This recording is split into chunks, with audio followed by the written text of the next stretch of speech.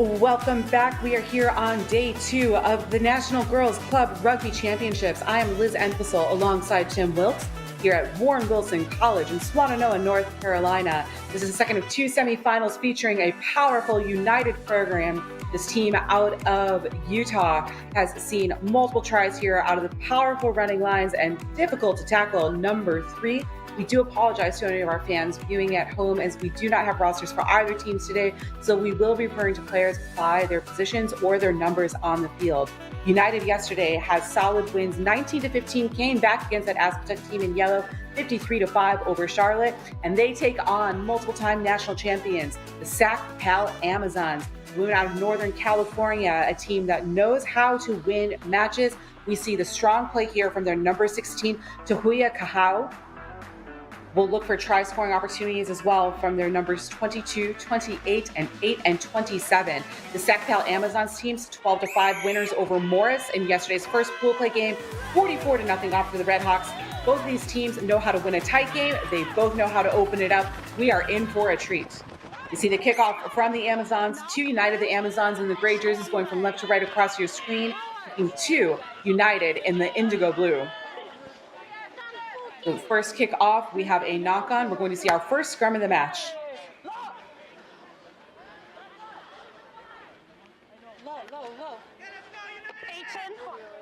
8-10.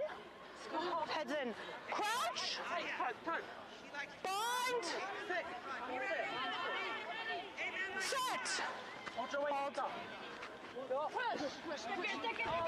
So they're put in by the Zons, the number 8 pick. We see number 27 playing the scrum half position coming around the outside. The Amazons showing off. The hands will do it. Moving the ball towards the sideline. United doing well to shift and cover in defense. Eventually, Amazons brought down.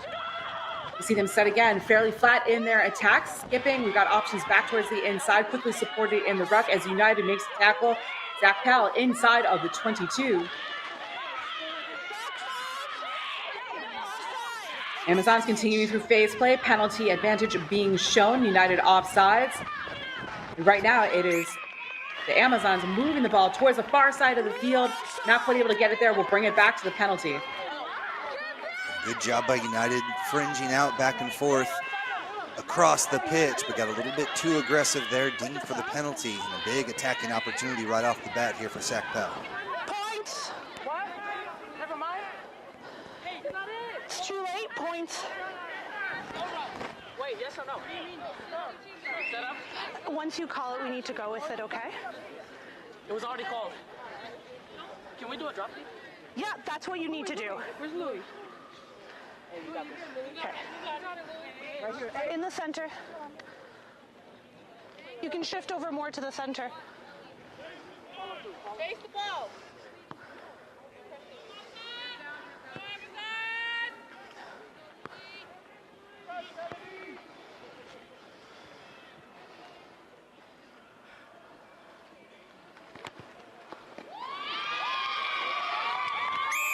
So after some clarity on the field, it's going to be the Amazons on the board first with 3 points courtesy of a penalty off the boot of their number 27. A drop kick rather than taking it off the tee. And we have a 3-0 game with the Amazons leading 2.5 minutes in. Yeah, one of those situations, just communication between the team. Somebody initially had signaled they wanted to go for posts. Captain came over with the ball, wanted to do something else, but it works out nicely for SACPAL as they go on top 3-0.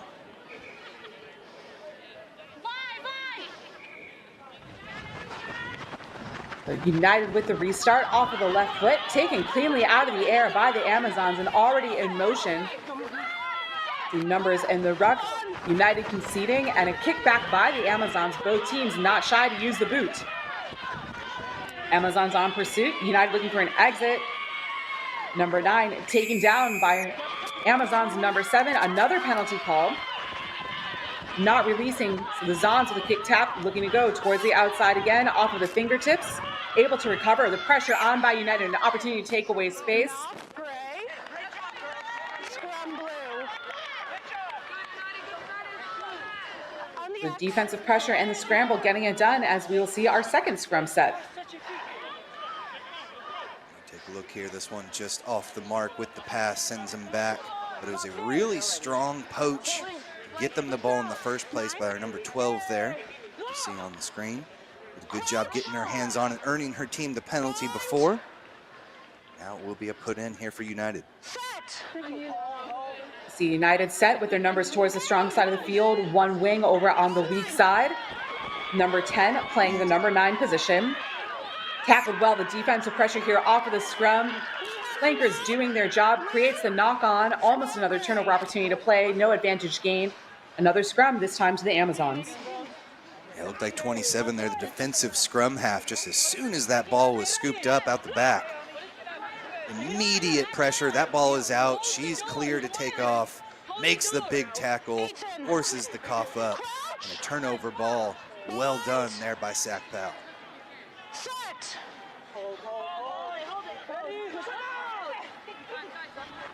Number 27 with the put in, the ball quickly through the channels, and now we've got the Amazons showing some different shapes on attack, keeping the ball going back to the inside.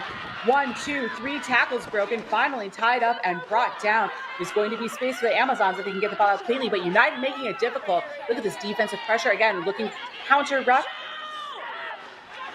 Settled a bit, so now United resetting their defensive line. Amazons with a strong go forward, excellent carries, low body position. Space here on the right side, set up with some depth, multiple waves on attack. And look at this towards the outside on the right sideline. United slides over and gets there, covering defensive space. Amazon still on the go, ball in hand. Number 15 with the go forward. Stood up by United. Will be looking for forward progress or to get a knee down. Maul is over. Zons digging at the ruck to redistribute the ball, getting towards the outside.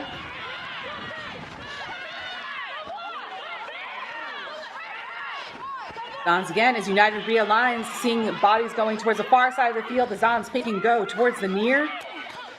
About 5 meters from the goal line. Sacramento.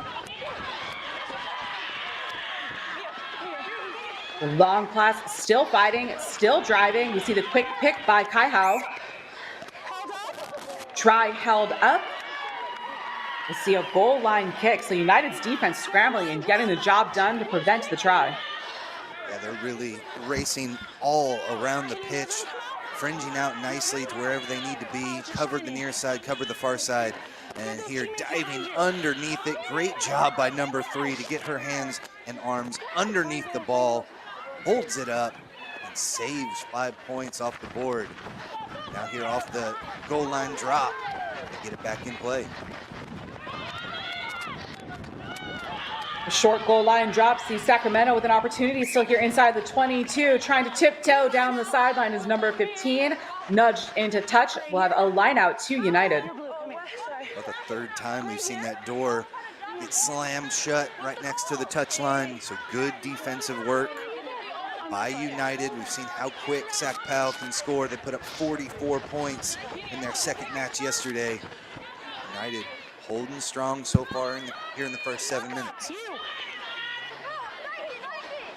See the throw, the target of the second jumper off the fingertips, but into the hands of that tail gunner. United with the ball. Looking for an exit, looking for depth downfield. We saw them use the boot before. Plenty of tricks to deploy.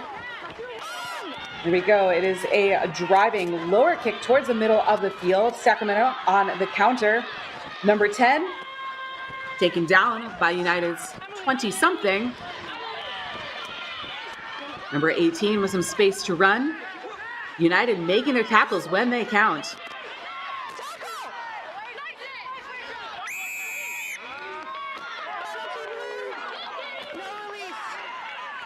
A penalty to United, not releasing, our 3rd penalty of the game so far. And this is their powerful runner. We saw her with a hat trick of tries and a highlight reel, the package that we showed before the game.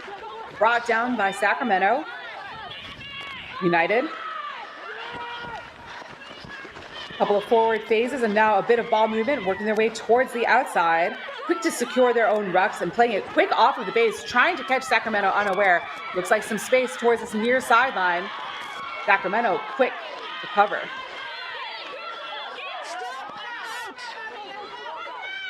Zons Looks first for the poaching intent. It wasn't there. Ball is out. United still on the go. Ball retention here. Excellent by the women in indigo.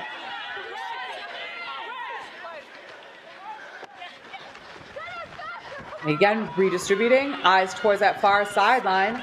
Strong carries. A good offload from contact. And now United finally buying themselves some breathing room on offense. Making these Amazons play rounds and rounds of defense. Carried by the number 5, their offload from contact yet again, something that's worked well for them.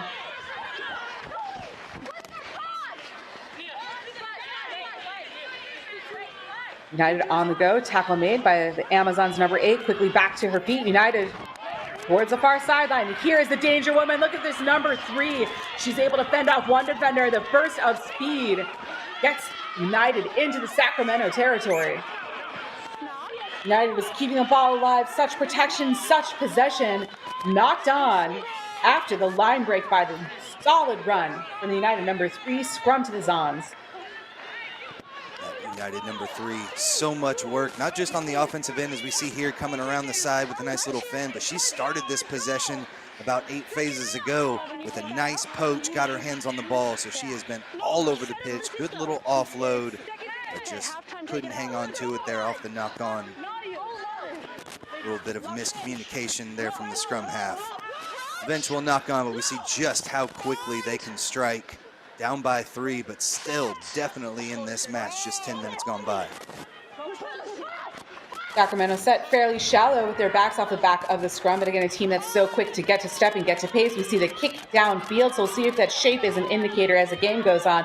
United able to field the ball cleanly out of the air. They've got numbers to counter, brought down. United quick at the base of the ruck. They've got such good body positioning, such clean placement of the ball that they're creating opportunities to be able to go quick. Strong carry, taken down by number 16. And as United, again, clusters of support all over the field. So quick. This time the ruck slowed down a bit, but great distribution from that scrum half. Good shoot by Amazon, not able to make the contact. And again, you want to make contact early and low on number 3. And she is throwing wide. She's got her break on the far sideline. She is still going downfield, looking for that offload for support.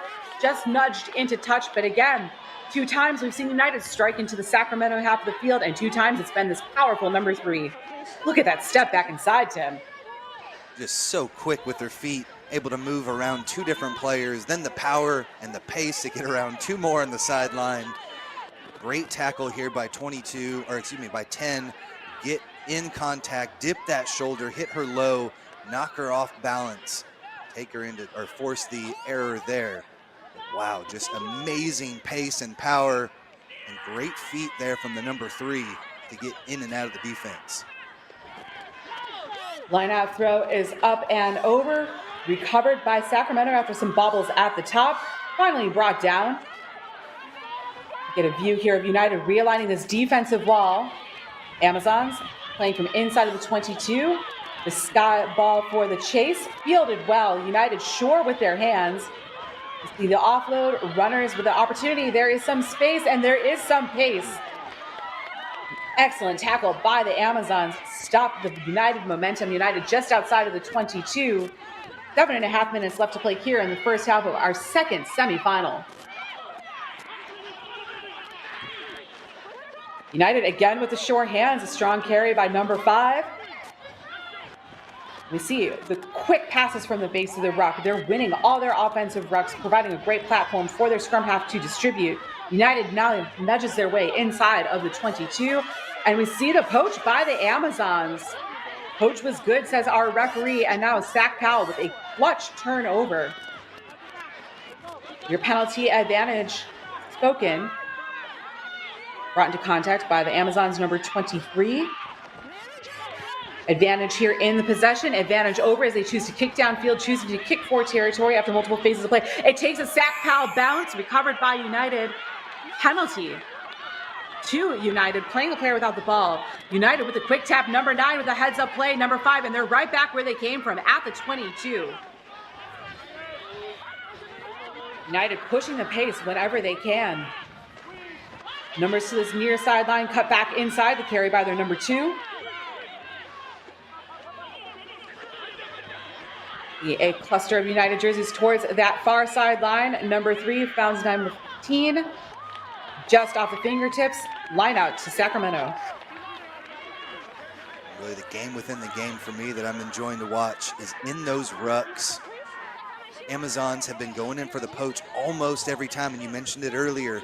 Great rucking abilities by United, secure possession most of the time, but we see the poach here.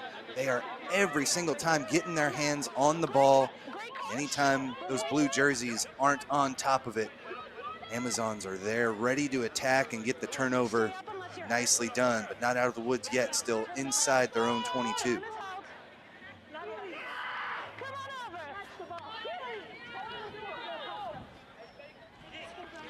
Getting our alignment here with the lineout. We'll resume play with about 5.5 minutes remaining in the first half. 3-0. The score remains a tight one.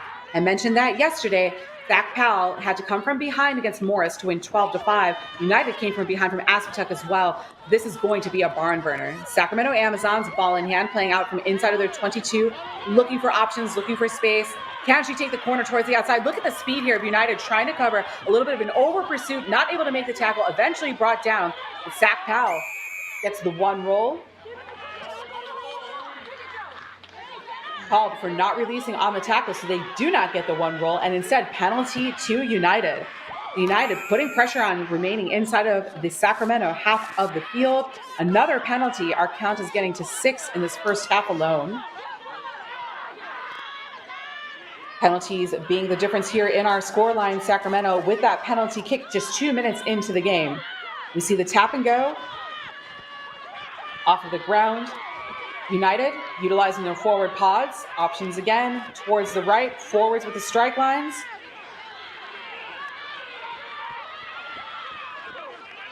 Pushing the space. Getting the go forward one more time here for the number 3. She's gotten around to the edge a couple of times. Stopped short about 5 meters from the goal line. Taken into touch. Line out to Sacramento. 4 minutes to go. And that has been her bread and butter, getting around the far side of the pitch. Almost had eyes for the try there. Just could not get all the way around the defense. We see the penalty. Too many here for SACPAL, as again, they're pinned inside their own 22. The resetting with the lineout. We saw the attempt at the early lift, realizing the timing wasn't there. So United, smart, high IQ to bring the player down. Ball off the top, knocked on. Scrum to United. Here's an opportunity, Tim. Looked like that was in goal too, so the scrum will be at the 5 meter line as we take a look again. Nice little tap down, but misses its target there at the scrum half. They're just trying to secure possession, keep it in play. 27 knocks it on. So again, a attacking scrum here for United, looking to get their first points of the match.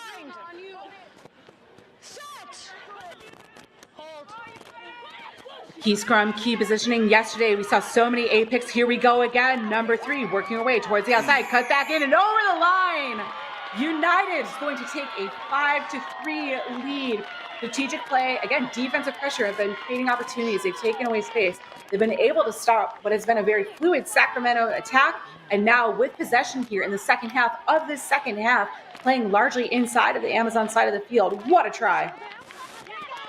See it come back here to the number 3. Flanker came off nicely to make contact, but just gave that outside shoulder, and the big prop is able to smash through that shoulder, keep the girls pinned inside, and come all the way in for the try.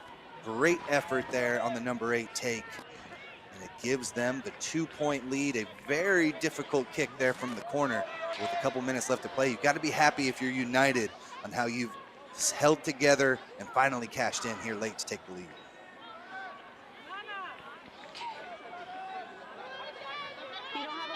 Some issues with the setup of the ball. She does have 90 seconds to take this conversion attempt. This will leave time, at least by the time keeping we have, for one final restart.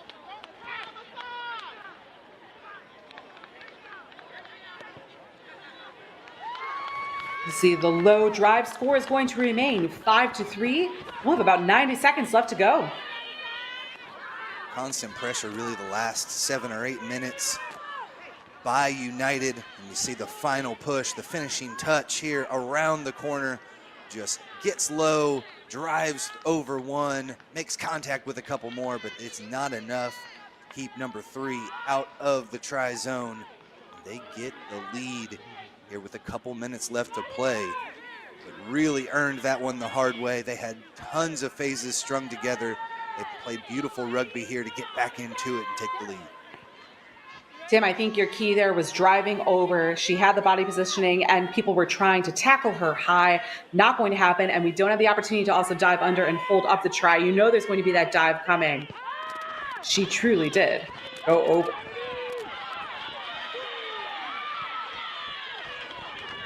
We see the kickoff from SACPAL inside of 30 seconds left to play. United on the go. United draws the penalty, not releasing by SACPAL. So penalty count getting quite high, 7 for the half so far. Penalties providing opportunities. The clear timekeeping by our referee. United looking to get another over the line.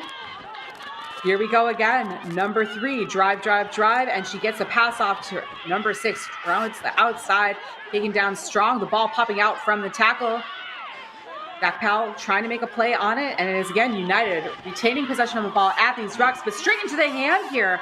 The offload does not go, and it is the Amazons with a chance to counter. Still some time to go. Still time for a final scrum to reset. The next stoppage should be the end of this first half. We'll bring it back. This will be United scrum just past midfield. Nice big hit on the defensive end to jar that ball loose. Get it back into the hands and an opportunity to maybe take back the lead. Need to get on the opposite side of the pitch, but good work on the defensive end by SACPAL. Been going in for those poaches. Got dinged a second ago with the penalty, but that aggressive nature has led them well here in the first half. We'll have an update. It was a knock on by United, so a scrum to SACPAL. SACPAL now with the loop going through the 1-2-1 through the backs. The ball runner trying to make her move. Step, jump. Eventually takes it into contact. Amazons. Distribution off the back of the ruck. You see the angled running line, so creating some space, drawing defenders in. The strip from number 3. So back and forth action here in the final minute of play. United on the go again. A great offload, fantastic timing. Number 3, number 5. Getting the go forward, getting it in motion. United again securing the ruck. Stopped behind the gain line by this Amazons defense. United. Ball in hand. Again, another shooting, blitzing tackle. Sacramento looking to make something happen here in the final minutes of the first half. Time up on the official game time, and now we see the strip. So the Amazons defense playing like women possessed. All that work playing off their feet. An 8th penalty here in the first half. United on the go. Ball placement not quite there, and that'll be the half, Tim. 5-3, the tightest match we've had in the tournament so far. Again, going into halftime, just a 2-point difference. Everything to play for here in the second half of this Girls Club Rugby National Championship semifinal. Yeah, we've seen both these clubs with fantastic line-breaking ability. Strong tackles. Number 15 has been fantastic. We just saw her on the defensive end, but number 3, Lady in Blue here for United, has been all over the pitch, rumbling through the defense. Strong poaching ability has worked out well, as we see right there. Number 18 gets her hands on it on the defensive end for SACPAL. And number 15 with the nice movement around the side. Break the line.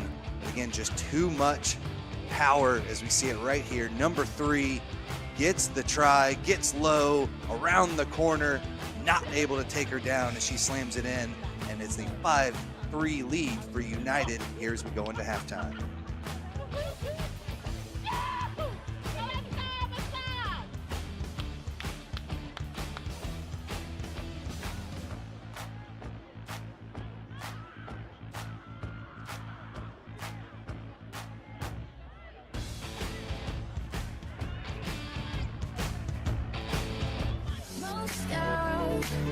Smart and strong and beautiful. beautiful. Most girls work hard, go far, we are unstoppable. Most girls are fight to make every day.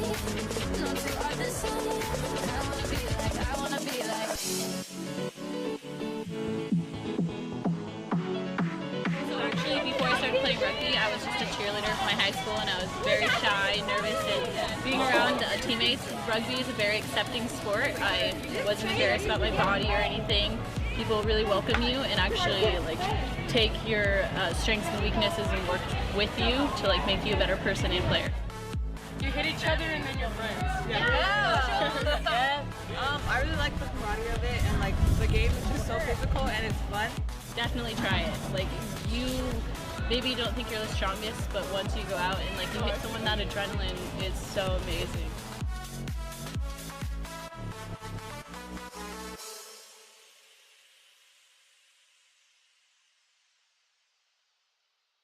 What got you into rugby? So I was like fouling out in all my basketball games, so I was like, why not try rugby out?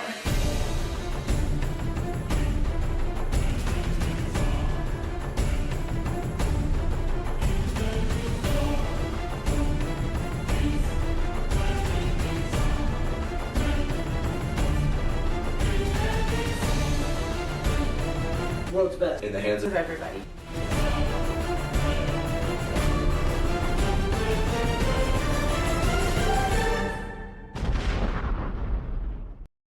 Tell me about your experience with RCT so far.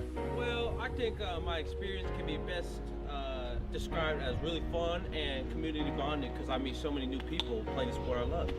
I wrestle and I play football, and there's nothing like rugby. You know? Yeah, everybody that I've ever met that tries rugby just comes to one practice has ended up liking it. And I asked her like what it was, and she said like full contact, like same rules, guys and girls, and I didn't believe her. And then she was like, oh, come out to our practices. And I did, and I was like, oh yeah, I want to play. And then I started playing, and it was really fun. I don't know, it's just a game that I love. It's pretty fun though. I don't know. I just love everything about it. The laid-back atmosphere of it. We all be friends on the field and off the field. Just the bond and the vibe from everybody is nice and builds like a lot of character. You should play it. Play rugby. That's it.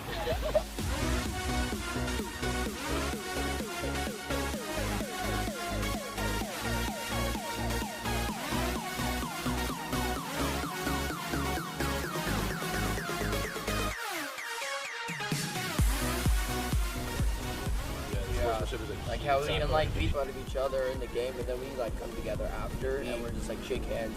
But what do you think that is? Why is that? I personally think it's like, it's just, we're all one community, like it's one family. You all play rugby, it's just one family. It's a sport. Yeah. Yeah, because if you have to have respect for the person going after you because you work hard and they have to work just as hard after you. So you say that respect is probably the greatest value you can gain out of this game? By far. Yeah. By far.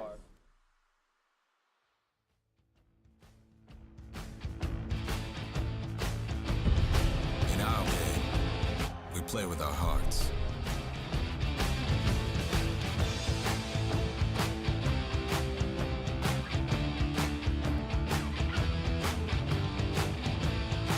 Welcome back to the Warren Wilson College Complex. I am Liz Entwistle alongside Tim Wilkes. We are here showing highlights from the first half of action in the second of our girls club rugby high school national championship semifinals. It is a 5-3 matchup. Evenly matched teams will take you through some of the action.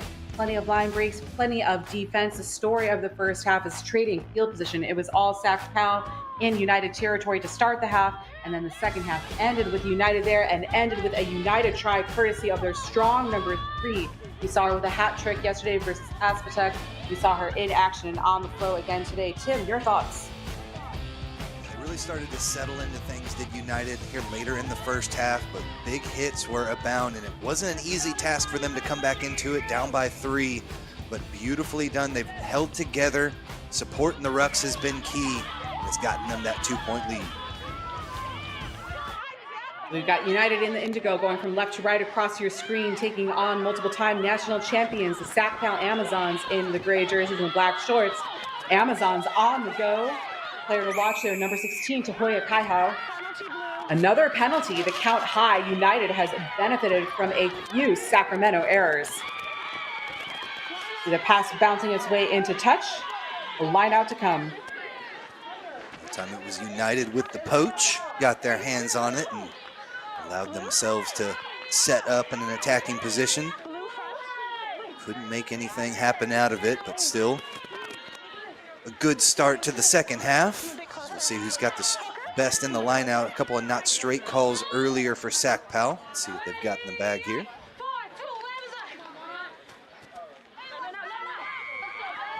Some movement and motion, good patience from United, not biting on the fakes and the feints. SACPAL brought the ball passing inside of their 22, so with the kick strategically keeping the ball on field. And now another penalty to United. See the quick play off the mark. Tackle eventually made by the Amazons. And again, look at that textbook placement from United, making sure that they're getting the ball there. The distribution off the base of the ruck has been top notch. United. Communication going to that forward pod, and look at her forward still on the go. Number 6 barreling her way towards the try line, playing inside of the 22. United with a strong start here in the second half. See the pick and go. Pick and go again. All the Sacramento eyes look at that focus on the ruck. So we have a poach by the Amazons, so that attention to detail and focus on the ruck has paid off. SACPAL coming away with a key poach inside of the 22, thwarting what had been a United drive, and again conceding yet another penalty. 5-3 the score. Time whistled off the clock. Apologies, it's not clear. We have gray. Blue did a gator roll, which is illegal. Thank you. Great call. Ball. Yeah. Gray's ball. Back 10. We had blue gator roll.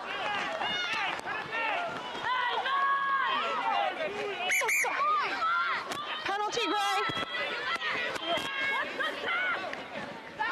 All right, so confirmation from our assistant referees. We can't pull players off of the ruck in a dangerous manner. If you think about like what a gator roll is, we're looking at positioning of the arms and the way that players are wrenched or rolled away from the ruck. So they're not really playing the ball, they're playing the opposite and not driving her off, but rather twisting, rolling, taking them away.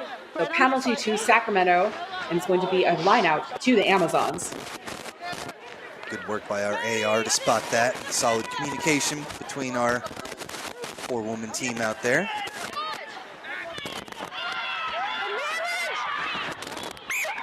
Advantage being shown to United. Scrum blue. Knock Gray. As the scrum sets, we're going to have inside. We've got a clip of the gator roll that was mentioned if we're looking for technicalities. Should be queuing up a replay here in just a moment. So we see the positioning here, basically almost a wrestling move. But high contact and don't want to have any dangerous scenarios where the neck, the shoulders, the head come into contact with the ground. We're back to action on the field. United with a scrum. This drive out of Sacramento, they would have loved to potentially keep going, but you cannot drive quite so far here at the U19 level. The ball taking quickly, not through the mark. Strong drive, but just couldn't do enough with it there. The tap taken, and here a powerful run by this number 5 from United. I've been impressed with her presence on the field throughout this match. Carried forward, number 7. The penalty advantage to United. Maintaining possession inches away from the goal line. The drive from their number 2. The counters, and again, all eyes low by the SACPAL team. They're setting their defensive line and setting the stance low. Can't get low enough against this number 3 from United. Over the line again. United adding to their lead. This is going to be 10-3 with the conversion attempt to come. Boy, that's becoming her patented move. Coming around the right-hand side, throws that left paw up there and just sends the player back. comes around the corner, says see you later to one. The other one couldn't get underneath, tried to hold it up. Too much power and strength there for United to double or to get in front again. 10-3 now. Conversion attempt just inside of the 22. A key conversion, 10-3, a one-try match. 12-3, a very different story. We look again, though, 12 penalties so far in the game, the majority of them against the SACPAL Amazons. They need to be very mindful that they are playing to the referee's calls during this match. Kick is good, 3-12 our score. Well struck by the United number 9.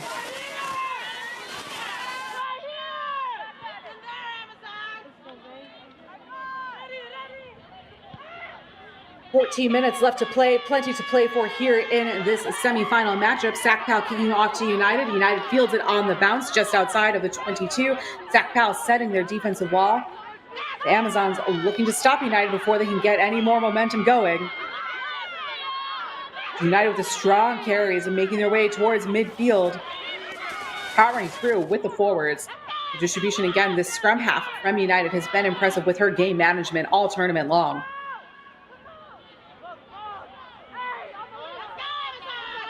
See the pass, 10-9. Sacramento overcommitting and flooding those passing channels allows for a breakdown. Field number 9 brought down by 16 from the Amazons. And now a Sacramento poach. This is 3 or 4 poaches we've seen from their team. Can they maintain possession and stay penalty free?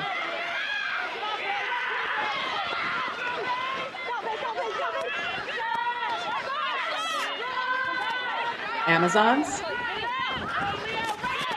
powering forward into the hands of their number 8.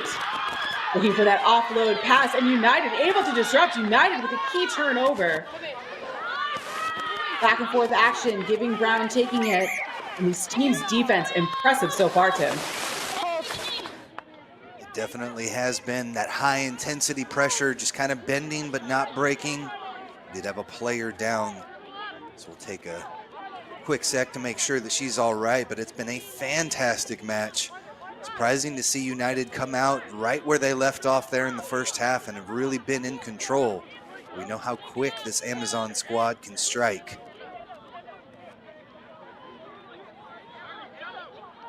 We'll have a minute on the field for the player evaluations. We will be back with the broadcast as soon as play resumes. You're going to cramp up otherwise.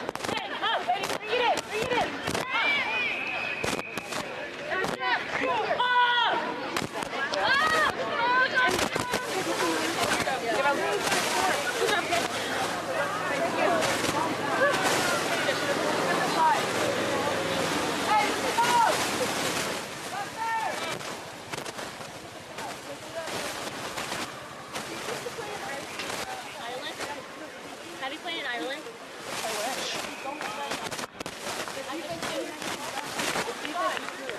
Have I played in Ireland? That implies I'm very good, right?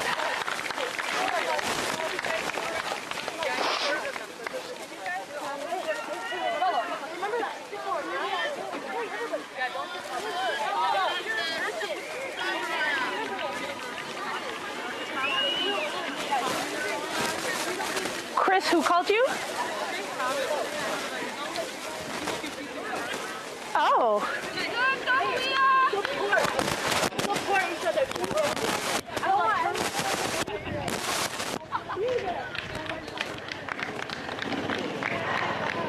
Okay. Water off? Do you have a substitute? Most girls work hard, go far, we are unstoppable. Most girls are fight to make every day. Not to our decision. I wanna be like. So actually, before I started playing rugby, We have scrum, blue, team moving forward. You going back 5? Oh, you're... With 13 minutes left to play here in the second half, restarting with a scrum to United as number 16 from the Amazons taken off the field. Such a presence for their team yesterday, a dynamic young athlete. There'll be some adjustments to be made now with how the Amazons run their offense. Right now, that was going to be all about United, though. Let's see what they do offensively off of the back of the scrum. Excellent pressure from the Amazons defense, but just a tad too soon. Offsides is the call. The timing not quite there off of the back of the scrum. So now United, another penalty, giving them possession, ball in hand. Here is a number 3 on the go. Look at that ruck support from the number 9. Zons coming up, making the tackle behind the gain line, creating the knock on. Okay, I'll get the note. But a scrum to United. It looked like the Zons got their hands on the ball 2 straight rucks in a row there, but the first time just knocked it on as they were trying to pick it up. But we see right back the next phase with advantage being played. They do the same thing yet again and get their hands on it legally this time. So that has been the name of their game. United has done extremely well with their support, though, to secure possession. And they are almost 10 minutes away now from punching their ticket to the national championship. Play resumes. United with quite some depth off the back of the scrum. And number 3 taking it off of the back of the scrum. She is at the 22. Got to about the 15-meter mark and instead disrupted by the Zons. A try-saving tackle with another strong run by this United number 3. Some teams use the tactics with the boot to flip the pitch, but number 3 can do it all by herself. Wonderful pace here around the side. She loves going right, loves using that left with the stiff arm. This time, beautiful footwork all the way around the entire defense. Just needs to put on the brakes a little bit more here and find that offload. Good defense comes in, jars it out, sends her into touch. But just so much explosivity here from the number 3 for United. The line-out ball bouncing around, an attempt for the long throw towards the second pad. Knock on, counter knock on will be a scrum to Sacramento. And Tim, to your point, I don't think you could ask for much more dynamism out of a player playing in the number 8 position on the field. Such a threat off of the back of the scrum, such a threat in open play, a high work rate, a high level of conditioning, and excellent size. She's going places. Yeah, she can do well in the forward pack, but also, as we just saw, has that pace in open field as well. We've seen this drive from the Amazons be extremely effective, but again, can only go the 1 meter, so it hasn't proved too much for him, but on the offensive end, it makes things easy. So we see a clean scrum, the ball quickly out, so enough of a drive to secure the ball. Amazons looking for some continuity play, pop off the ground, going towards that far sideline, looking for their breaks. Number 10, keeping her feet, ball in hand, can't get tackled by the jersey, eventually brought down. Zons redistributing via the number 27, and look at this, a great line back inside from the number 8. United reads it perfectly. A lot of teams, that would have been a run that is broken through. Amazon still on the go. United looking for the poach, zeroing out. Here's number 8 again on the go. Look at this tackle, the quick poach attempt, and then zeroing out the ruck. Smart, high rugby IQ out of this United team. Tenacity from the Amazons looking to chip over. Nearly takes an Amazons bounce, finds its way to touch, and the Amazons give United the line out just inside of midfield. Good 4 phases of strong defense there for United. Forces the Amazons to have to find a different strategy there with the kick. Doesn't quite get the distance they were looking for. Set up United here already with a 9-point lead. An opportunity inside their half to attack.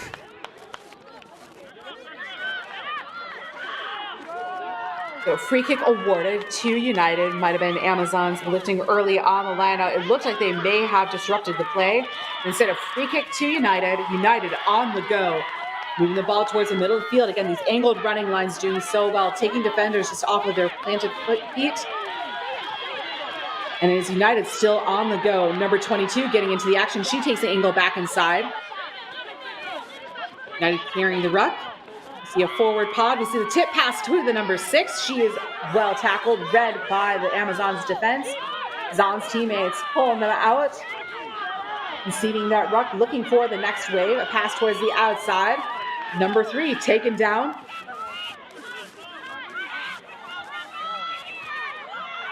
Excellent form. Look at this number 7 there securing that ruck. Strength through the core and United strength to strength with all 15 players on the field. Numbers towards the near sideline. Looking an angle, getting around her defense. Back inside, and look at this continuity. Sure hands out of the number 6. And an advantage to Sacramento. So back and forth, it was a beauty getting the ball out towards this near sideline. And Sacramento, right place, right time with the intercept. You see the tenacity from the Amazons. They are not giving up in this one. Here, this semifinal match, they've still got an opportunity to punch their ticket to the national championship with the big hit right there from the number 8.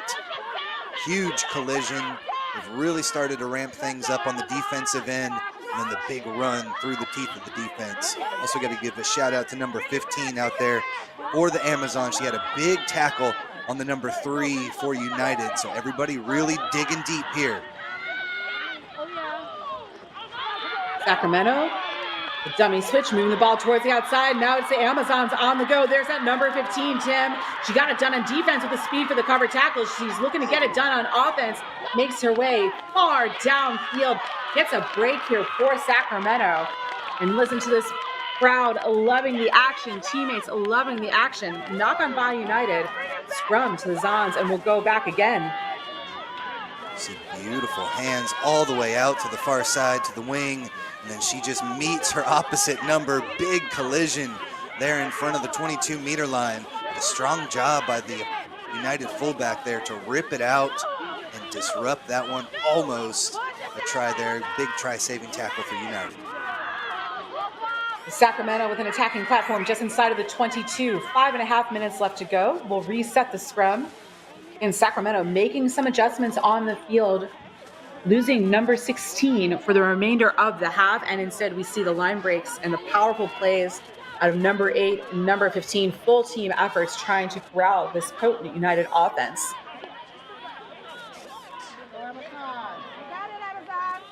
A tap up and in, a ball out of the scrum. Sacramento locked and loaded. And here we go, 15 again. What a spark. The depth of their backs began this next phase of play outside of the 22. Sacramento finds their way back in. And look at this number 3 from United trying to go for the steal. The ruck is formed. You can't do that. Tap and go from the Zons. Zons looking to counter. Number 8, it's 6 meters from the goal line. 12-3 the score. Sacramento needs to score and then score again if they're looking to take this one away. United needs a solid defensive stance. Right now it is Zons again with the pick and go. Going now wide to the outside. Numbers are there. Space is there. Can she take the corner?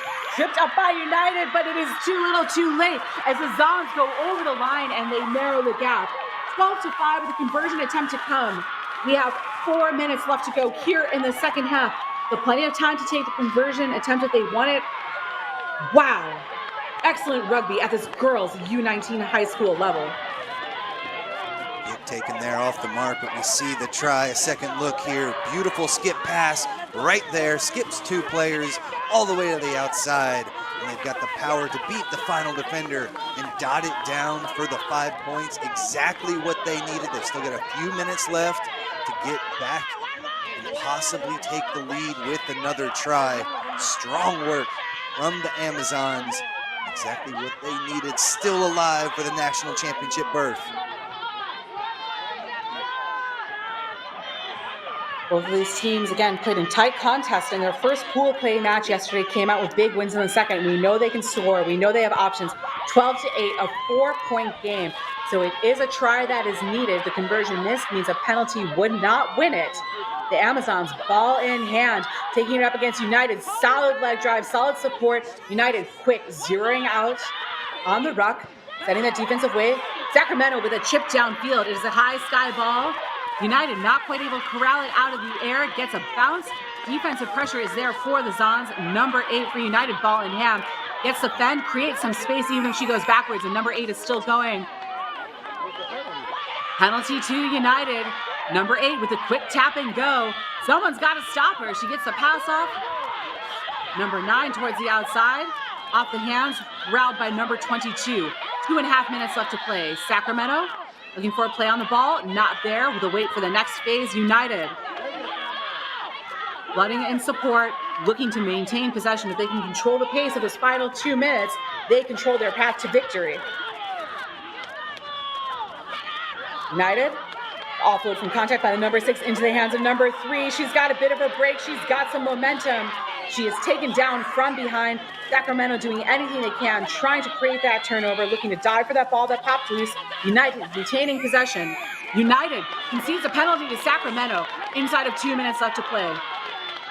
This is the time to take a moment and collect your team, ice in their veins. Number 27, ball in hand.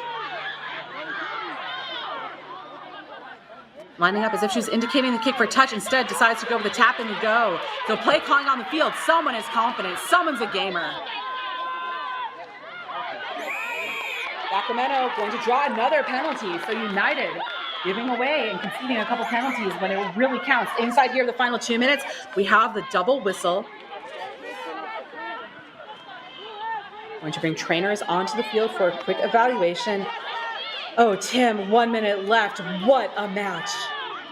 Yeah, we saw Amazons kick it away when they last had possession, and it almost went to their detriment there because a 12-8 score, another try there from United would have ended it. As we see number 3, she's already got a couple on the match. She wanted badly that last one, but the defense from the Amazons, tenacious, completely giving it everything they've got here. Able to finally get their hands on it right there, pull it out, earn themselves the penalty. And now they've got one final opportunity as soon as we get started again to be able to take it down by 4, and a try to get to the national championship. It was that number 16 for the Zons that made that try-saving tackle, and it was that number 16 who called for the ball. So we saw the lineup as if they were going to kick for touch. She's feeling herself. Going back to the earlier try, getting it on the replay. We'll be back as soon as play resumes, leaving you with some highlights of what a thrilling game so far.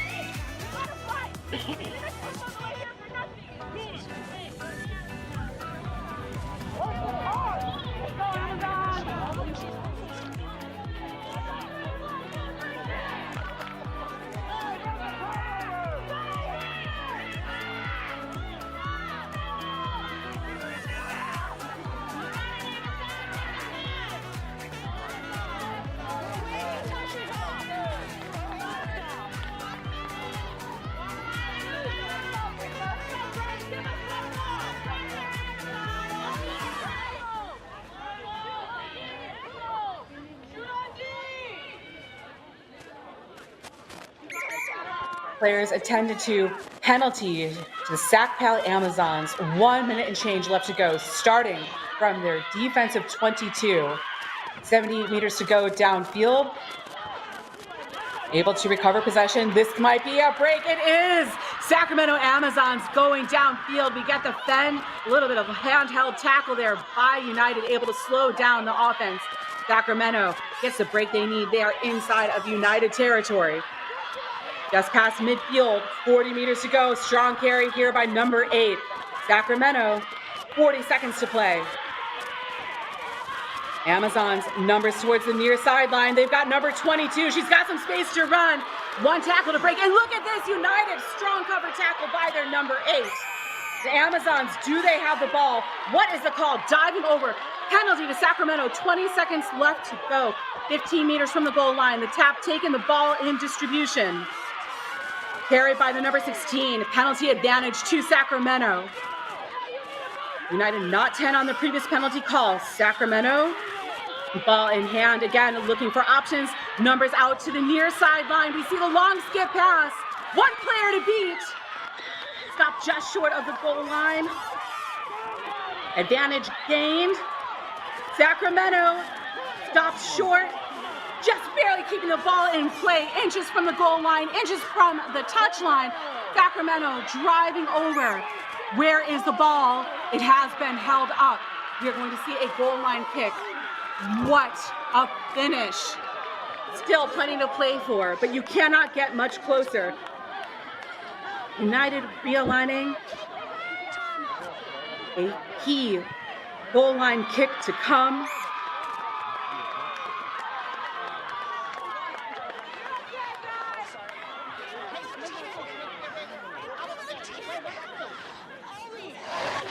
Confirmation. Oh, wow. Re-kick option or scrum at center of 5. That goal line drop was taken and went directly into touch. It has to land in the field of play. Option re-kick, scrum center. Okay, Gray captain, your options are a re-kick along the goal line or scrum at 5. Scrum at 5. Oh, man. Oh, Tim, I've got the jitters. I've got chills. What a game. Final play, 5-meter scrum. This is what you dream about. We think of everyone with their Hail Mary passes in the game of football, making that game-winning 3 in basketball. 5-meter scrum, an opportunity here for the Sacramento Amazons. They must win the scrum.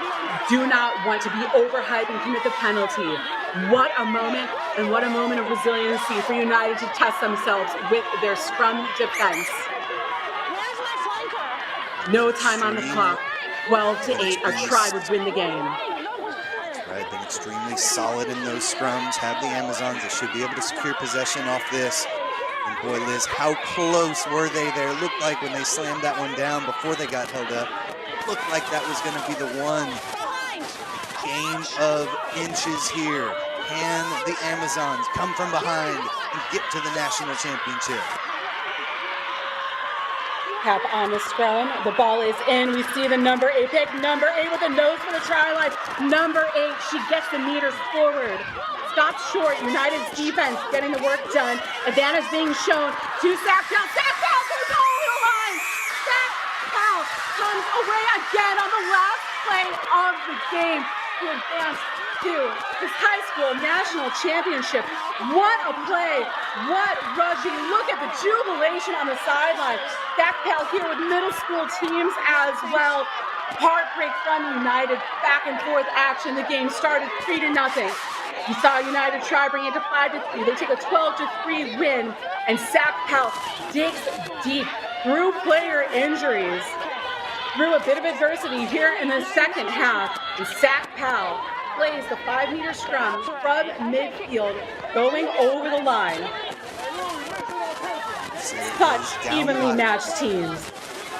They were down by 9 with about 10 minutes left to play. They lost their best player, and then they had to dig deep, and it all came to this huge 8-man take around the corner, as they have all day, in support. They get set, they've got the numbers on the outside, beautiful little take, and they're able to finish it and get into the national championship. Celebration here for SACPAL. What an effort. Heartbreak for United. This game is so good for the sport of rugby. These two teams so evenly matched, fighting start to finish. So much talent, so much skill. Defensive displays on point. Smart play from United, the way they managed the ball around their rucks. We saw the sparks for their number 3, their number 5. SACPAL digging deep when it counts. We saw the line breaks from the number 15. We saw that key try-saving tackle from 16. She called for the ball when they had that penalty situation, and it was number 16 who went over the line for that game-winning try. Love the confidence, love the momentum. We are in for such a treat going into this national championship game, and third place is going to be good too. Huge 80 meters away from the try line there with a minute left. They work their way down the pitch and get in for the victory. We've still got 4 matches left on the day, all culminating in that championship match at 2 p.m. We've got our 5th, 6th place match, Aspatuck taking on Morris, coming up next. But wow, Liz, what an incredible match. We will be back with the 5th, 6th action in just a moment.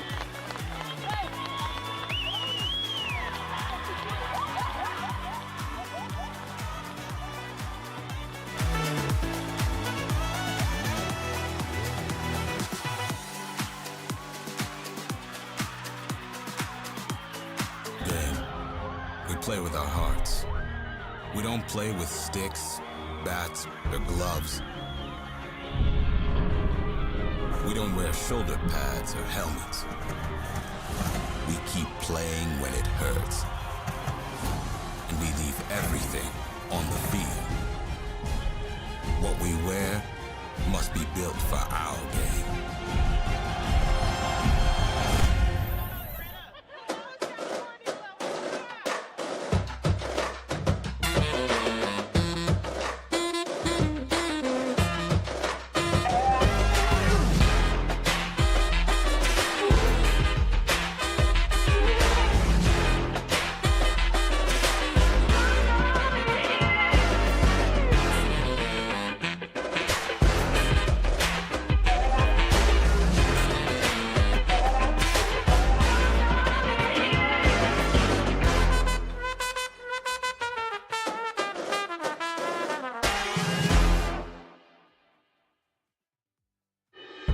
In our game, we play with our hearts. We don't play with sticks, bats, or gloves. We don't wear shoulder pads or helmets. We keep playing when it hurts. And we leave everything on the field. What we wear must be built for our game.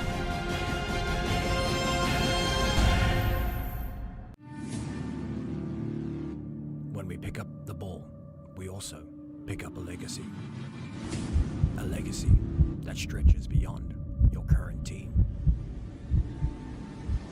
A legacy built on the backs of those who came before you with hard work. And for those who will come after you, we promise it won't be easy. But we'll be there, supporting you on and off the field.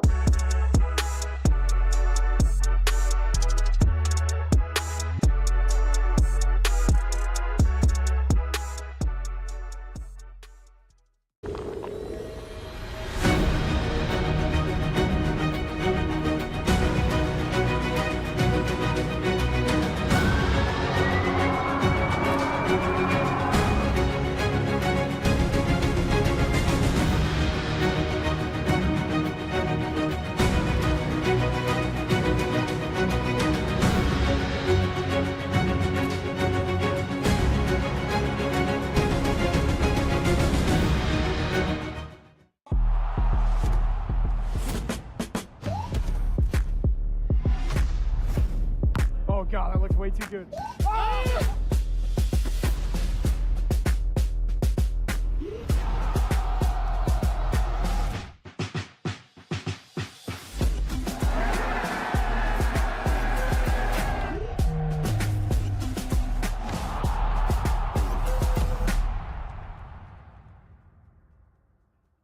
I use Thorne products pre and post workout to maximize my recovery, muscle growth, and make sure that I can be my best self on the field. Thorne's a supplement company that I can trust. They're NSF certified for sport, so I know that I can take this and know what's in their product. I use their protein, get my muscles nice and big. The products I use with Thorne have minimal ingredients. They're high quality, they're clean, they're batch tested, taste amazing, and it made everything in my recovery and my performance better.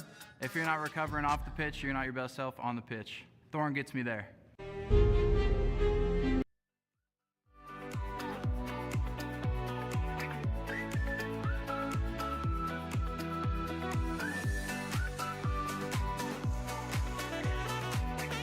Welcome back to the 2023 National Girls Club Rugby Championship. My name is Darian Lovelace. I'm joined here by Tim Wilkes. Today, we've got our 5th and 6th place match taking place between Aspatuck Valley and Morris College. But what a day we've had today, Tim. Today we'll see Morris here in the red, set to kick off, and kick is now underway. Pressure coming in early. We see an instant turnover as the kick finds its way within Aspatuck territory.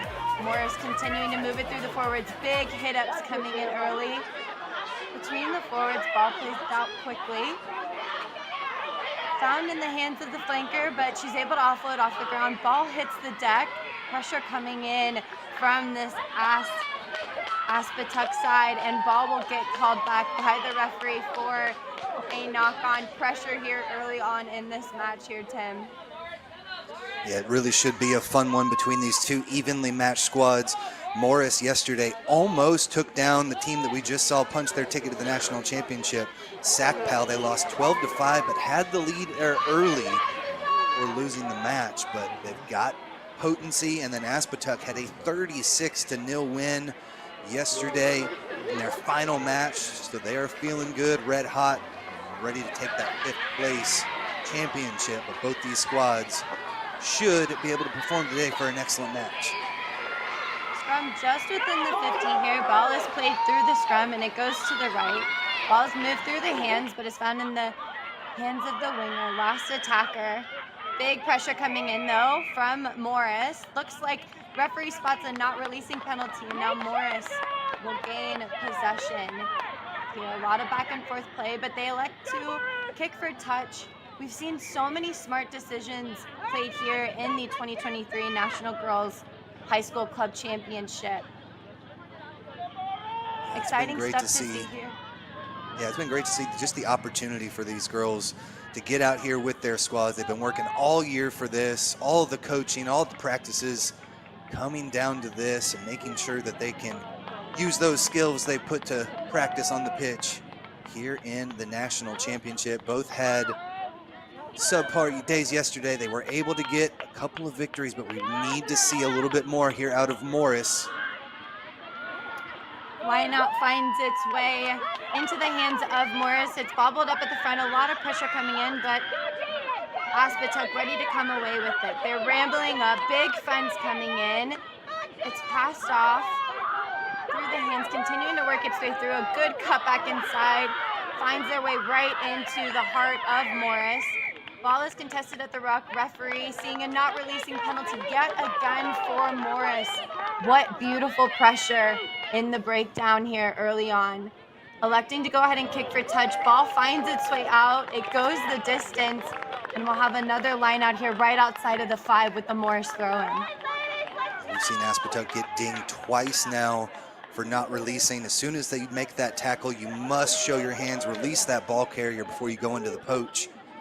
They have not done so back-to-back times, and a big opportunity for Morris here, just a little over 5 meters out with the line out.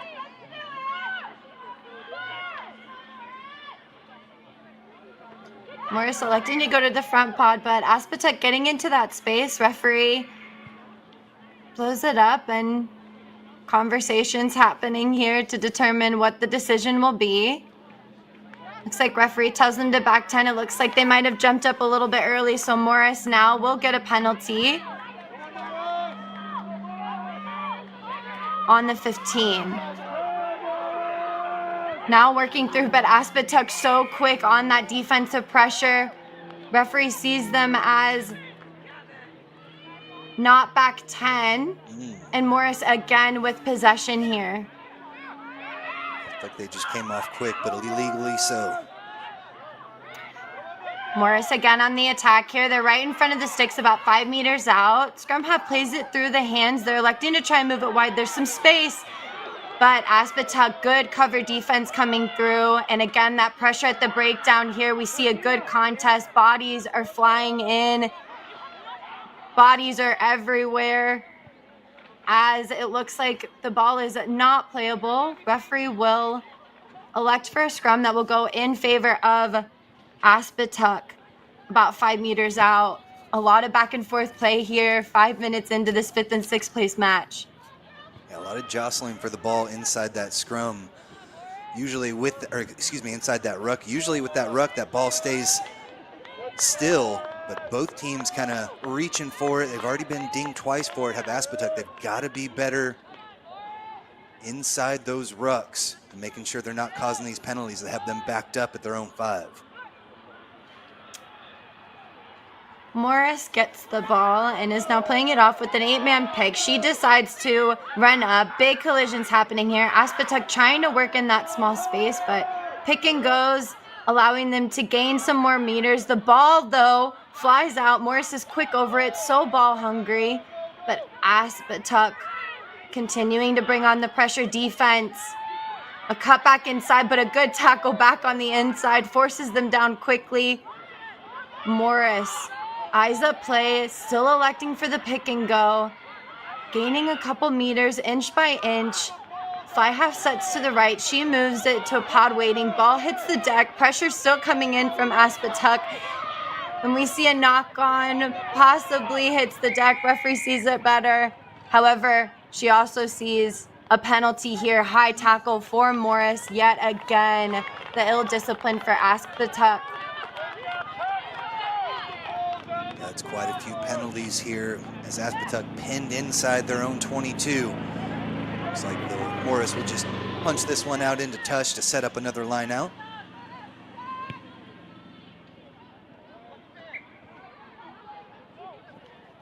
Morris successful now in finding touch yet again. They've had about 4 kicks down here in this end, 5 meters out. This is the time to really make sure that you can get some points on the board. We're only about 6 minutes in.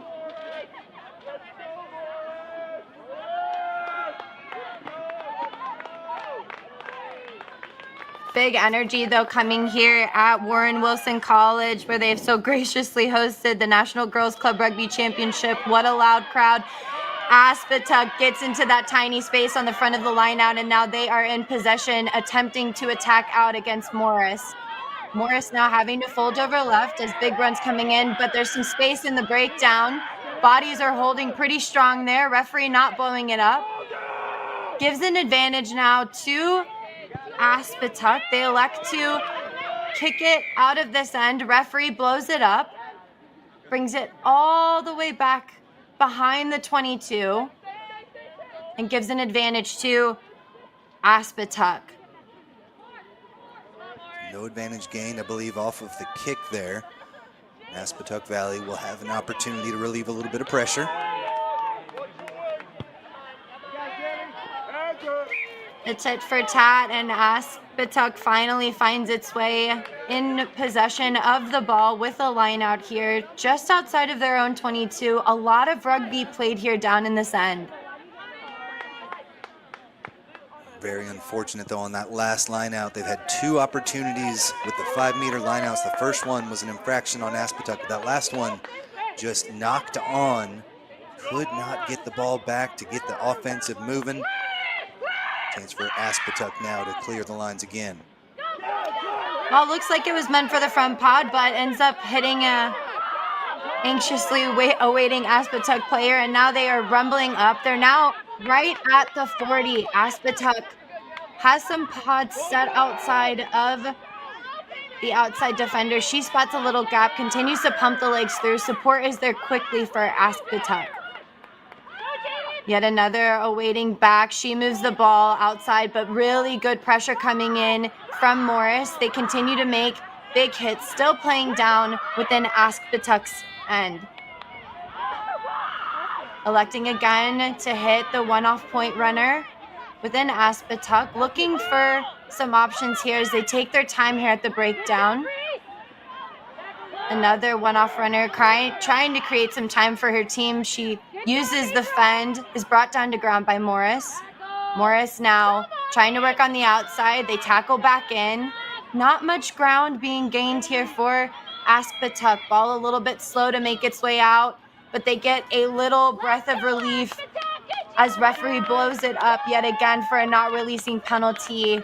A lot of vulnerability found here in the breakdown for both of these teams here, Tim.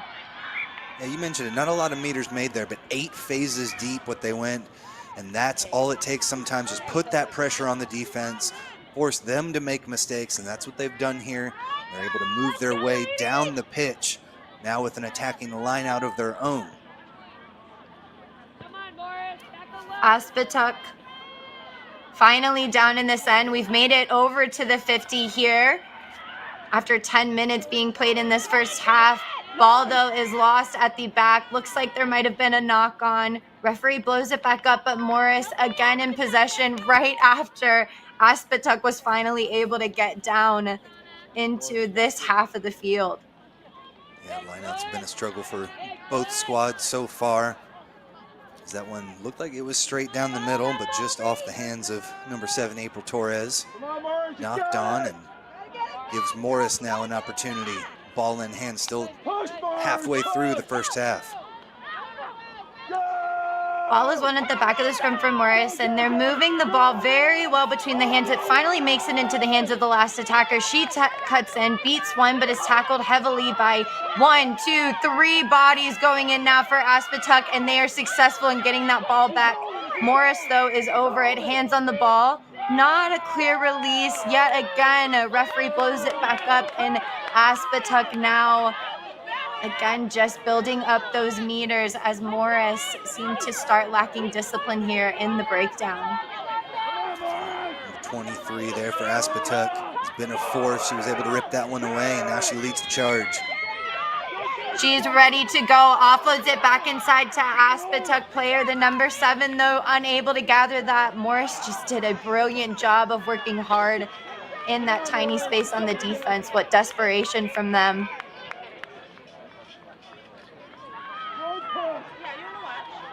Again, Aspatuck put up 36 points in their victory yesterday. The final victory of the day against the Charlotte Tigress. So they've got lots of potency on the offensive end, but they'll need to steal this one away here in the scrum.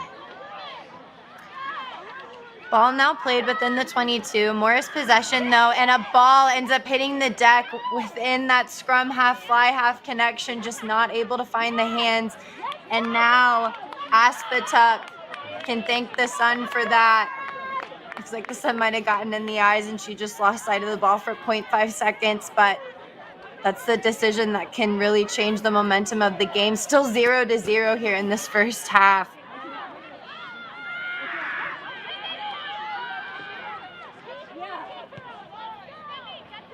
Really deep play here. We see such a wide shot coming in. The ball movement and the ball skill coming in from these high school teams has been unreal, but they like to go to the left. They don't care about that wide play, using the side as the dummy. Even we were fooled up here in the booth. Tim, what a try here for Aspatuck in the 13th minute. You called it. They had all the numbers out to the right-hand side, but a tremendous number 8 take there from, I believe that was Jenny Weiner, who was able to come around the corner, around the edge, caught the defense sleeping, and got the first 5 points up on the board for Aspatuck Valley as they look to secure this 5th place final.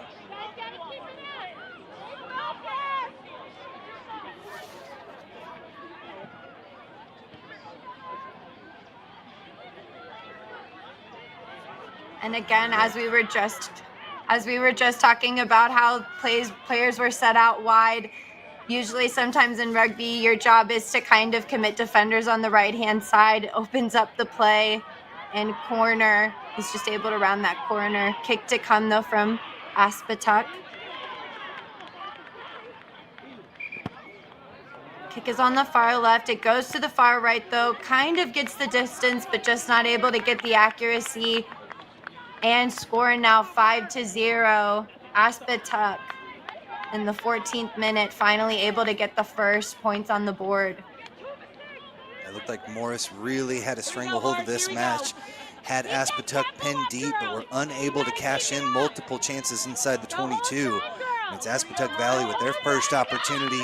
They're able to put points up on the board, take that 5-0 lead. Come on, Morris, you gotta tackle low. Kick is up, but finds the deck as Morris, finding a little bit of vulnerability there, decides to get aggressive, tries to field the kick, but unfortunately he's just not able to gather it. But what pressure coming in for Morris. Shows just how important it is to take that ball cleanly off the top. You let it hit the deck at all, Never know where that rugby ball is going to bounce. Almost hopped right into the arms of a try scorer there. Number 12 almost took it around. But here's the line out back for Aspatuck Valley. The curse of the odd-shaped thing. Here we see Morris again with the line out now in possession, but big hit coming in from Aspatuck, and then the counter ruck, but Morris continuing to play it through their forwards, the big runners.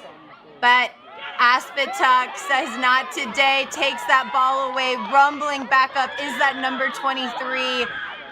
And Aspatuck asking a lot of questions from Morris as they continue to power through, using the fend. Morris, though, desperate in the breakdown, causing a little bit of confusion there and mess. Referee calls it yet again for a not rolling away penalty for Morris. Number 7 there, April Torres, that just had the ball in that last take. She was able to rip it away a moment ago and give Aspatuck Valley another opportunity to extend the lead. Aspatuck now over the 50, officially down in this half. Players still on her feet. The number 8 trying to get more meters as they move it to the number 23, using her body as a shield, continuing to get those harder meters. Aspatuck moves it through the fly half. She finds the center after ball hits the deck, but a cut back inside. She's got some meters, continuing to cut back in. She's powering through, finally tackled at the 22. Morris desperately scrambling back as Aspatuck is set with their long-awaiting forwards. Ball moves through the fly half to the number 23. What a danger player. Moves it, though, to the number 8. Trying to continue to pump her legs. Breaks free of one tackle. Staying up high, though, is the Aspatuck. Energy looks good from them as they punch through. Multiple phases here. Morris looking up, recognizing the runners, but a big boomfa, a get-off-me tackle. Aspatuck continuing to move the ball through the hands. A good straightening run causes a couple more meters to be gained for them. But big pressure coming in from Morris. Can they cause a turnover? And they do. Morris now on the attack. Gives a little tit for tat. Bump one off. Wow, Tim, we are seeing a match today. Long phases here with Aspatuck. They come up. Morris, though, elects for a kick. There is a little bit of space on the outside. If she can cut back in, she does. Continues to wrap around, but Aspatuck comes across very well. The number 12 making a crucial tackle. Referee, though, after some exhausting play, finally blows her whistle, and it'll be a scrum to Morris, I believe, right on the 22. It looked like a relief kick there, trying to go for touch, but that kick ended up being a little bit more angled and worked out nicely as the wing on that side was positioned to take the carry. Got him a little bit of breathing room, as you said, right at that 22-meter line. But we see just how potent this Aspatuck team can be, flipping the field with a couple of big line breaks. Morris needs to get out of their own end here and put points on the board quick. Morris finding the fly half, and she elects to go ahead and kick, but looks like referee blows it back for a penalty. We hear the hum of the whistle, and an offsides call coming in for Aspatuck allows for Morris to buy a little bit more time and probably looking to get out of this end here. A little bit easier to make that kick with no pressure on you. So they'll take their time here and look to send this one into touch. Don't know if it's going to make it, though. The curse of the commentator strikes as Aspatuck is able to gain the ball. We're now at the 40, still within this end, looking to go ahead and move it through the runners. Continuing to come around the number 8, so ball hungry. She's met heavily, though, by Morris. They're working in that space. Looks like there's bodies in there yet again. Referee blows it up for a lack of discipline there as she lost her feet, and now Aspatuck will look to set up 2 pods on either side of the scrum half. She hits the ball with her foot, and runners are back going. Big fence coming in as she uses the top of her body, rolls around, Good ball placement, though, down at the bottom. Allows for this danger woman, the number 23, to get some good meters going for Aspatuck. Looking to move it to the right within the fly half, but good pressure coming in from Morris. Almost intercepts the ball. Referee sees a knock on, though, for Morris after such good defense, and that will be our half. Aspatuck leading here in the 2023 National Girls Club Rugby Championship in this 5th and 6th match. Stay tuned with us. We've got a whole other half here. Most girls are smart and strong and beautiful. Most girls work hard, go far, we are unstoppable. Most girls are fight to make every day. No two are the same. I wanna be like, I wanna be like. So actually, before I started playing rugby, I was just a cheerleader for my high school, and I was very shy, nervous, and being around teammates. Rugby is a very accepting sport. I wasn't embarrassed about my body or anything. People really welcome you and actually like take your strengths and weaknesses and work with you to like make you a better person and player. You hit each other and then you're friends. Yeah. I really like the camaraderie of it, and like the game is just so physical and it's fun. Definitely try it. Like maybe you don't think you're the strongest, but once you go out and like you hit someone, that adrenaline is so amazing.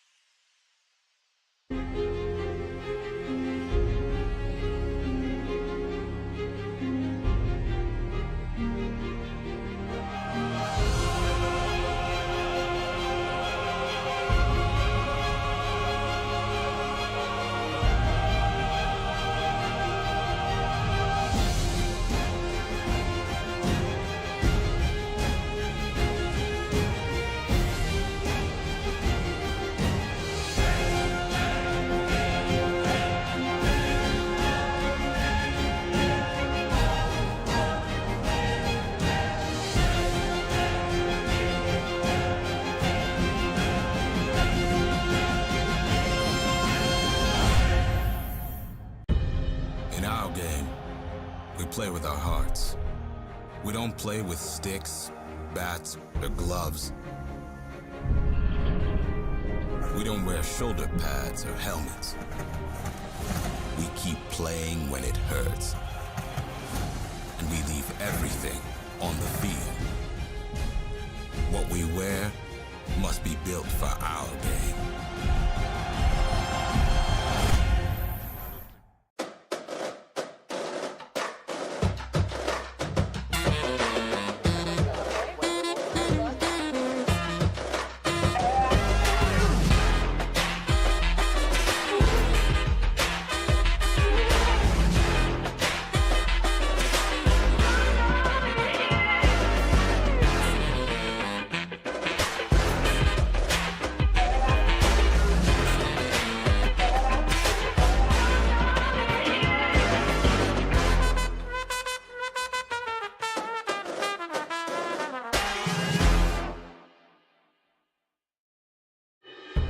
In our game, we play with our hearts.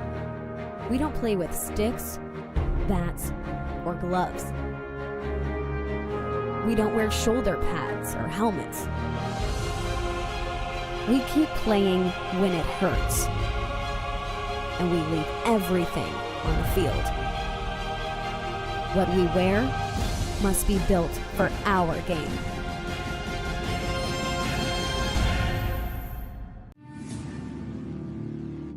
When we pick up the ball, we also pick up a legacy. A legacy that stretches beyond your current team. A legacy built on the backs of those who came before you with hard work. And for those who will come after you, we promise it won't be easy. But we'll be there, supporting you on and off the field.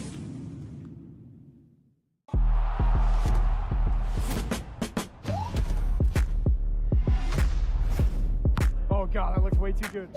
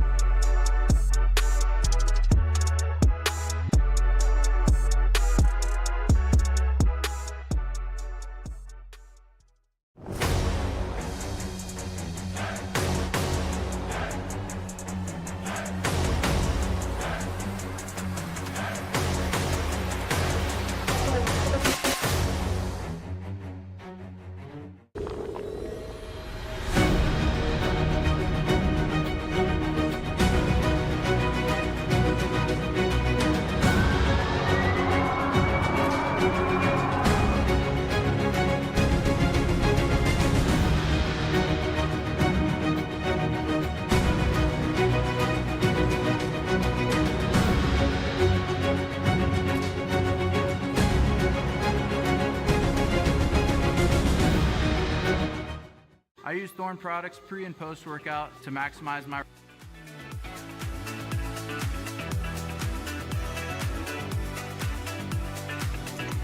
Welcome back, team, to the 2023 National Girls Club Rugby Championship. We are here for the 5th and 6th place match, Aspatuck versus Morris. Every day is a rugby day, especially when you play. My name is Darian Lovelace. I am joined here by Tim Wilkes. What an effort in order for any team to get within the top 6 teams. Game here underway. Aspatuck in the yellow as they will kick off now, and Morris already under pressure here within the 22 as the ball hits the deck after being flung around in the tackle, but Morris able to continue to move it through the hands, but a basketball hoop pass ends up causing a knock on. And Aspatuck with a beautiful attacking platform here about 5 meters out. Tim, they couldn't have asked for a better start. Already had a 5-point lead going into it.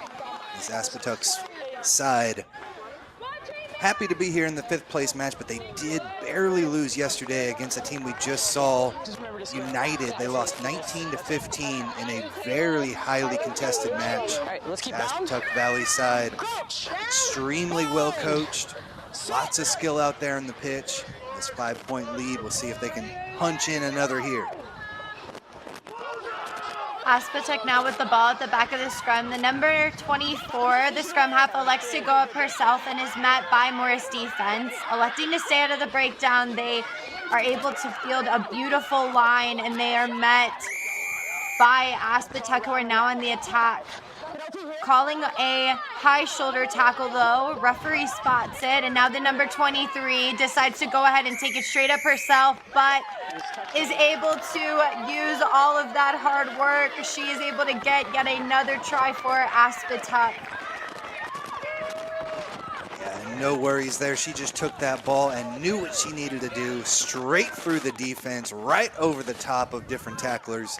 As you see, the quick tap finds her target, splits in between them, and lays on top of that ball and scores the 2nd try of the match for Aspatuck Valley.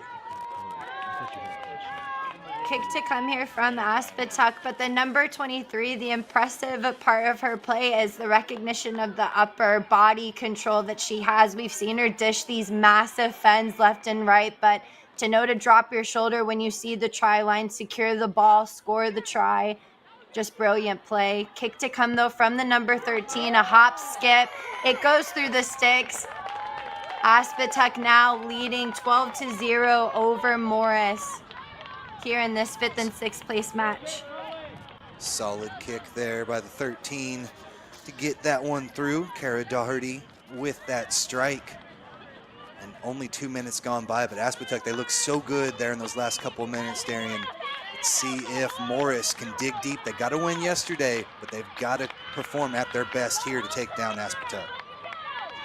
We see the injured hand on the number 10 to the left, playing with the club hand. The injuries are real here in rugby, playing on a 2nd day of tournaments. But this is for all the marbles here as Morris set to kick. And it goes the 10, Morris meeting Aspatuck there. Pressure was on for them early, forces a knock on. Looks like it goes out of bounds off of Aspatuck, and they will get this line out here right on the 40. Yeah, just unable to secure that one. Amber Mikowski could not wrangle it in, trickled out into touch. Will actually be Aspatuck's line out here. Must have went off of a Morris player. That's good. Going ahead and hitting the pod right in the front on the 5. They're able to stay within that channel, and Aspatuck now moving it to their long waiting forwards. A nice dummy back on the inside forces this long run. Aspatuck still on the run here. Number 7, she is tackled right at the 22, and they are already set with runners braiding. They move it to the 2nd attacker. She cuts back inside. The number 13 continuing to use her friend, continuing to use her feet. Can she make it between the sticks? She does. Another try here for Aspatuck. Will extend their lead 17-0. That 13 had it here on the near side. That door slammed shut, so she just looked to open another one right back in. You see coming out here to the near side. Brings that whole defense, sucks about 4 players in with her, and then right across through the teeth of the defense. You see 4 or 5 players right in front of her, but she just skips right around all of them and gets in for the second try of the second half here already for Aspatuck Valley. Against powerful runners like the number 13, trying to go high is just not going to pay off, and she'll look to convert her own try here right between the sticks. Her efforts paying off as she's able to get a very good angle for this conversion. And you saw as she scored that try, laying on the deck, the most she could do was just a little fist pump. Just so much energy being used out there. Now she's got to reset the tank and be able to make this kick, calm the nerves. But a strong first 5 minutes of the second half for Aspatuck Valley. Kick is up. It is good. Aspatuck now extending their lead 19-0 over Morris. Again here, Tim, the ball movement. But then this run. Yeah, they had him here to the outside, but you see just tiptoeing through that defense. 4 or 5 people, they're ready to make the tackle, but just could not find their target. And she was just able to dance right through the defense to score the try. Morris electing now to kick left. It finds it a little bit within that mid-zone between the 22 and the 40. Morris desperately trying to work their hands in there. A little bit too desperate, says the referee. Calls it as a not rolling away. And Aspatuck again getting possession. Morris not doing themselves any favors here.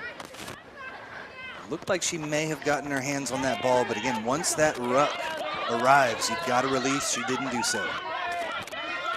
And kick, unfortunately, does not find touch for Aspatuck and Morris. Fortunate for them, now they are on the attack, moving it through the hands. They've got space to the right if they can use it, trying to find the offloads.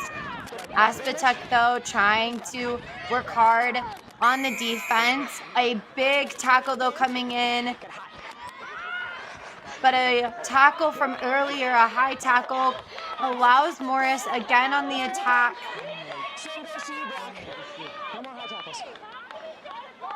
Fatigue creeping in a little bit early here.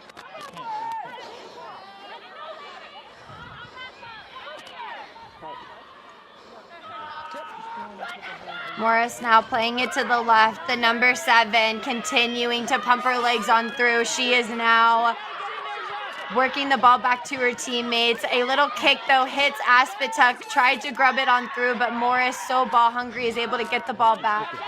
Working it still through the hands. And is met heavily. Big tackle, a low tackle. Good tackle coming in from Aspatuck as Morris is just trying their best to find a tiny gap in this Aspatuck defense. Electing now to switch directions. Morris trying to get it through the hands. They're finding the offloads, finding the tiny space. Can she round the corner? Looks like she was almost pulled by the ponytail. Referee calls the advantage. And Morris is now continuing to try and find a space in this Aspatuck defense. No answers, though, as they cut back inside. A one-off runner, holding her weight, though, as she waits for support. Referee, though, again, not seeing much of an advantage. We got it high. Gold, I need your captain. 13. 13 and gold, captain. And 13. You're 13? Captain, can you bring me 13 as well?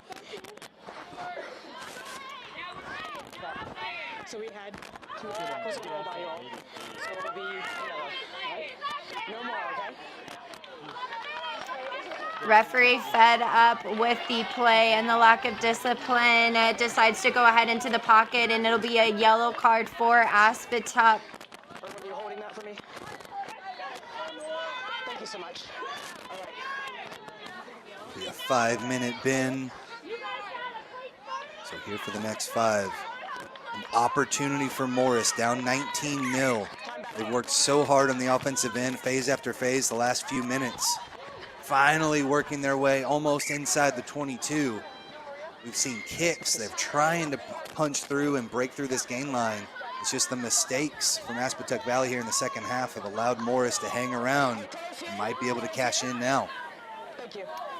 Tournament style rugby, playing 2 20-minute halves, which means that it'll be a 5-minute sin bin for Aspatuck, with a Morris throw in though right on the 22. All right, on you.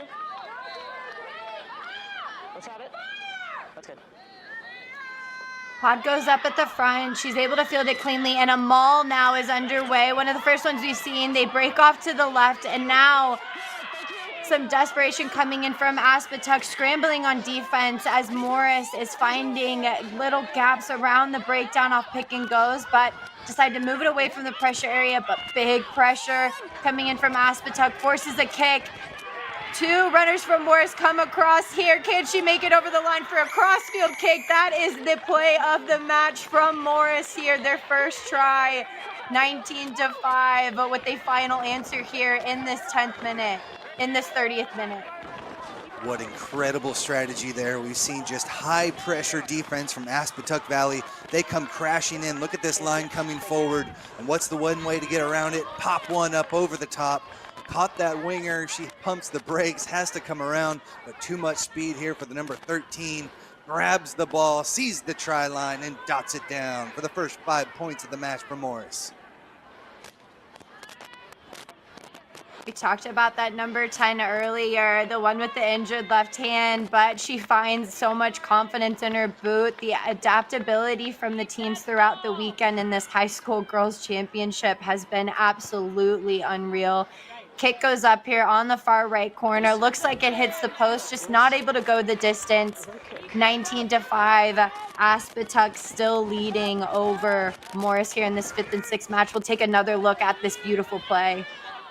Keep in mind, they have the 1 player advantage here, so extra space out there on the pitch, and they're able to chip that one right around the side. Beautifully done. Had a couple of players there on the wing that were charging forward to try and recover that one. Great work. Aspatuck Valley has been stout on the defensive end, but they used a little bit of strategy to get around that and cash in for the first 5.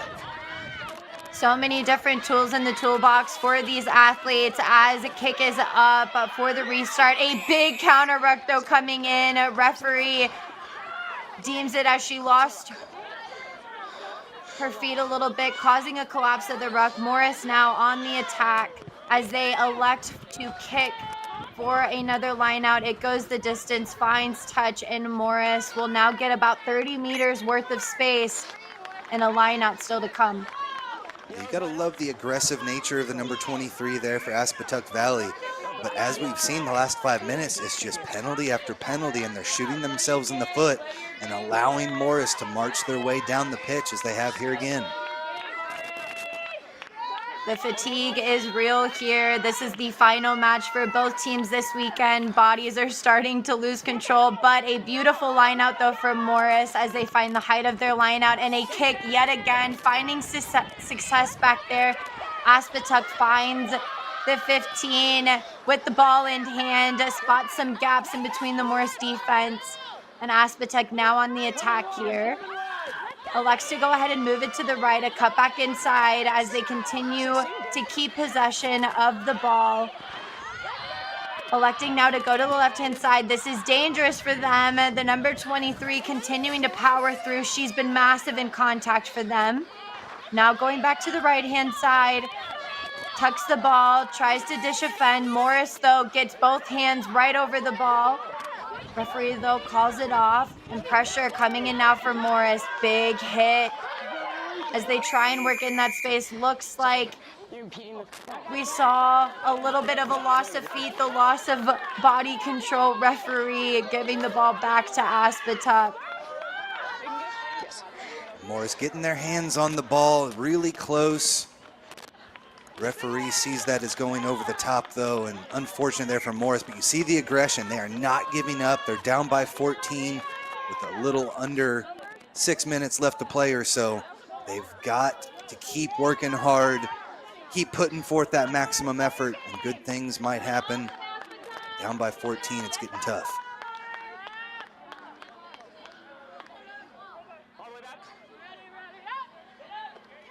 Ball is up at the line out. A very contestable ball is thrown there, so they're met just within the sideline. Aspatuck now using the fend, continuing to pump through the legs. So brilliant in the contact has been that number 7. Looking now to move it to the left. There's a little gap around the side. That's not the space that you want to give to the number 8.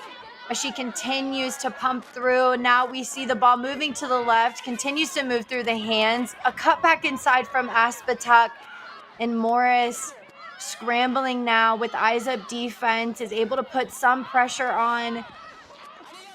But Aspatuck still with the phases and ball in hand, moving it in this tight space here. They cut right back into where that previous breakdown was at. No meters gained. But now a little bit of space. 2 meters gained as now they're at the 5 off of a pick and go. Morris needing to roll away. Advantage given. The number 23 yet again looking for that white line. Electing to go in the pick and go. Finding a little bit of space there. Bodies are everywhere. Morris holds up the try though, but an advantage though for Aspatuck right in front of the sticks. Just phase after phase here from Aspatuck, trying to punch this one in and close out this victory here 5 minutes away.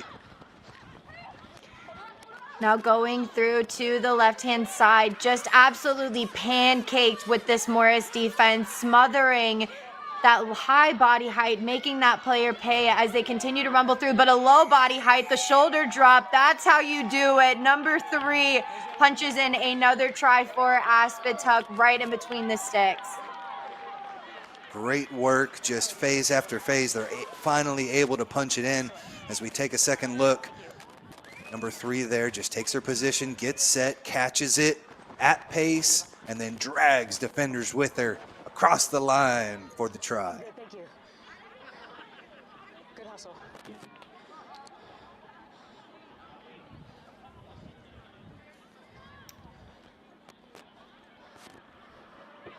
Darren, you got to hand it to this Morris squad. They've left it all out there in the field, but Aspatuck Valley showing why they've gotten here, showing why they were able to put up 44 points yesterday afternoon.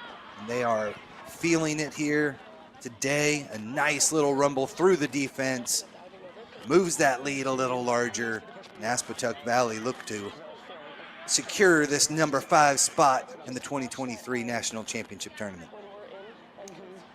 Not enough can be said about the level of intelligence that is improving in women's rugby. We even see here conversations happening between the captain and the referee, clarifying the rules and regulations of such a dangerous game.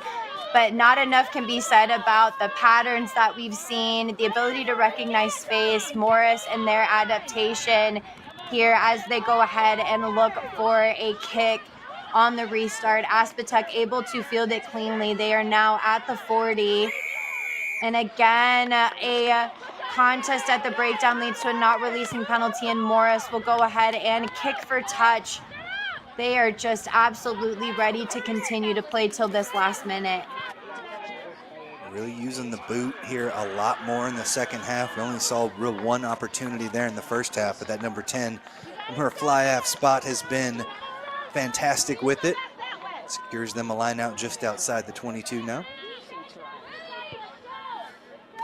And the boot is good. It's one of the best go-forward tools in rugby. A line out up at the front now. Morris, again, another good go-forward tool as they use the maul. We see them continue to punch through. Is this a scrum? It is not. As we see here, the difference is that it's held up. Calls it as a scrum, unfortunately, here as the ball was just not gaining much momentum. Looks like we'll pause play, though, for a second for an injury here. Yeah, it looks like that was the jumper came down with it and was that, had the ball when that maul started moving, but just kind of got tangled up in there. Knee twisted. But it's a great match, just a minute and a half away now. Mauls are just a really technical skill, and the bravery to go ahead and commit to that skill is no easy feat. But the importance of maintaining a strong body position can lead to unfortunate injuries. Again, we talked about the fatigue all weekend. Both teams have played tirelessly this weekend, but we'll take a look at a couple of tries here for the Aspatuck side against Morris. Tim, what beautiful tries though from both sides. Yeah, it's been a great effort from both these squads. We see 13 here, puts on the brakes, and then swims past a good 8 defenders. The red jerseys are all over the place, but just the tenacity to take it. She knew where she wanted to get to and knew nobody wanted to come on and make that tackle for her. She takes it all the way through the distance. We've seen that a lot from Aspatuck Valley. They've played well on the defensive end. The one time they came up strong here, and number 10 was able to use that one. Very fantastic little chip kick over the top, sends it into space. They have runners ready to take it on, scoop this one up and take it the distance. One of the best plays we've seen this weekend. Fantastically done there by Morris. And we hear the clap off. The community in rugby, we understand the risk of injury here, but good to hear the clap off. We wish them well as we enter into the last 2 minutes of this 5th and 6th place match for the high school championships. Referee sets a scrum here, right outside of the 22 on that 15-meter channel here at the National Girls Club Rugby Championship. Aspatuck leading 26-5 here on the Rugby Network. Big shout out to all of you guys joining us here on this beautiful day at Warren Wilson College. Score update is the Raleigh Redhawks are your number 11th place team as they were able to come away with a 40-7 victory on field 2.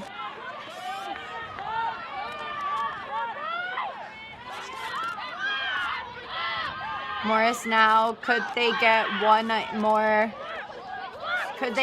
more try here in the final minute of this match? Continuing now to work it through the hands, but an unfortunate pass hits the deck. Referee says to continue to play on. There's some speed though on the outside. Defense comes across, a beautiful cover tackle from Aspatuck as they continue to desperately try and get the ball back. Morris though still on the attack.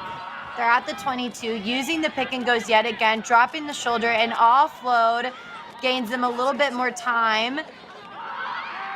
As Aspatuck continuing to come up on defense, not able to make the first bit of contact, so some gaps are starting to open up here. Morris moves it to the left, continuing to try and work it through the hands, but she's just not able to get the ball away. Smothering defense from Aspatuck, but an advantage for a high tackle. Forces referee to blow up the whistle, and now Morris yet again with an opportunity to attack. Aspatuck's just so aggressive on the defensive end. They come up as a line, solidly up to meet that ball carrier time and time again. Every time it comes out of the ruck, they're just full speed, and the best, we've seen the chip kick go over the top. Morris was able to swing it all the way out to the wing. Number 22 had a nice run to take him down here into scoring territory. We'll see again, we've seen that driving maul the last couple of times. Can they cash in yet again?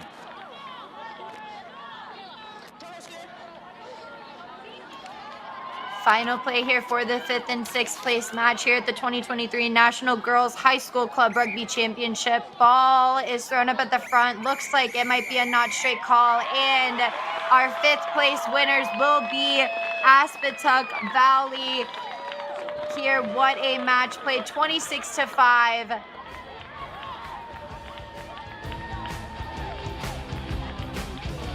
Massive celebrations here coming in at Warren Wilson College. Tim, we have seen some beautiful rugby here today, but so much more rugby here to come. At 12 o'clock, we're looking at the middle school final, but look at these beautiful replays that we have. Aspatuck Valley came to play this afternoon, worked hard, and just the fierce running right through the defense. We've seen that throughout the match. Aspatuck Valley did fantastic on the defensive end as well. That line coming up hard. A couple of great plays here. The number 10 with the beautiful chip kick over the top, but it wasn't enough as Aspatuck Valley is the 5th place team here in the 2023 National Championship Tournament. stay with us here though, as we will be looking at the middle school final, the Majestics versus the SACPAL Amazon. The middle school final here really being the example for the championship match to come at 2 p.m. We'll have our 3rd and 4th place consolation match here at 1 p.m. at Warren Wilson College here for the 2023 National Championships. Stay here with us.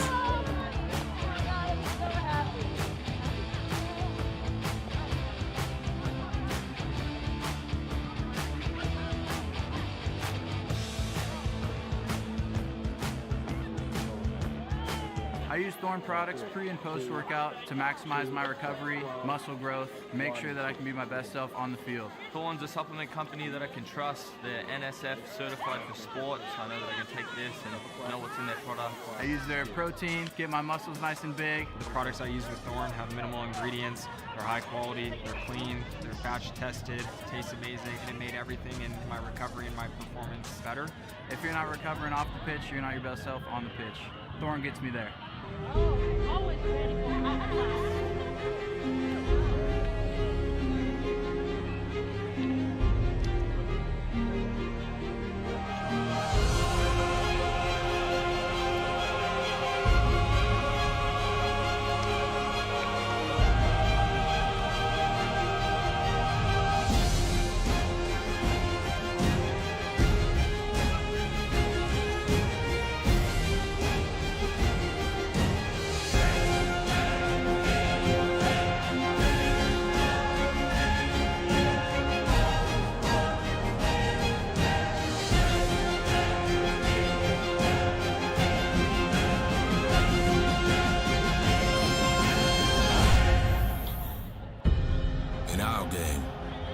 play with our hearts.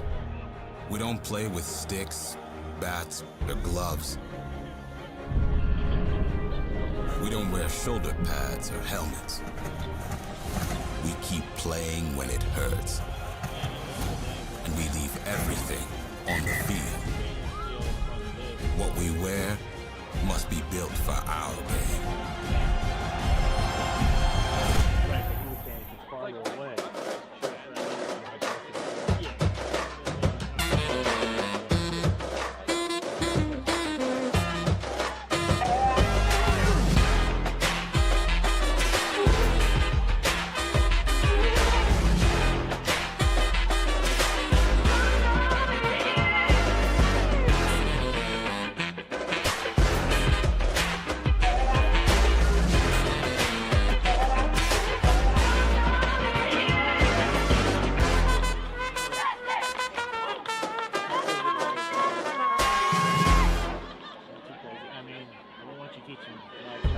In our game, we play with our hearts. We don't play with sticks, bats, or gloves. We don't wear shoulder pads or helmets. We keep playing when it hurts. And we leave everything on the field. What we wear must be built for our game.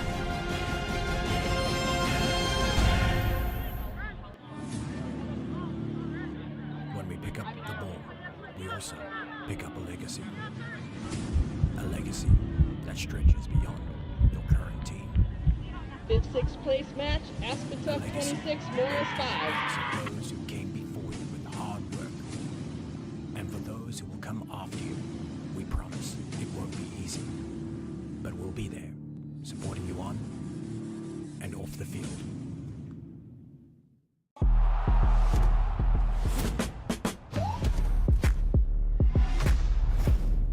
Oh God, that looks way too good. Ah!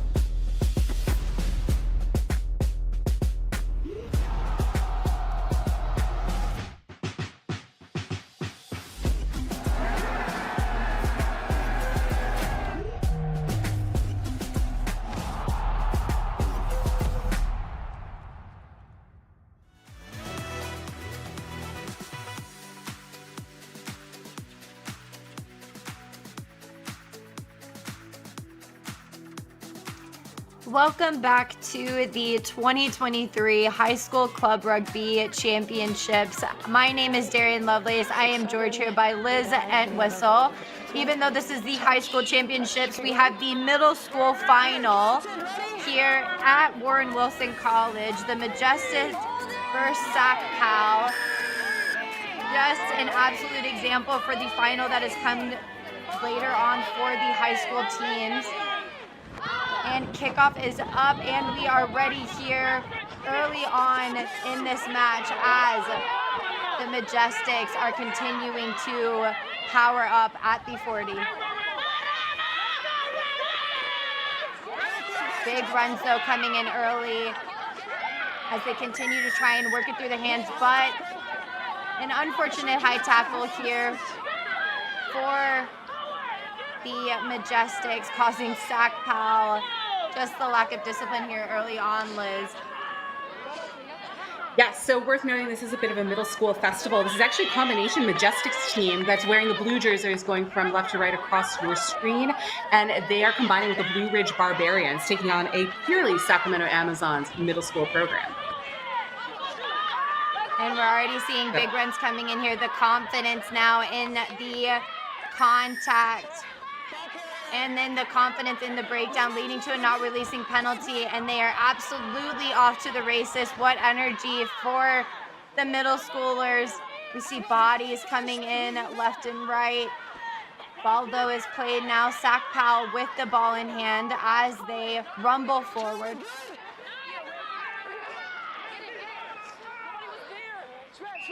The hype continuing to be absolutely real for the middle school final. We're hearing the energy coming in at Warren Wilson College because of big runs from players on this Majestic side.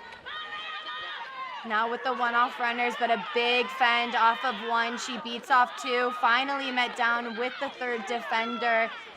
The Majestics making the contact look absolutely pristine as they like to go to the right. She steps off 1 foot, tries to look for the offload, but smothering defense leads to a high tackle, and referee will have a conversation with both teams here early on. So this is our center referee, LV Asonia. She's been in presence. Hey, tackle! Thank you. A number 4 on the World Rugby World Series, an accomplished referee on the field, getting the comms down. Do believe actually we need to reverse that. This is going to be the Majestics with the white strip matching their senior team. So the white block of numbers on the back in kind of a festival format, celebrating the game. Fantastic action so far. And look at this physicality on field. Back to you, Darian.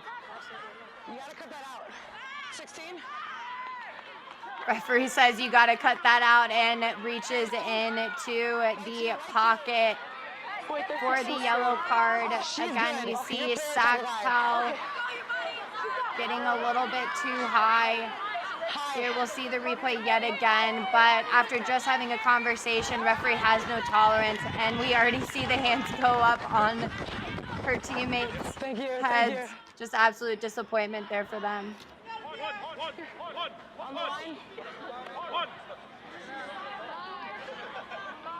We'll get to see our first set keep action of the game with a line out to come. We'll keep track of the scrums, the line out strategies and tactics. This middle school level, the same laws of the game as the U19 high school level. So just being mindful of low placement on the tackle. That was actually a directive from the referees this weekend. You're also being very mindful of no stiff arms to the face, not something that's allowed in our version of youth rugby in the United States.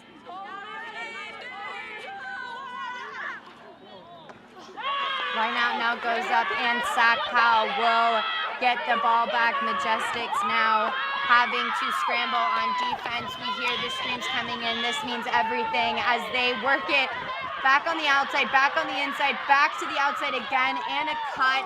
The offload, a ball looks like it might have gone forward, but what creative play here for this middle school side, Liz. Yep, you can tell the continuity that these teams have, familiarity with playing with each other. Again, teams were in action on day one here at Warren Wilson College. plenty of rugby IQ, and the development and the depths of the development that have come into these age grade levels of rugby is quite high. We see youth festivals like the Tropical Sevens, the NAI Sevens, and these teams getting action as young as like the U8, U6 flag level of rugby, progressing into then higher levels of play, U12s, U14s, U16s. We did see the depth earlier in the day that the Majestics program has. Their U14s actually took third in the state for sevens. Their U16s took first. So it's a program that's building a lot of excellence. Beautiful legacy and community here for rugby. And the growth of the women's game is just exponential. Having the access to start the game so young really allows the game to grow and prosper. Hard work coming in from these athletes as they've worked so hard to get to this middle school final. Majestics, though, set for a put-in. Referee again blows it up, looking for clear communication. You're going to be on the outside. And you'll be on the inside. Heads go to the left. Heads go left. Wait, what? Right. There's no contest. We're still going to do it. Got it. Thank you. Goes on this shoulder. A little bit of clarification. So it sounds like we're going to uncontested scrums and just making sure that we're getting heads in the right places with a bit of a Barbarians team. The Majestics combining with Blue Ridge, making sure that they're in the right place at the right areas. Safety in the scrum being paramount. Really just ensuring the development of rugby. We see here again, Majestic is set for the put-in. Uncontested scrum here allows them to win, and they move it to the right-hand side. A big runner. She tucks it right from the jump and is just determined to get over that line. Making her way over the 22. We hear the hype coming in as they are energetically punching at this SACPAL defensive line. Referee, though, sees some lack of discipline, though, coming in at the breakdown yet again, and the Majestics will be on the attack. She likes to go ahead and go quick, uses the feet, trying to work her way around. The speed showing really good promise, but a good tackle coming in from SACPAL, leading to a turnover here right at the 50. SACPAL forced to use that as they're met heavily by the Majestics. Having the time to set up on defense now. The defensive line coming up strong against SACPAL, but again, just breaking through tackles. What a leg drive, what a fend. 4 players used to take her down, but just not able to secure the ball, and it is lost on the ground. Majestics now on the attack. They look to move the ball to the left, attacking right back into that same space. Referee, though, calling an offsides call. Quick to recognize, and Majestics just absolutely determined to make their way down at the 22. Bumps right off, and now they'll move it through the hands. An unfortunate knock-on now leading to a turnover in possession. Off to the races, though. Can this be worth the turnover? Almost, but she's over the 40. And SACPAL now on the attack here, seeing an offsides call yet again for them, leads to a quick tap. Just absolute grueling play here, so much energy. They move it to the left. Rounding the corner now is the number 19. Ball is handled at the last attacker. She's right at the sideline. A good tackle though coming in leads to the ball getting knocked out of bounds. Looks like a conversation to come as to what will be the call. Against blue. Okay. We've heard advantage called quite a lot. These teams able to make up gains in the ground, but we do have 5 penalties on the game to date. We're just in the first 7 minutes of the first half. It's something to be mindful of as the game progresses. So many changes in possessions, but giving away possession like that in the form of a penalty, making sure that we're listening to our referee for the corrections, especially with multiple offsides penalties being called, making sure that we get back, and that way you can set your defensive wall for a launch. Darian here, an alumna of Life University, they're one of the teams that has one of the strongest defensive walls. Quite a launch, making sure that they're targeting and they're tactical on defense and not getting sucked in. We've seen, again, such flowing play. There really hasn't been much of a break. Heavy action as we set our second scrum. Defense wins championships. We'll all learn that rugby is life here as we see a put-in coming in from Majestic. They pick it off of the back of the scrum, and a big run coming up. But an unfortunate turnover here as the Majestics now on defense. They absolutely flip the switch, and SACPAL will get the first try of this match here in the middle school final. So 8 minutes into the opening half, and finally it's SACPAL striking first, going over the line with their number 5. Tries in transition, a beautiful thing in the game where we can find teams that are a little bit misaligned. We'll go back to the replay. So we see the quick take, able to draw the defender. We look at the set of the defenders and the set of her hips. She's able to get the pass off from contact, and number 5 able to cut her way back inside. Again, a sliding defense coming over means the footwork not quite on to make a head-on tackle. A difficult player to stop, and she goes over for 5. How's my card? Time on the card? Yes, and the shimmy shake. Thank you. Looking around, the celebration is real for SACPAL. Just an effort for them. But this is still a very easy turnaround game for the Majestics or SACPAL. We're early on here in the first half of this middle school final, 7-0, SACPAL leading. But the it's worth noting the yellow card real. player was able to come back onto the field with the tournament set up, and with the halves only being 20 minutes, we are 5 minutes for a yellow card as opposed to 10. So back to full strength for both teams. Full strength and with full possession now as SACPAL continuing to rumble over the sideline. Can she be stopped? Will she be stopped? Stay with us as we wait to find out. Finally met to ground here at the 40. SACPAL though moving it to the left. It goes through the fly half.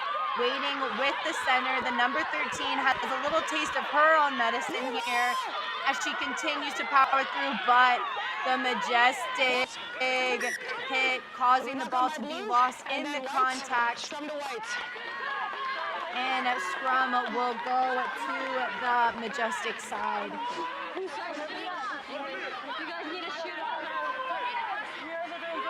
Thank you again to Tournament Director Katie Worst. Got confirmation the try scorer Talia Tamai for SACPAL. We'll be working some roster updates as we get them, and the program traveling strong with their high school team advancing into the finals game as well. Majestic now with the put-in. Ball gets worked to the back of the scrum here as we see the effort of the footwork. Ball gets moved through the back of the hand. A blocker line allows them to work the ball out wide, but beautiful defense comes in as it's a quick pickup from the back of the ruck. Already met now in the middle of the field, moving the ball well. SACPAL having to scramble on defense. A ball, though, ends up hitting the deck. Desperation coming in early here as they try and cook something up. The Majestics rounding the corner. What is she cooking with? Can it be well seasoned? She's able to work her way over the 50, but a big hit coming in from Zach Blue causes a penalty, knockback 10. Just absolutely feeding off the energy here. You can hear the yells, you can hear the screams. It means everything to these players to get here at this middle school final, and they are absolutely showing out. Ball is tapped in, it's moved to the left. Taking it right up to the line is the Majestics. Looking to go to the right, but she elects to go to the left. A little bit of indecisiveness leads to the ball going straight to deck. And the Majestics now continuing to have to work hard for every meter, and because of defensive hits like this, wowzer, Liz, that hit, I could feel it up here. A fantastic tackle. We'll take a break for a moment for player evaluations on the field, but we saw that shoot perfectly right on defense from Aseno Koro from SACPAL Amazon's team. We'll go back to that earlier play. You noted the work of that scrum half. She looked to the right, she turned out, was trying to realign to the left. Numbers to the left-hand side. A lot of the game so far has been a very high work rate. We've seen so many collisions as a lot of players are moving forward. But here, see the carry coming into contact from the Majestics number 24. And then trying to read from the back, steps out, tries to reset, not quite there. But if we can get a little bit of spacing and timing, the Majestics will have an easier go against the strong SACPAL defense. Oh, wow. just, I mean, couldn't have read that tackle better. Player is up and moving. It just looks like it might have been the wind knocked out of her a little bit, but I mean, the physicality here, even at the middle school level, shows where women's rugby is going. We're here to stay, they don't play.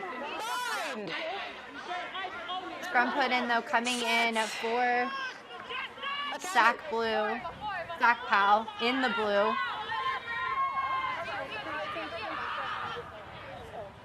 Punin comes in, uncontested scrums here, leads to the 8-man being able to go ahead and run it straight up, continuing to pump her legs though, but there's a little bit of space there, just not able to hold her body weight, and a run around, a big fence coming in early for SACPAL. The Majestics having to realign on defense, big hit though coming in from the number 22, working hard to get body over ball.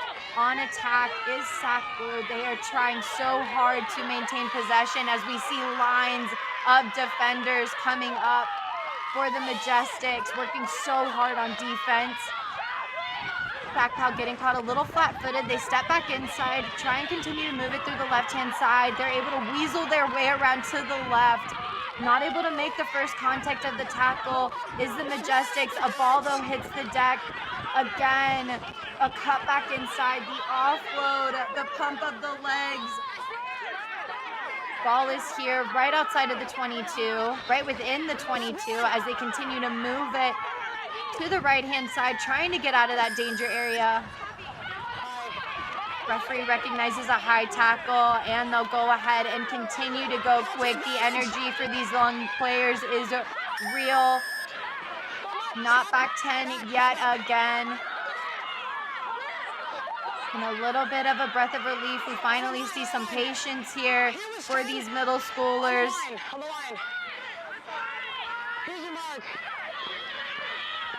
Mark right at the 5 here. Called for not 10. SACPAL now on the attack. They move it to the right, a long pass, but a cut back inside. Can she make it over the line? The one arm reach over. Energy, hype is real for this team as they're able to get yet another try here in this middle school final. The heaps of go forward rugby paying off the SACPAL Amazons. Penalties giving possession and real opportunity there about 10 meters out. We look at the cuts, we look at the footwork, and we look at that try, dive. Fantastic effort here from Lani Teupa, playing inside center, but as a forward. So we see the strength, we see the ball handling skills, and she adds to the lead. Conversion is good, 14-0. It's good. It's no good. Captain. Just the use of the whole body. You are so right, Liz. We see here just her ability to use the cut back inside, the reach over, the downward force, the determination to make sure to secure a try. 14-0, SACPAL. The Majestics just not able to come up with an adaptation here as we enter into the last 5 minutes of this first half here at Warren Wilson College. And we do have a score update. Our center referee overrode, so it is 12-0 on the scoreboard.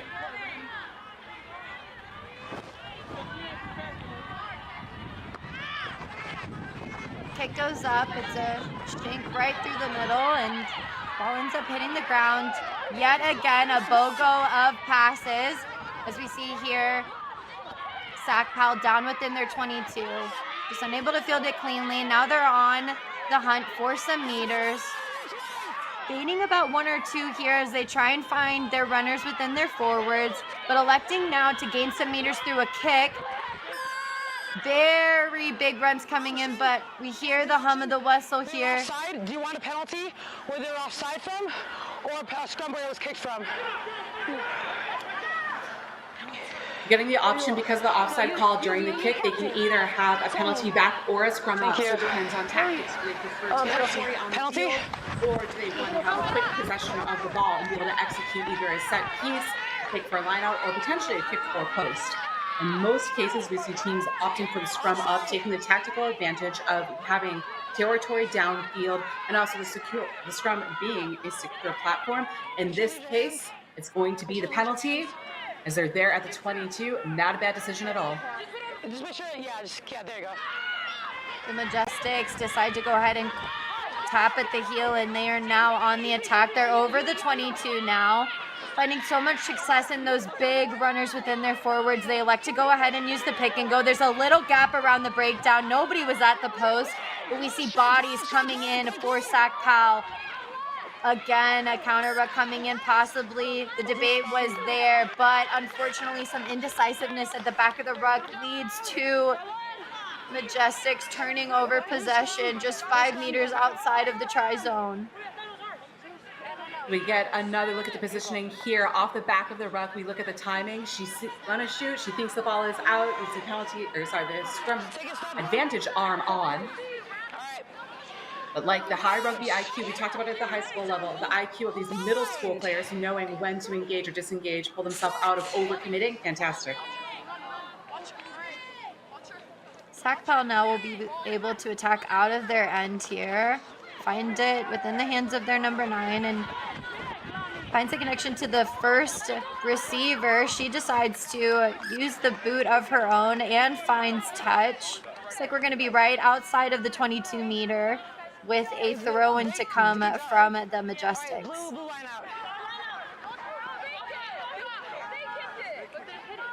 Blue kicked it, and it went, okay, white line out. I thought it went off your hands. Here's your mark. Just half a meter off there. The confidence that we have in our ARs is real. They're the third eyes in the sky for the referee, who is having to take into account everything. So having them there, they are much appreciated for calls like that. Majestics now with possession as they set up for a line out. To be our third line out of the match, and you get a view. There's that attempt at the 5-meter throw. We saw such depth and width and spacing from the back line. Would have loved to see a traditional line out to take advantage of that space. The line out, you have those first receivers 20 meters apart. It's a true opportunity to make the gain line and then some with some momentum. A very technical piece of the game. A very technical piece within the game, Liz, as you were saying about the line out.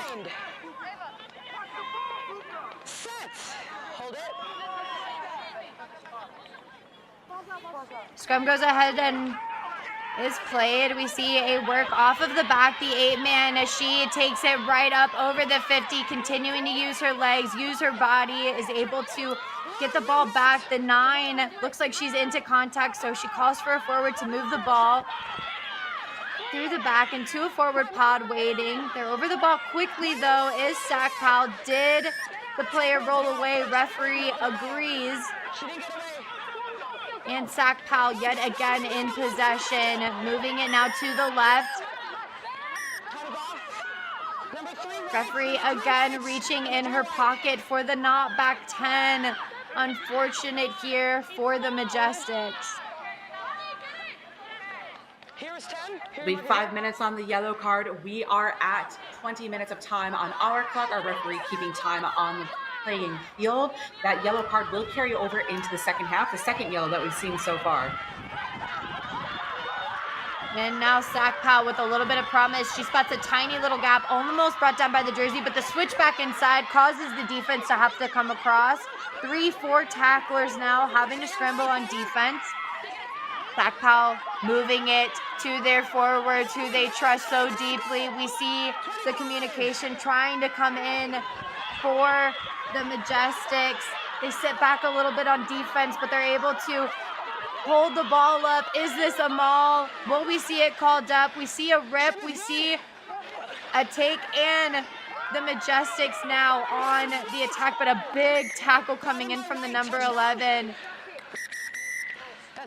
And a half will now be called for this middle school final. SACPAL leading 12-0 over the Majestics. Stay here with us at Warren Wilson College at the 2023 National Girls Club Rugby Championship. Liz will take a couple looks at these plays. Yep, so we see the physicality of the game, the strong power running going forward. It's worth keeping in mind that in yesterday's matchups, the Zons were 24-0 winners over Blue Ridge, a Barbarian side. We did see Blue Ridge 29-0 victors over the Majestics, so anything is possible as we come into the second half. Powerful plays, strong tackles. We do need to be mindful of the penalties, so everything to play for. We will be back for the second half in just a moment.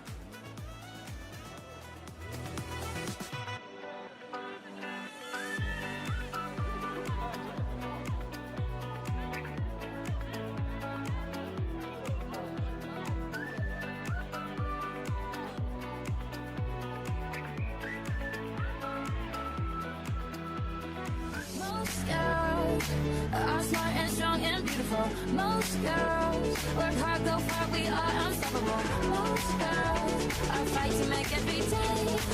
No two are the same. I wanna be like, I wanna be like. So actually, before I started playing rugby, I was just a cheerleader for my high school, and I was very shy, nervous, and being around teammates. Rugby is a very accepting sport. I wasn't embarrassed about my body or anything. People really welcome you and actually like take your strengths and weaknesses and work with you to like make you a better person and player.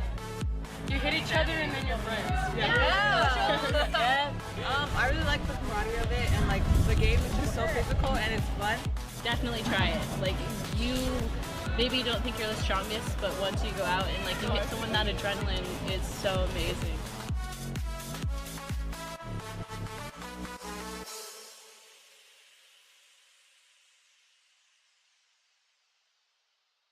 What got you into rugby? So I was like fouling out in all my basketball games, so I was like, why not try rugby out?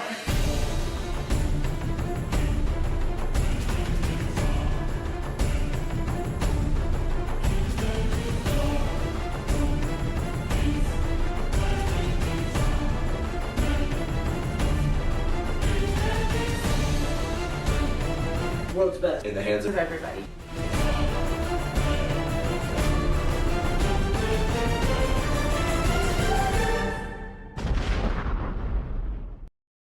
Tell me about your experience with RCT so far. Well, I think my experience can be best described as really fun and community bonding because I meet so many new people playing the sport I love. I wrestle and I play football, and there's nothing like rugby. You know?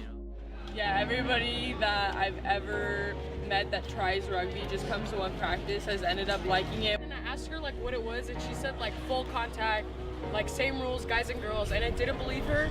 And then she was like, oh, come out to our practices. And I did, and I was like, oh yeah, I want to play. And then I started playing, and it was really fun. I don't know, it's just a game that I love. It's pretty fun though, I don't know, I just love everything about it. It's the laid-back atmosphere of it. We all be friends on the field and off the field. Just the bond and the vibe from everybody is nice and builds like a lot of character. You should play it. Play rugby. That's it.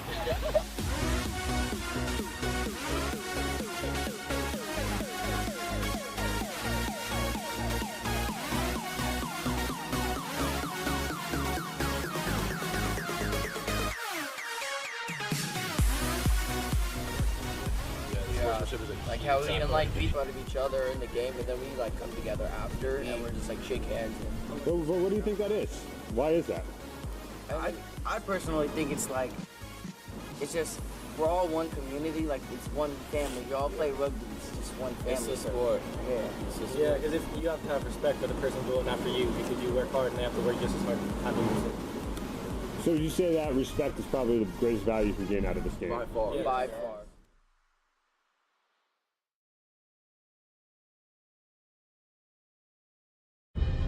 In our game, we play with our hearts.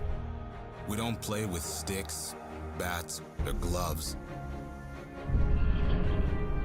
We don't wear shoulder pads or helmets. We keep playing when it hurts.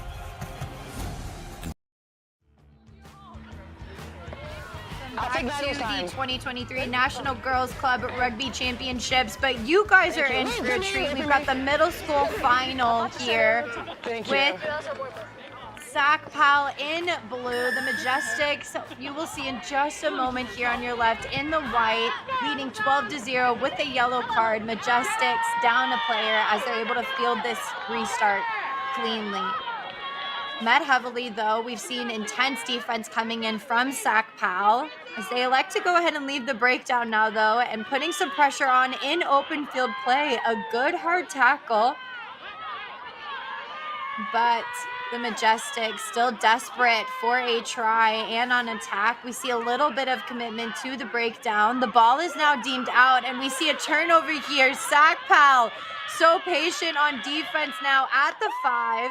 Taken down as they are on the attack now. The turns have tabled as we see SACPAL wanting to get one more try. Almost 5 players were thrown into that tackle there for the Majestics, but they're just not able to get this SACPAL player down, looking for the number of the try scorer. But what a try here early on in the second half.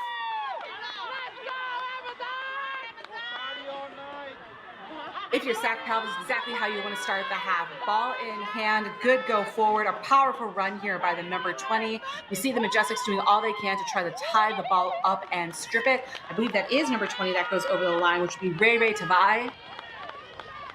So starting out strong. We shouldn't have much time left on that yellow card, so we'll see if the Majestics can make something happen here at full strength. But 19-0 the mark here in the middle school festival final. Not enough can be said about the community. Later on today, we'll have our championship match at 2 p.m. It'll be almost the repeat, the Majestics versus SACPAL Amazons. We talk about community and the growth of rugby. Not enough can be said about these players continuing to build their grassroots play, and we're seeing beautiful rugby played early here on today. A kickoff was fielded cleanly, but then an unfortunate bobble of the pass leads to Majestics now being on the attack, and we're seeing a little bit of speed here, brought down by the ankles, but she gets up quickly, and now we're at the 22. Bodies rolling everywhere here in this second half. An unfortunate error, though, leads to a knock-on, but the Majestics get to breathe a sigh of relief because SACPAL, too quick on defense, leads to an offsides penalty.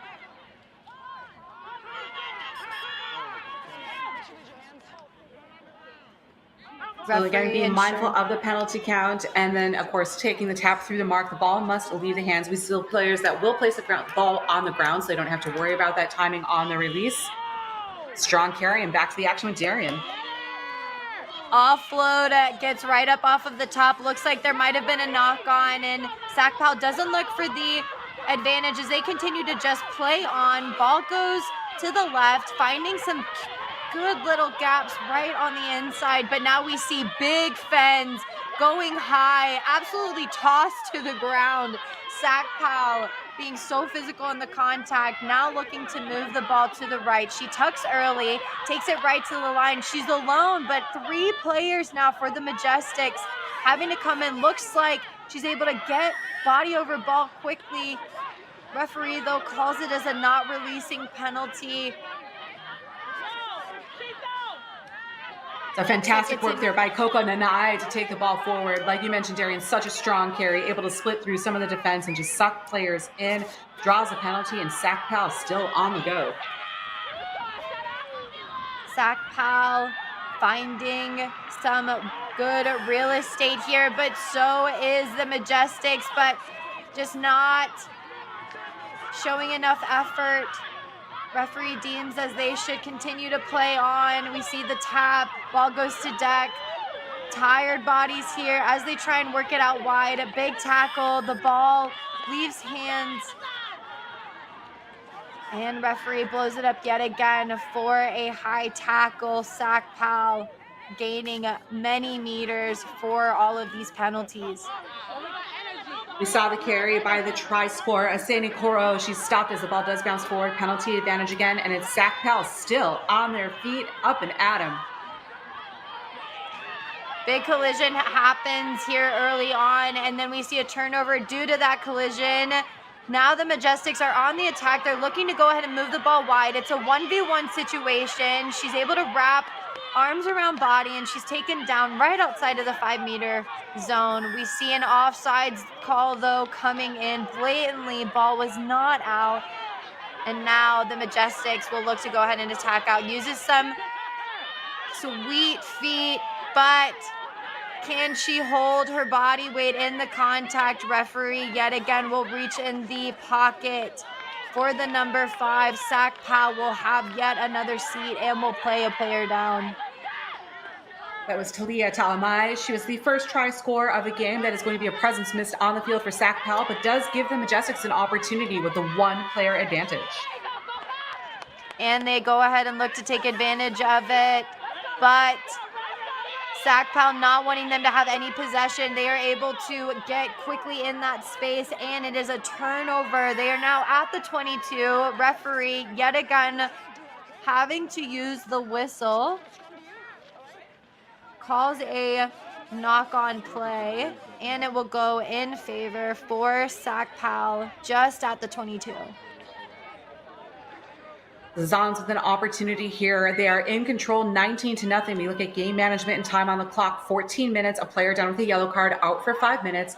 These scrums, the opportunities are just times where they can slow play a bit, maintain possession. We saw the skill in the pick and go, the skill with their forward play. There's no need to rush things here, too. It's going to be a solid opportunity with a scrum in the middle of the field. It looks like options both to the right and the left. We see the Majestics defense split as well, and a little bit of depth to run if they can get the ball to this left side. Now we see Majestics coming up with their wing defender. So space taken away. Good adjustment by the Majestics. Yeah, the adaptation here, and forgetting that these players are anywhere between the ages of 11 to 14, this middle school league, showing the patience here early as they use the skills and showcase them. We see the ball. She gets her hand into that space, and we've got an interception here for the Majestics. They secure possession and now looking to go on the attack, setting the platform here as they continue to run right into SACPAL. Referee communicating in the breakdown, seeing bodies just lie there. Might want to watch out for not rolling away. She bumps off 1, bumps off 2, spins around, gets an offload to a Majestics player who's waiting, but SACPAL foaming at the mouth, looking to contest at the breakdown. She steps, gives it to her wing. What speed? Cuts back in. A little bit of a high tackle there, creeps up. Referee blows it back up for the advantage. And Majestics, of course, they will go ahead and tap and go quick. She's got the ball tucked, probably not looking for an option as she offloads. And again, not back 10. The Majestics now with the ball still in hand, 19-0. SACPAL leading in this middle school final. A little bit of indecisiveness. Finally, somebody takes the ball by the hands. None other than the number 22. Continuing to go through. We see the smiles. What a run. Offloads it. But she's met heavily by SACPAL. Working to get in the space. She gets hands on the ball yet again. Secures possession. But a big ruck automatically coming in for SACPAL. She decides to go ahead and take it her own. There's a chase down. They are at right over the 40, down in this end. Hands are coming in, trying to get that ball back, and not releasing penalty here. What a beautiful try-saving tackle. They're already ready to go. The young energy is real. You can hear the hype. And not 10. Liz, what energetic play here in this middle school final.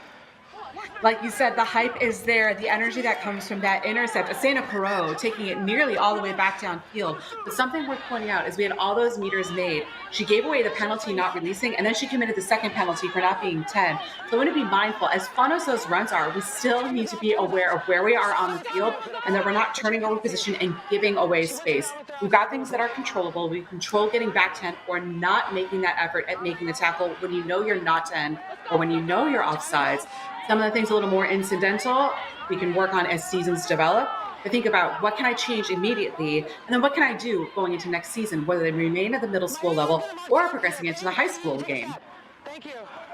We see our tournament directors, Katie Wurst, our tournament director here, hosting a beautiful tournament. We see the hardware there for the middle school finals. Still to come is our 3rd and 4th place match and the championship match.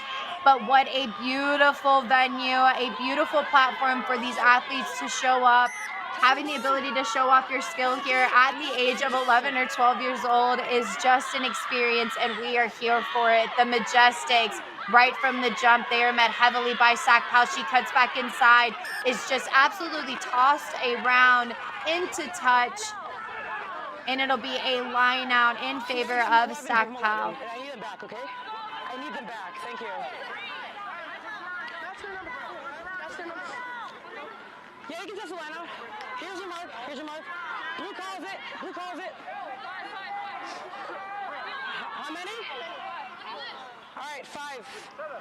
About 10 minutes left to go here in this middle school final. SACPAL on your right in the blue, the Majestics on your left. SACPAL leading 19-0, but the Majestics haven't been short of anything on attack as they have to set up now on defense against a try-hungry side in SACPAL. Ball goes at the front of the lineout. She pops it back inside to the 5 where it's easy for the Majestics to cover on defense.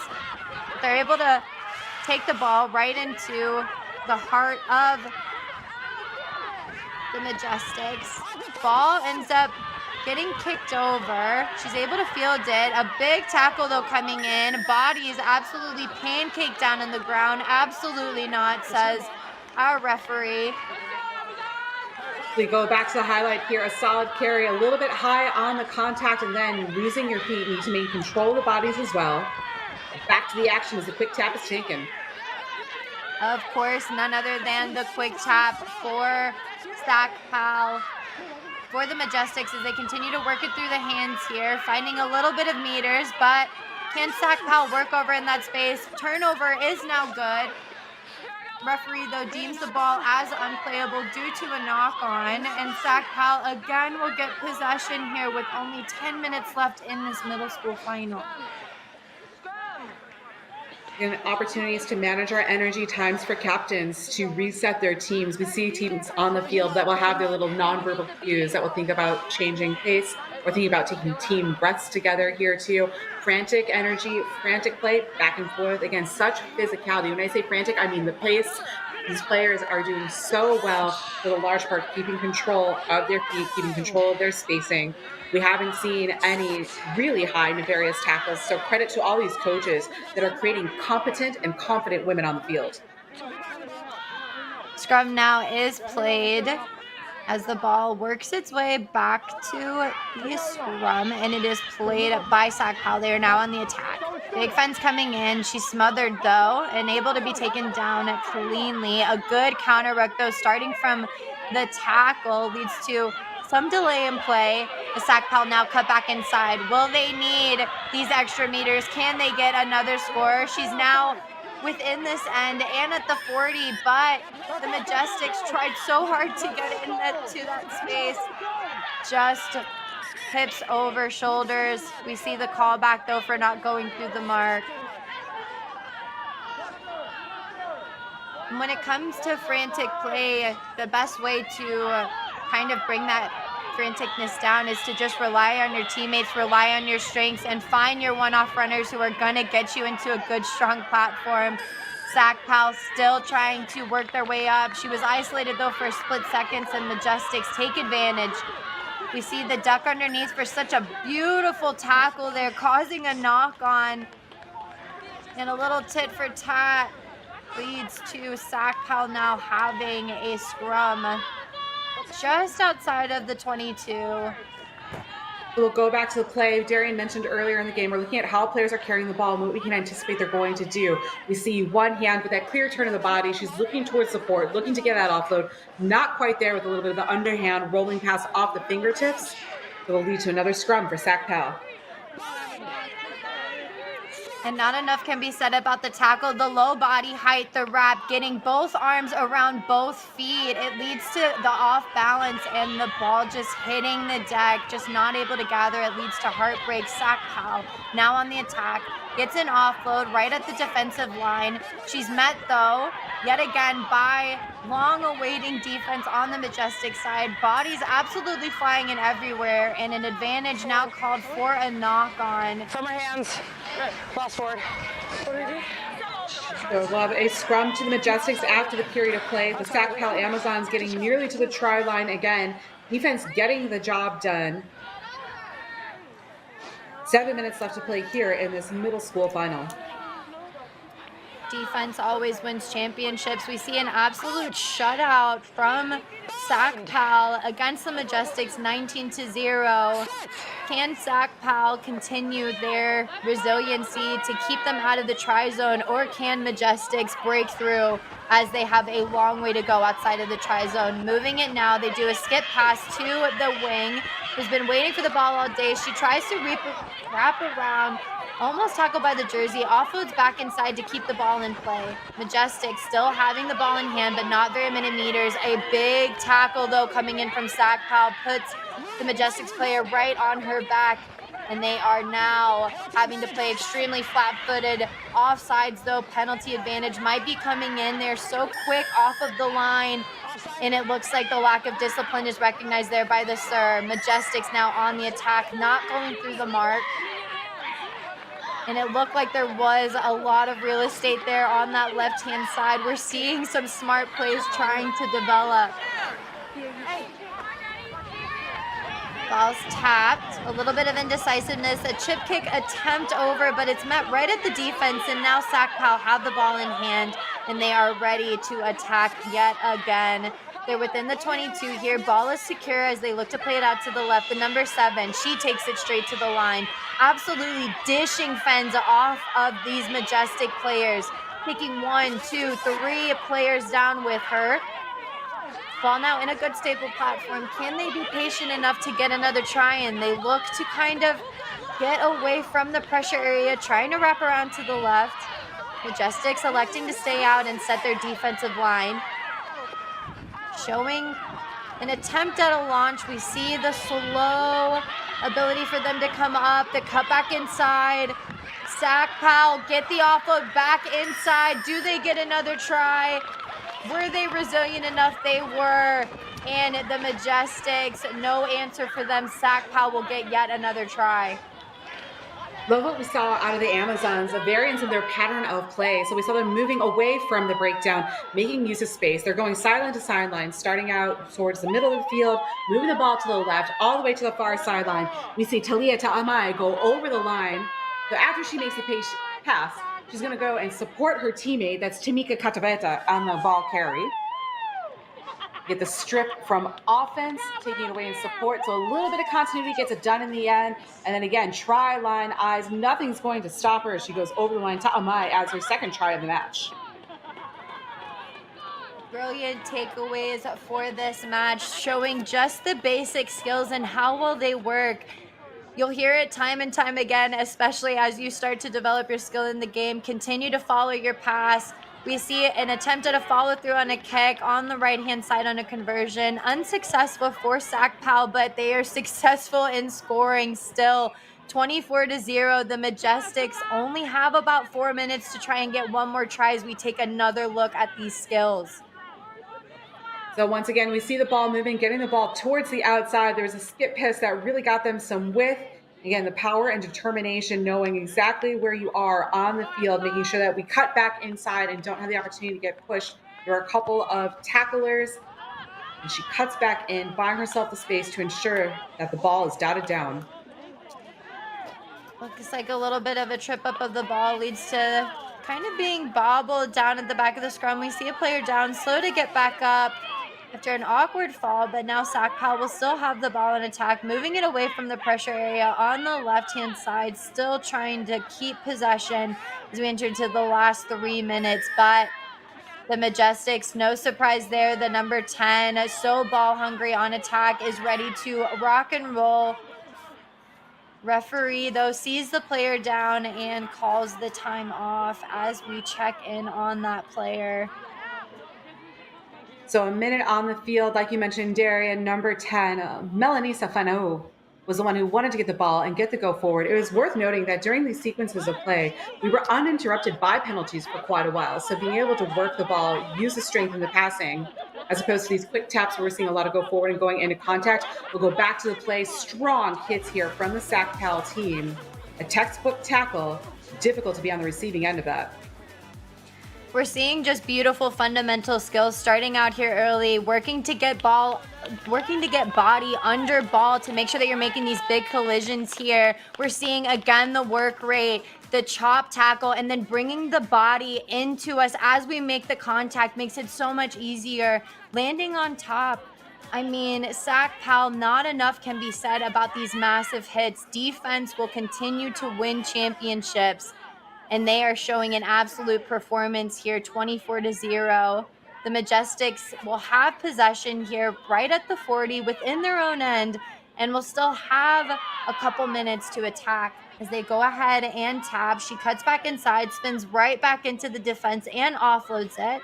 They're still moving the ball really well. Ball hits the deck, but it's gathered cleanly as she works her way into this defensive line. Now pressure coming in from SACPAL, so desperate to get the ball back. She dishes off after a little tips pass. She's taken down though, and it looks like SACPAL yet again just smothering any opportunity for the Majestics.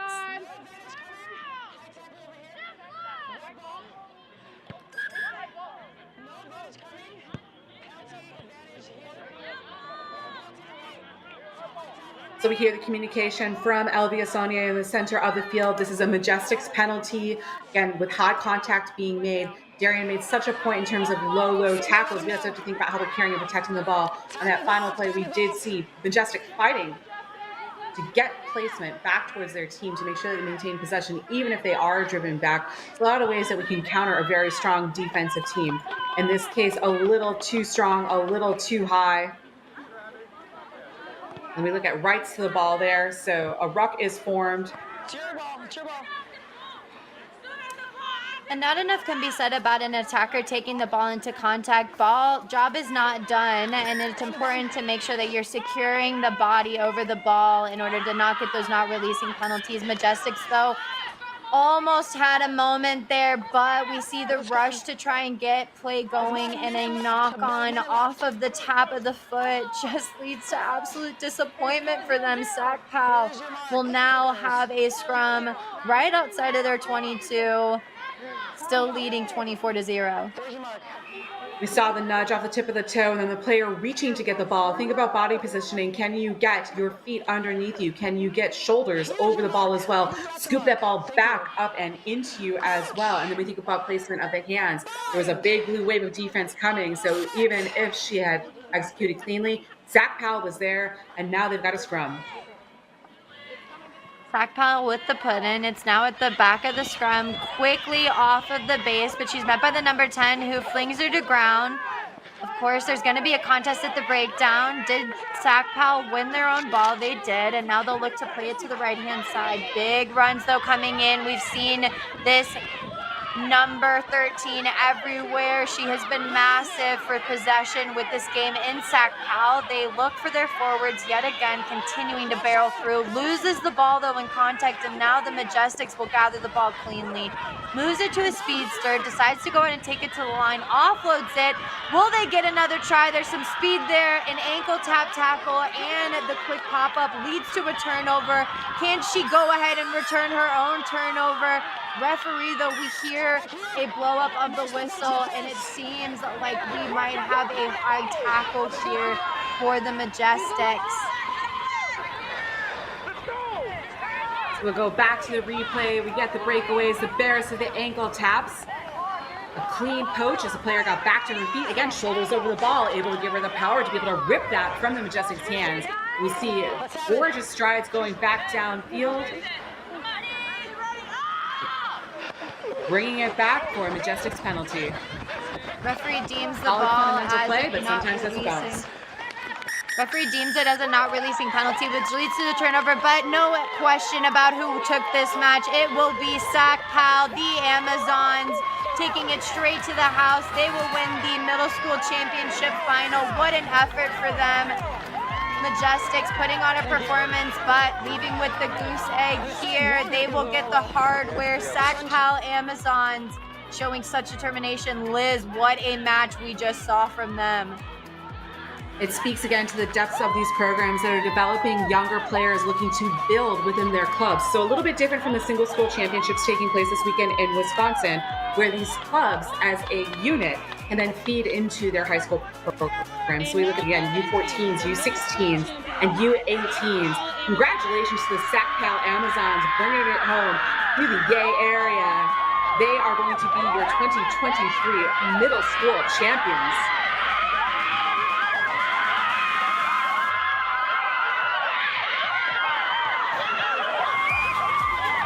Moments here at the 2023 National Girls Club Rugby Championship. The middle school final champions here on your screen. SACPAL Amazons. And we see the community, the travel teams really showing the community here, Liz. Look at that, all for that big gold cup in their hands. Brilliant work here at the 2023 National Girls Club Rugby Championships. We will be here for the third and fourth place match, our consolation match. It will be Charlotte Cardinals versus United here as we take a look at some of these awesome plays from these young players. We will be back with that bronze medal match, all to look for and all to play for here with the Charlotte Cardinals. 36-3, they fell in the semifinal, and it was Heartbreak United on the final play of the game, 13-12 against the SACPAL Amazons senior side. We'll be back with more action in just a few moments.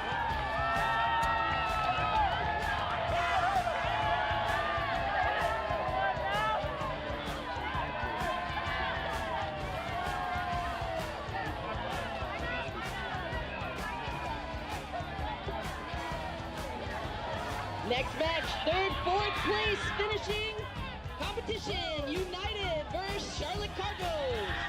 Congratulations to the middle school champs.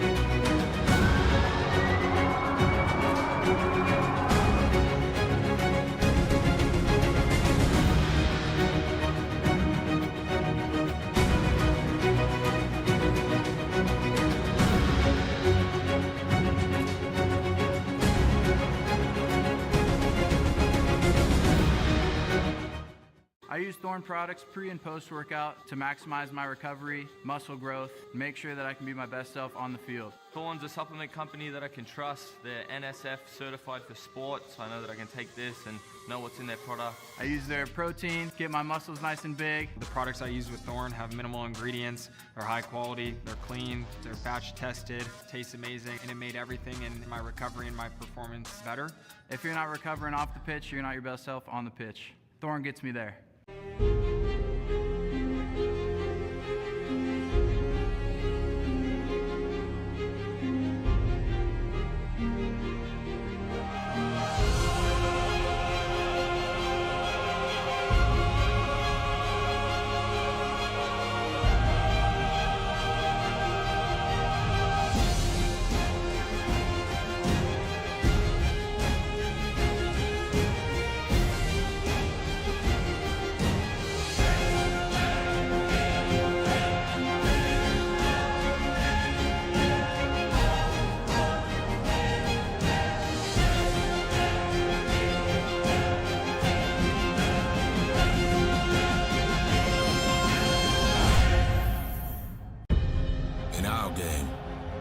play with our hearts.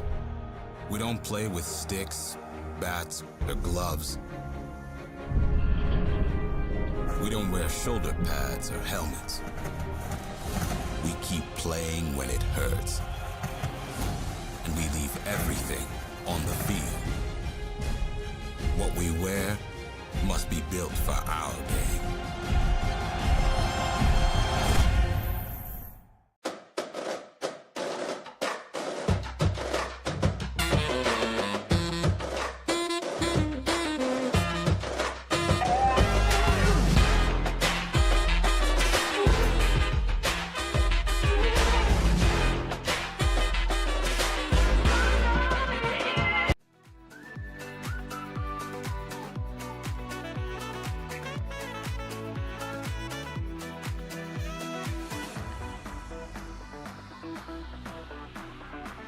Welcome back to the 2023 Girls High School Club Rugby Championships. We are in for a treat here for our bronze medal badge. It's going to be United wearing the indigo blue, taking on the Charlotte Cardinals. We saw Charlotte Cardinals in white and blue yesterday. They came out in a red strip today. And some of these highlights, this is our player to watch.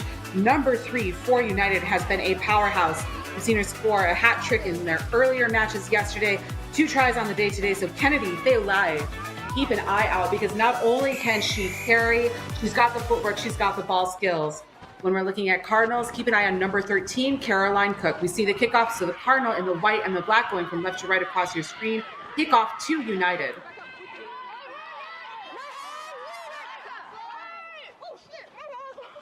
United on the attack, ball in hand. We talked about the strength of Kennedy. Also keep an eye on their number 5, that 3-5 combination. Strong carries from Mariah Parenta as well. Right now, it's United working the ball towards the outside. We'll see our first scrum of the match. I'm alongside Darian Lovelace. Darian, what's your thoughts on all the action today? Such exciting stuff from these programs. Both sides had to work tirelessly yesterday in order to get here, and also had to play in a match not even an hour ago to try and prepare for this 3rd, 4th place match. Both teams are just showing absolute skill and absolute savagery here as they just get mean and they get so smart in the play. Stay here with us throughout this match. It's not one you'll want to miss. Put in by the Cardinals, and we see the launch by the United a little bit disconnected. Ball slow in the air. The Cardinals able to break through. There is Cook, the strong ball carrier. She's a strong presence on defense. Looks like they're to anchor this Cardinals team. Advantage being shown. No advantage game on the knock-on scrum to United. That hard work for not Liz, but what a beautiful pass that was just shown. It was a brilliant skip pass. Absolutely missed that second attacker, which led to the line break. Just unfortunately not working the body over the ball. Just leads to a knock-on. Ball in the hand of the number 10, playing the number 9 positions, Amiotona Moonga. This United team with heaps to prove. They were leading 12-3 and gave up the match to SACPAL in the final minutes. It was SACPAL that came away 13-12 victors. So looking for that bronze and to make their mark on the tournament. The kick downfield, a cheeky little nudge, knocked on by the Cardinals, scrum to United. Both teams seeming like they're still kind of feeling each other out. Again, the fatigue kind of setting in for both teams. You're going to have to end up going to almost a dark place whenever it's these championship or these last day matches. It's going to get hard. It's going to get rough. But that's when the mental toughness and the mental skill come into play. Both teams just really feeling each other out here early on. That's okay. Let's close the gap.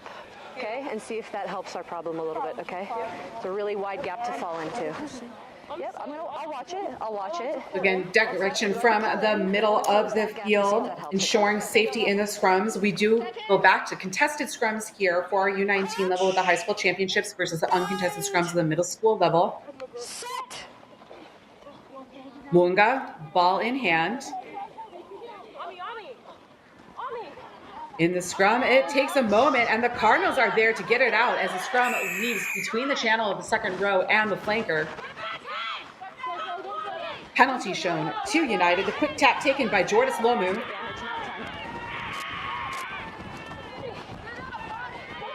Possession still here for United, fighting their way forward. A little bit of a dance, a shimmy and a shake by the number 15. No advantage gained, not 10. Ali Mahe does the mahi, does the work. And United with an opportunity inside of the Cardinals' half of the field.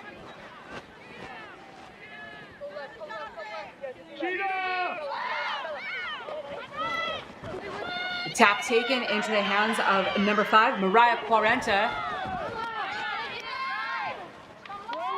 Play continuing strong through United. All of these indigo jerseys around the ball, securing their rucks. They buy their scrum half a lot of time at the base of these rucks. Another strong carry going forward to the number 2, Juliana Macalo. So we need to release and we need to roll away at those situations. Potentially a costly penalty giving Cardinals possession. Kick to touch off the boot of their number 3. Love seeing some props getting involved in the kicking game. United, though, able to counter as the ball does not find its way to touch, does not meet its mark.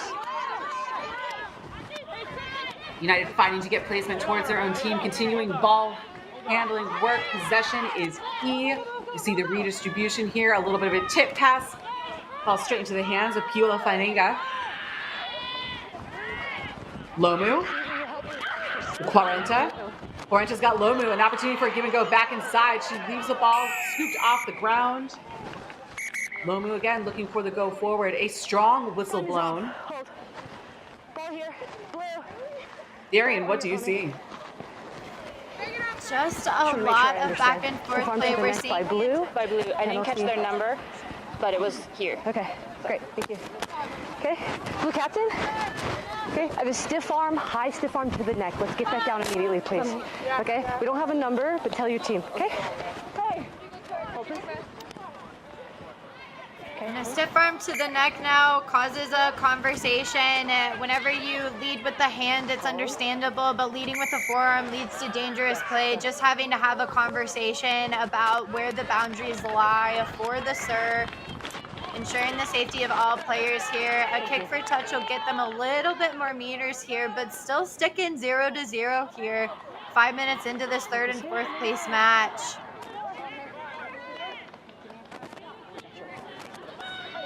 It'd be really nice to see players actually be able to build the connectivity off of one another, take the time and give the patience for play to begin. It was a beauty of a strike off the boot of Taylor Courtney that put the Cardinals in position downfield. Can't quite execute on the line out. A knock on, no advantage gain. Scrum to United. Not seeing a lot of strength here in the lineouts. We've seen a lot of balls kind of hit the deck or not be able to make cans. The lineouts are an extremely crucial and technical piece of the game, especially in 15s when contact is so heavy. Making sure that you're able to gain possession and keep possession off of hard-earned penalties is really important.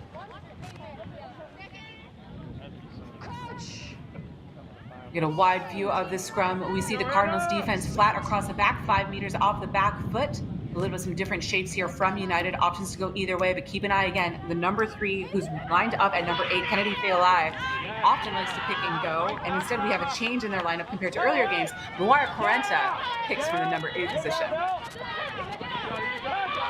Ali Mahi gets a strong go forward. United quick in support, but look at this pressure from the Cardinals. Excellent drive. Taking her to touch, taking her about 15 meters downfield. Darian, you love to see it. Saying that we love to see it is actually an understatement. The foaming at the mouth type of mentality that you have to have on defense in these consolation match. We almost saw her kind of work away, but it's her ability to work up and then for her ability to work down and then up. We see the explosiveness up, the determination, but the ball hungry. She is solely focused on securing possession back for her team.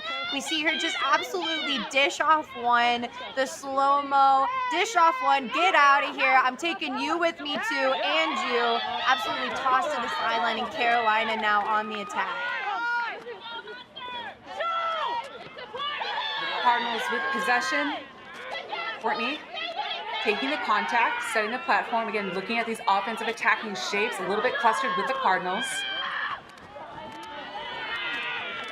Not the typical blue wave we see out of this United team. So again, want to make mindful when we're building that wall that we're matching the pace of our neighbors next to us and not leaving gaps. We have a whistle blown, a penalty to the Cardinals.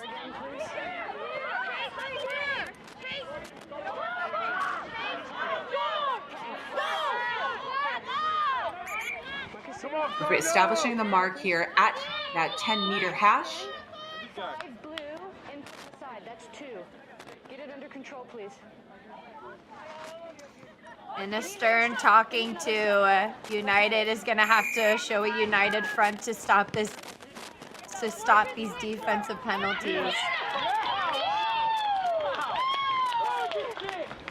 Kick to touch, well placed, easy as you like. They're going to be right 5 meters from the goal line. Score remains 0-0, 9 minutes into this first half of play. And like Darian said, have to be extremely mindful here. That's Mariah Quarenta that's caught the eyes of the referee. She's going to make sure that she keeps her tackles low, her contacts low. A potential for a third penalty against her could result in a yellow card. We see the ball off the top, United spoiling. Leg drive and the go forward here from the number 2. And Cardinals coming away with a steal. So a turnover, opportunities inside of the 22, back and forth action. Here the forward pass, so a scrum to United. Carolina showing that they are looking for the try zone, but just catching the ball extremely flat-footed and not allowing any patience for play to develop is really stopping them in their tracks. United is giving them meters and allowing them to kind of get that go forward, especially on defense. But unfortunately, Carolina just doesn't seem to be able to get that connection under control here with this in the first 10 minutes. Use it immediately, Blue. The scrum deep inside of the 22. United with options. We see the motion here coming in the number 8. Saw the fly half creeping forward, so 9 and 10 playing in opposite positions despite the jersey numbers today. Nadia Thomas with the carry for United, tackled down swiftly by the Charlotte Cardinals. 18 seconds. Take your time. Another double whistle from our referee. Stacy or Casey, please.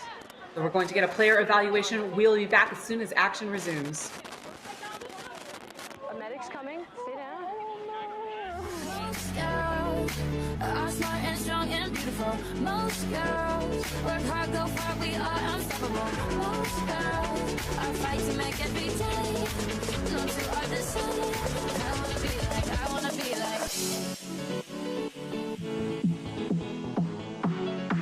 So actually, before I started playing rugby, I was just a cheerleader for my high school, and I was very shy, nervous, and being around teammates. Rugby is a very accepting sport. I wasn't embarrassed about my body or anything. People really welcome you and actually like take your strengths and weaknesses and work with you to like make you a better person and player. You hit each other and then you're friends. Yeah. I really like the camaraderie of it, and like the game is just so physical and it's fun. Definitely try it. Like maybe you don't think you're the strongest, but once you go out and like you hit someone, that adrenaline is so amazing.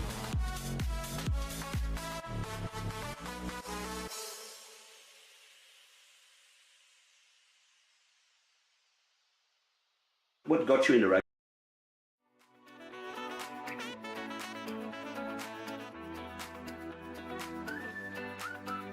So back to the action on the field, a scrum reset. We have Cardinal with a put-in about 10 meters from the goal line. We get a view of the stacks with their backs. So there's 2 centers close to each other, an opportunity to either run a play off of each other, potentially some change in directions. But look at this, flat on their offensive attack, leaving space for where to run. Where they're going to go is to the left-hand side, trying to thread her way and tiptoe down the sideline. Cardinals nearly there, keeping the ball alive and keeping the ball into touch. United, you're thinking about your teammate, the sideline tackler. Cardinals able to move the ball again towards the center of the field, but it is turned over. So a turnover to United. Coach from their number 2, and the United with a key stop close to the goal line. Score remains 0-0, 11 minutes into the first half of play. The attempt at the clearing kick, it is low, it is blocked, and the Cardinals! Right place, right time, what a gift. Heads up play from the Cardinals, number 7, adding 5 points to the board. United trying to clear. Look at that blocker action. Darian, again, loving that action. We've been talking about the theme of defense winning championships. It's this pressure up defense. We saw a very, very fair contest coming in from United. They were able to go ahead and get the ball down and turn it back over, but we see this line of defense, Carolina not giving them an inch. We see them look up, recognize that they're looking to kick, and it's this pressure that comes in right after this play. Ball is finally brought to ground. We'll see the heads up play. Carolina continues to come up. That number 7 uses her body as a shield, knocks it over. What an effort. Carolina with the first try of this 3rd and 4th place match. So Rivas Ramirez, so good with her timing, being able to block that kick. The Charlotte Cardinals draw first blood here, leading 5-0 in this 3rd place match. Both teams topped their pool in action yesterday. Both teams know how to score, and that kicker knows how to kick. We did see Taylor Courtney taking conversions all day yesterday, going to assume that that was her choose for the extras. But again, one more look at this attempt at the clearing kick.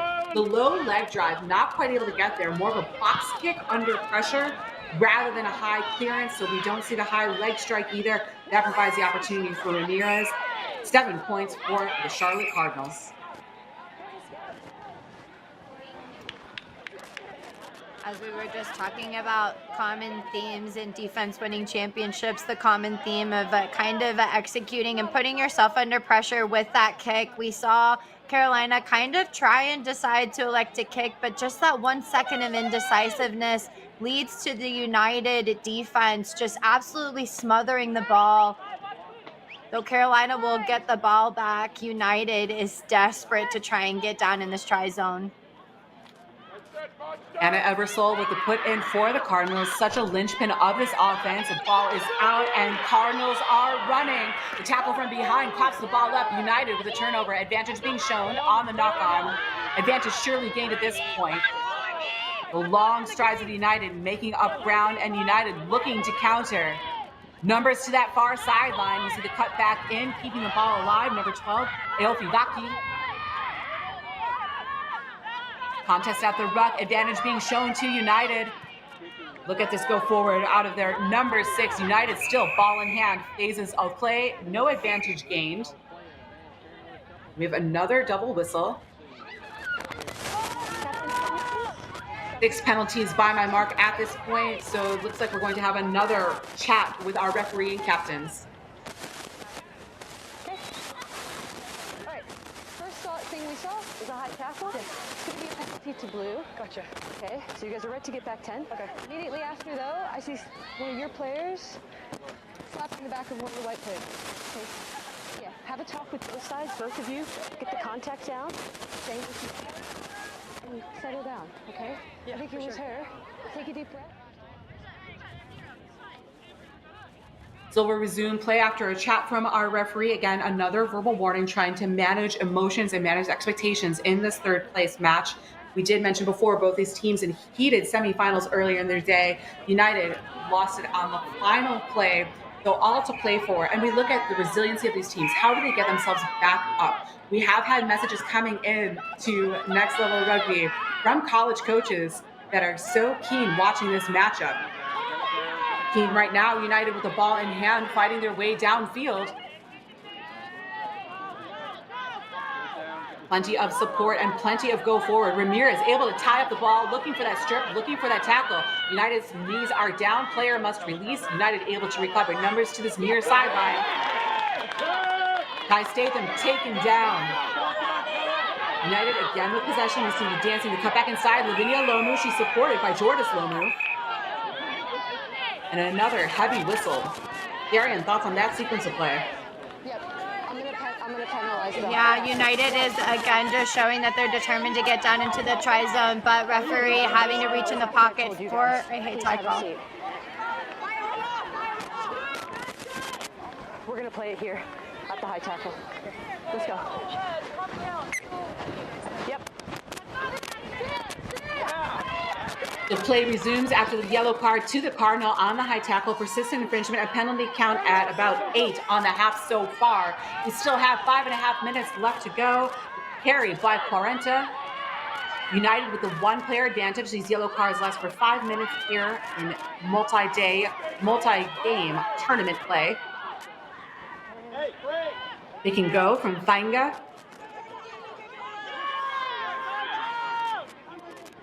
Lomu. Out to the outside, number 6 for United, fighting to keep her feet. Ball still in play. Cardinals being mindful after the yellow card warning.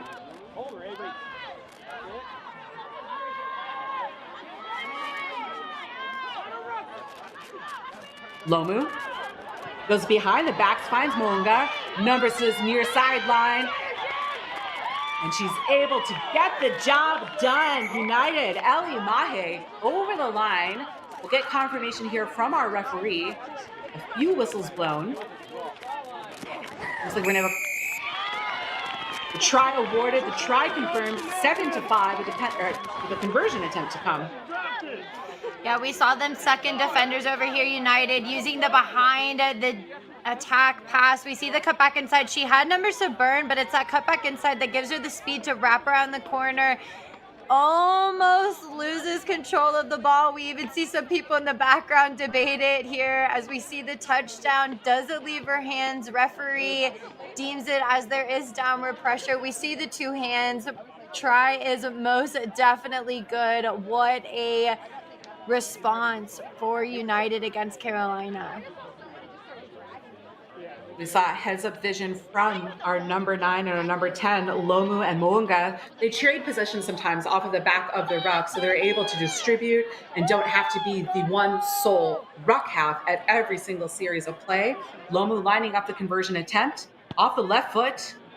A beautiful strike, falls just short and wide to the left. Score remains 7-5. And look again at this distribution and the vision, the leading passes. And not enough can be said about the setup of the play. We see here the finish, but the build up to it, the pick and go, sucking in defenders on that right-hand side led to this massive overload for United. They've been running a pattern. They've been running such smart attack. And against Carolina, they have such good defensive skill. They're so technically sound in the tackle. You have to almost play mind games and commit a whole defensive side. And that's exactly what United just did. Very smart play here in this 3rd and 4th place match for the high school championship. Again, we see the setup here. We see them suck in defenders. We see a pod standing in front of the primary ball carrier and the attacker. Play back underway, though, for these 2 teams. Action back on the field again. United looking to redistribute. Defensive pressure here from the Cardinals. 7-5 with 2.5 minutes left to go. Strong carry by Hafoka. And the opportunity is there. The ball is out. The vision is there. And Carolina, the Cardinals, options to the left and the right, numbers to the left-hand side. It is read perfectly by Quarenta from United. Cardinals still looking for that left-hand side. Doing the work, cuts back into the middle towards her support. Cardinals on the attack, 8 meters from the goal line, setting up forward pods. We see the setup with number 13, that's Cook, lined up as a first receiver. Taylor Courtney making her way towards the back of the ruck. Looks like another pick and go to come, so patient phase play from the Cardinals. Got a pile up just short of or at the goal line, and a penalty being shown to the Cardinals.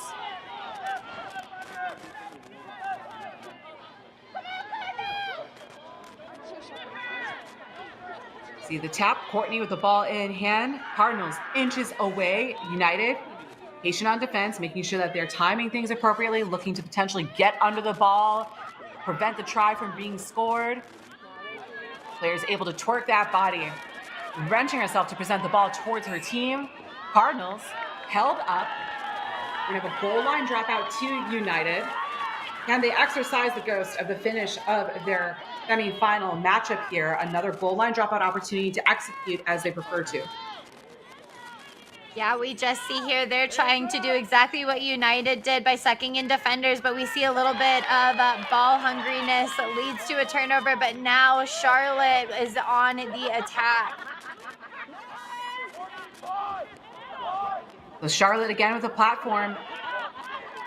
Still 8 meters from the goal line, fighting their way forward. United establishing their defensive wall, being mindful of timing, mindful of their body placement. Cardinals trying to get it done. It looks like the ball just barely knocked out during contact. We are going to have a scrum to the Cardinals. The United player was able to get her hands on the ball, but that will do it. That is time. What a shift. Thrilling moments here at the closing minute of the first half. 7-5, Charlotte Cardinals leading.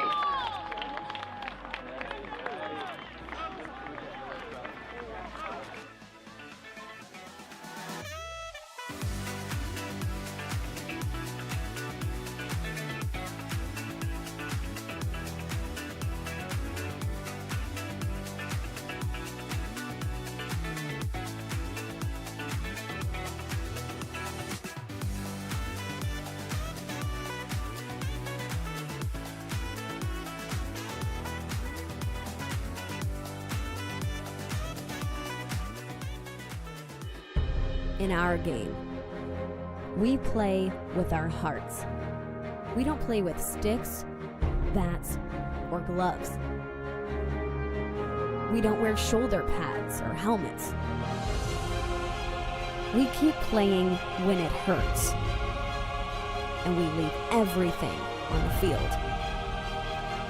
What we wear must be built for our game.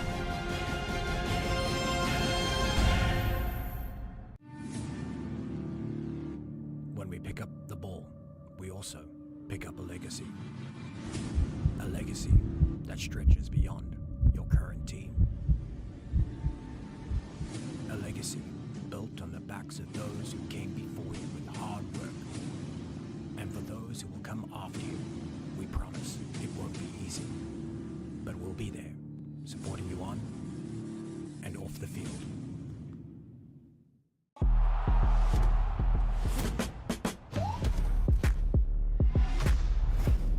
Oh God, that looks way too good.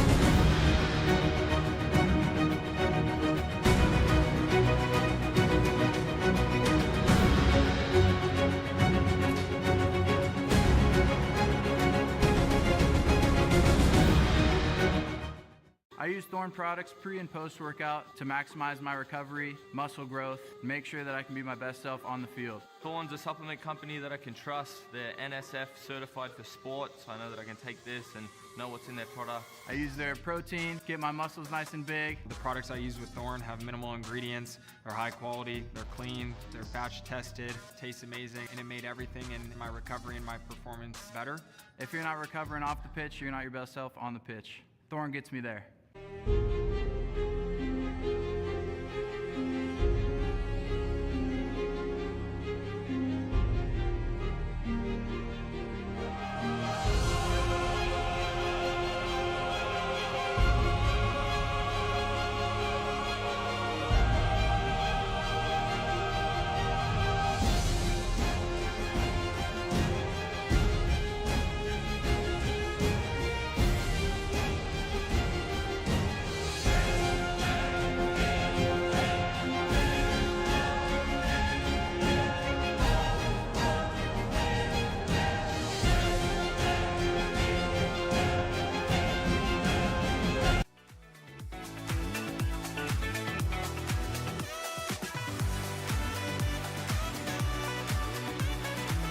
Welcome back. We are here for the second half of action in the Girls Club Rugby High School Championships. Our third place game between United in the indigo blue, going from left to right across your screen, currently trailing the Charlotte Cardinal by a mark of 5-7.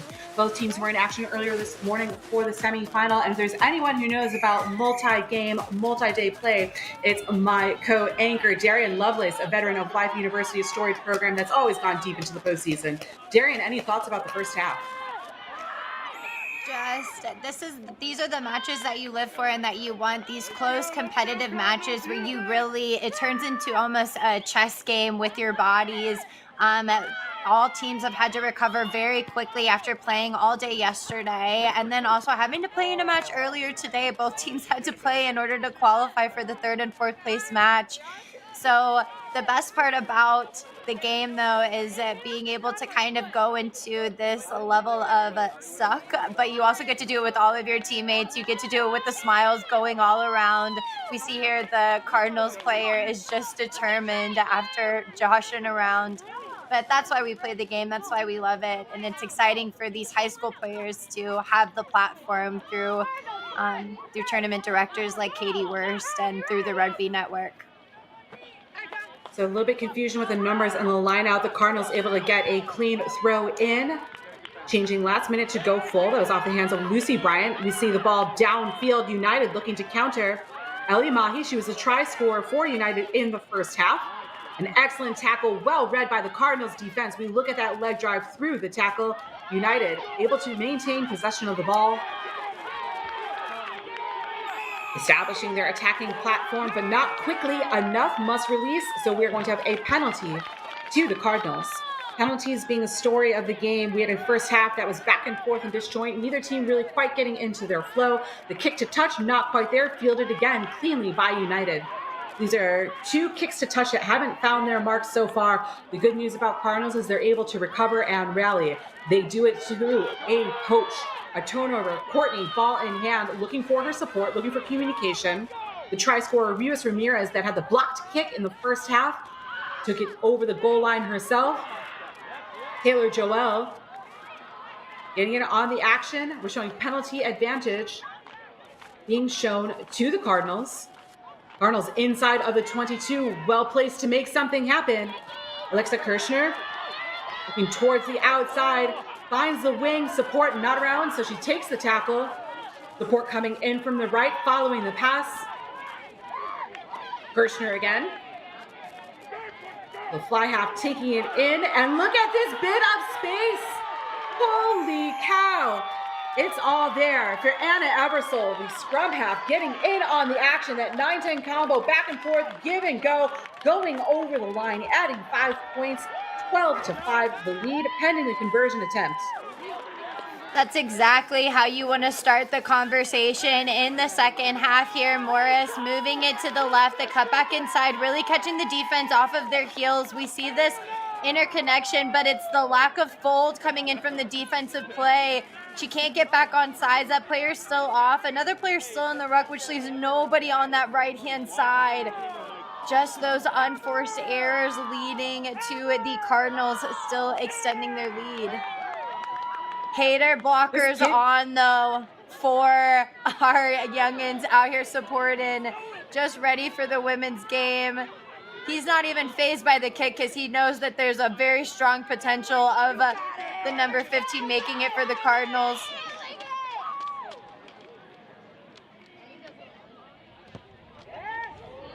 Georgia May McNulty with quite a strike. It had the distance. It looked like it had the height. It misses the mark just barely. Score remains 12-5. When we look over this Cardinal roster, there is one player for sure that stands out from missing from today's action, and that was the player in the number 2 jersey all day yesterday, leading try scorer Jackie DePaz.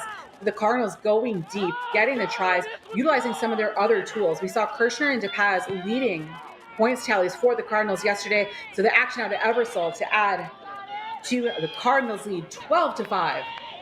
Deep kickoff from United. The Cardinals looking to counter, would love to add to that lead. 16 minutes left to play here in the second half. United coming away with a key turnover.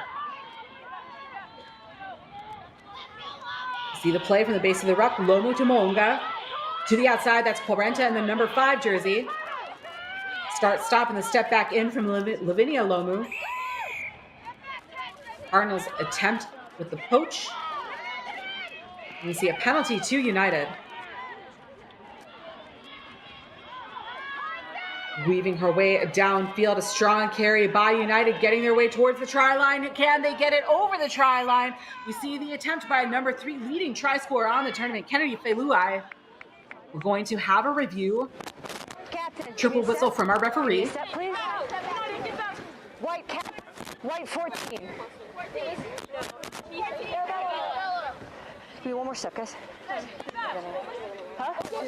Okay, bring her over. White 14. Okay, so it's a high tackle. I've already given you guys one. We got to set a standard and keep that standard, okay? Take a seat, please. High tackle. Okay.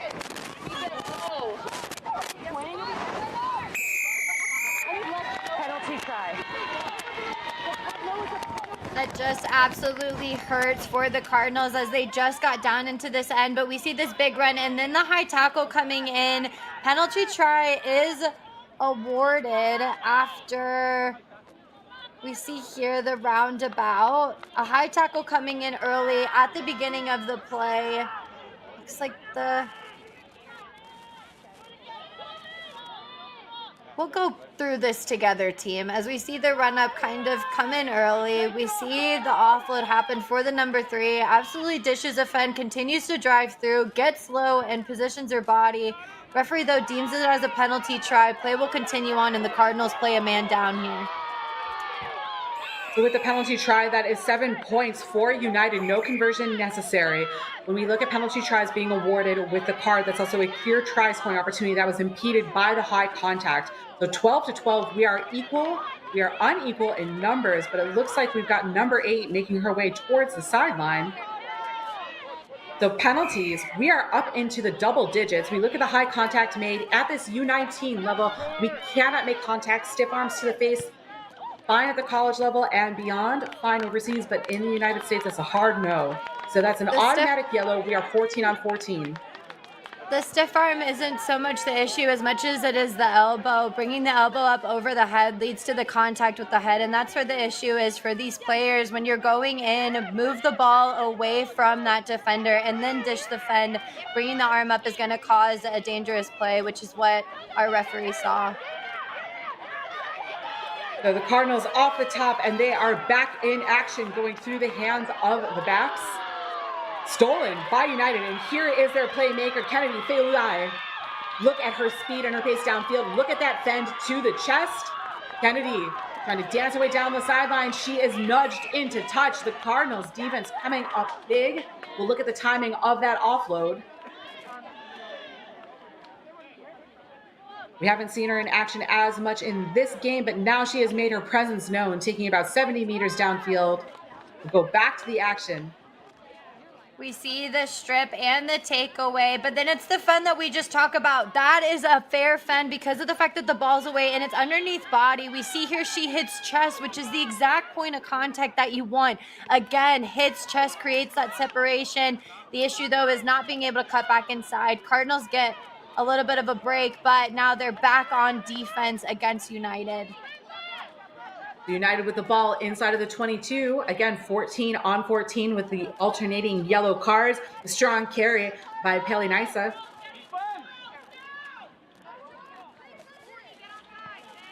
Distribution off the back. We have a strike runner taking it, gets to go forward, makes the mark, and then some. And redistributing. So we saw Lomu before, Mounga now at the back of the ruck. And here is Kennedy again. Boys one stiff arm, gets her way over the goal line. Fine try scoring form from the number 3 from United, Kennedy Feluai.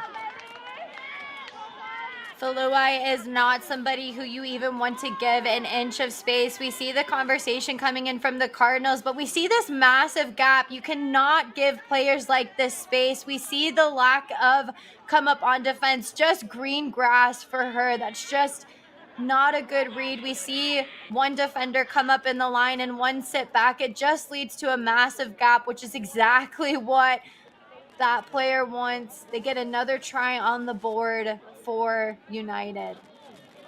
The ability to utilize that footwork and redirect. She's not slowing down as she's changing her running lines. Works so well. We'll go back to before we saw on the play where both Jordis Lomu and Amifono Munga are changing first receiver, second receiver positions. That means that they're able to move the ball quickly from the back of their rucks. United all weekend long has been very strong in securing their rucks and making sure that they have a platform for that distribution.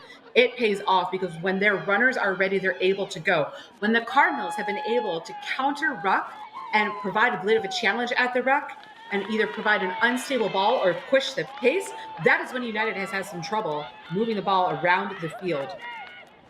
So one more look here at the sequence of play.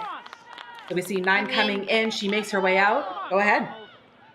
And I mean, it's just, again, you have to respect your attack and just continue to come up on defense. This is when we say that your redhead comes into play. It's the ability to come up and stifle play like that. You can't give a player like that, or really a team like United, even an inch whenever they're down in that red zone. They want the ball. And kick is now underway, back in the Danger Woman's hands. Straight into the hands of the try scorer. Smile on her face, and she's got support towards the outside. Quarenta, mindful of the sideline, dishes it back in. This 3-5 combo worked so well in their previous 3 games of the tournament. We see the placement forward, and now Cardinals doing the work in the right place through the hands of Gemily Rivera. Ebersol finds Taylor Joel on the strike line, taken down by United. And look at this, so quick to support the Cardinal team. It's Charlize Patterson in the number 24 jersey. Cardinals looking towards the outside. This time the United defense reads it, stops them before they can get started. Cardinals reload towards the far sideline. We can see United making their way over, making sure that they're matching up man-to-man sliding defense. Ebersol, field general directing her team,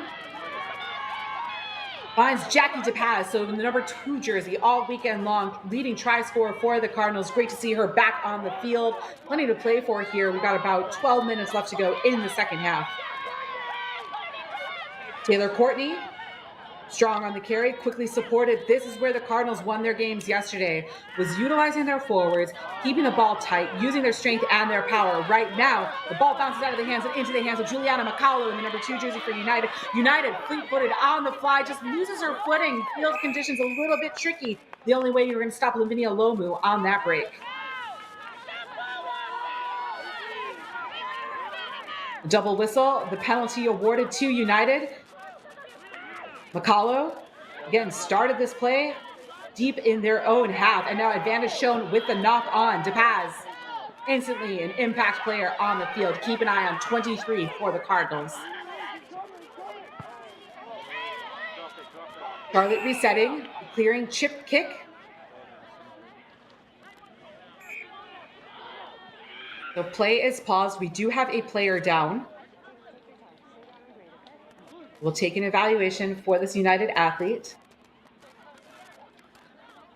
Looks like a Cardinal player got a BOGO on 2 United players there in that tackle, leading to the injury. But again, we're seeing them just come up so well on defense. These big hits, working to get the body height low, just absolutely stifling play. And the quickness to ground, we even see here then the extra step of trying to get into the breakdown. We just saw that tackle happen where they just take 2 people out, taking people out of bounds, almost taking them straight to the house. The tenacity and the ferociousness on defense and the work rate just within these high school players is just insurmountable. They're mean and so desperate for the contact, so ball hungry, so smart, and so physical. Not enough can be said about the skill set and the support that they've had to get here through their coaching staff. Kudos to the coaching staff here for this high school girls championship. I don't know what y'all are feeding these girls, but they are mean as all get out and really giving us a show. So we're going to take a break in the action as player evaluations on the field. As soon as play resumes, we'll be back with you.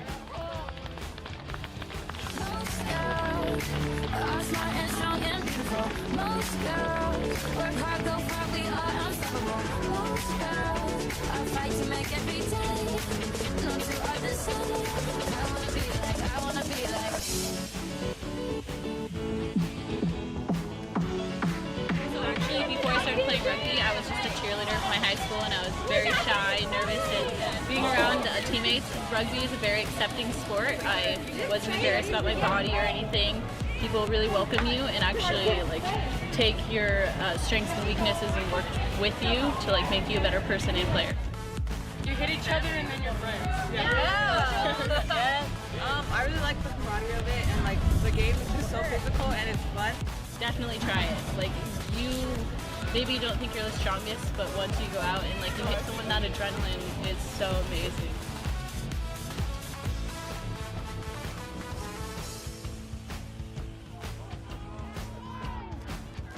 Back with you, play resumes on field 1 with a scrum just 10 meters shy of midfield. United on the take, and look at this change of directions, a little bit of sevens action starting right, going back left again, heads up play by Jordis Lomu. Lomu looking towards the outside, ball in the hand of Kiliana Akina. United, this purple wave on attack, Yuela Faninga, strong on the carry. You see the Cardinals attempt the counter ruck to start, then zeroing out, looking for that next phase of play. United again, look at this, continuity pops when tackles allowed for free ball handling. You can get those offloads, they get the good go forward. Now looking away from the contact towards the outside.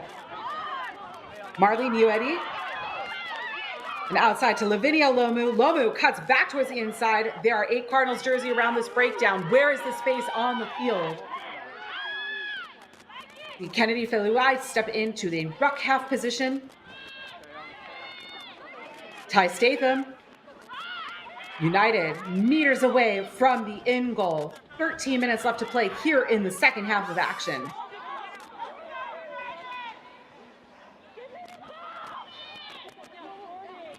So slower play, again, secure and stable. The strength to keep these platforms under pressure. Mahe. And Mahe gets her second try of the match, dotting it down towards the outside. Once United is able to get it away from the swarm of Cardinals defense, Maki adds 5 more. United going to take a 22-12 lead. United sounded so desperate on the ball. I don't know if you could hear it, but we could hear it here listening in. The fact that she was yelling, "Give me the ball." She knew that there was an overload. United have just been so good about cooking up their perfect plays. They're patient. They suck in the defenders. They make the defense think that they're going to stay within their forwards because they're so strong. But little do they know that playmakers like the number 9 here for this United side are absolutely working on a recipe that is so seamless, so delicious. United extending their lead 22-12 over the Cardinals. Love the support line we saw being run as well by that number 21, Tewari Kalana. She was an option, so that way when we saw Mahe take her little fake to the inside, you still have to respect that we have a support player that's a quick decision and an important decision for defense to make. Tricky tries being scored. The conversion is good. A gorgeous strike off the boot of Lomu, extending the lead 24-12 with 10 minutes left to play here in the second half. Again, we see all of the defenders kind of honeypotting around the breakdown, and then that just leaves massive space. We see 1, 2, 3 United players outside of the Cardinals. They just absolutely fell for one of the biggest tricks in rugby, and unfortunately just weren't able to stop that effort. One of my favorite tricks in rugby is converting the 2-on-1, Darian. It's the simplest aspect of the game if you can win that chess match to build it. So we see the kickoff bouncing off the hands of United. Cardinals with advantage being shown. Heads up play trying to get the poach, but advantage is going back to the original infraction on the knock on. We're going to see a scrum to the Cardinals. Desperate times for any teams do cause for desperate measures, but they don't have to cause for desperate decisions. Again, there's still about 10 minutes left. Even though 2 tries would really serve the Cardinals well, it's still important to ensure that United isn't giving them too many opportunities to try and attack back. just allowing the lack of discipline and the fatigue to creep in. It's whenever you get your most aggressive. So United's really going to have to pump the brakes and just focus on keeping the ball in hand when they've got it and not committing any penalties when they don't. So we look here at the scrum, the wider view, we saw that backs alignment for the Cardinals with the first receiver and then a flat second and third. It is worth noting here at the back of the scrum that number 23, Jackie DePaz, she was in the number 2 jersey all weekend long. She has been a playmaker as a substitute in this match. You see the hands in, and there she goes. But that dummy by the scrum half selling the pass. A good pick and go here from DePaz at the number 8 position. The Cardinals looking to make something happen. 9 minutes left to play. Rivas Ramirez. We hear directive from our referees. Advantage being shown to the Cardinals. See if they can get that forward progress or enough passes. They cannot, as the United defense then recalibrates. Ball in the hand of Taylor Courtney.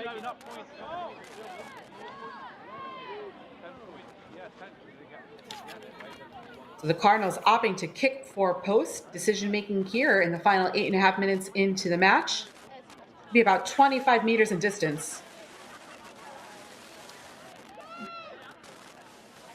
Very achievable kick, however. Interesting decision here whenever it's important to get tries. They need tries. They're down about 12 points in this match. A converted try and 1 try would go ahead and put them right back in. They've got the momentum going. Electing to go to points when you've only got about 10 minutes left in the match might not be your best decision, especially when you're showing such promise.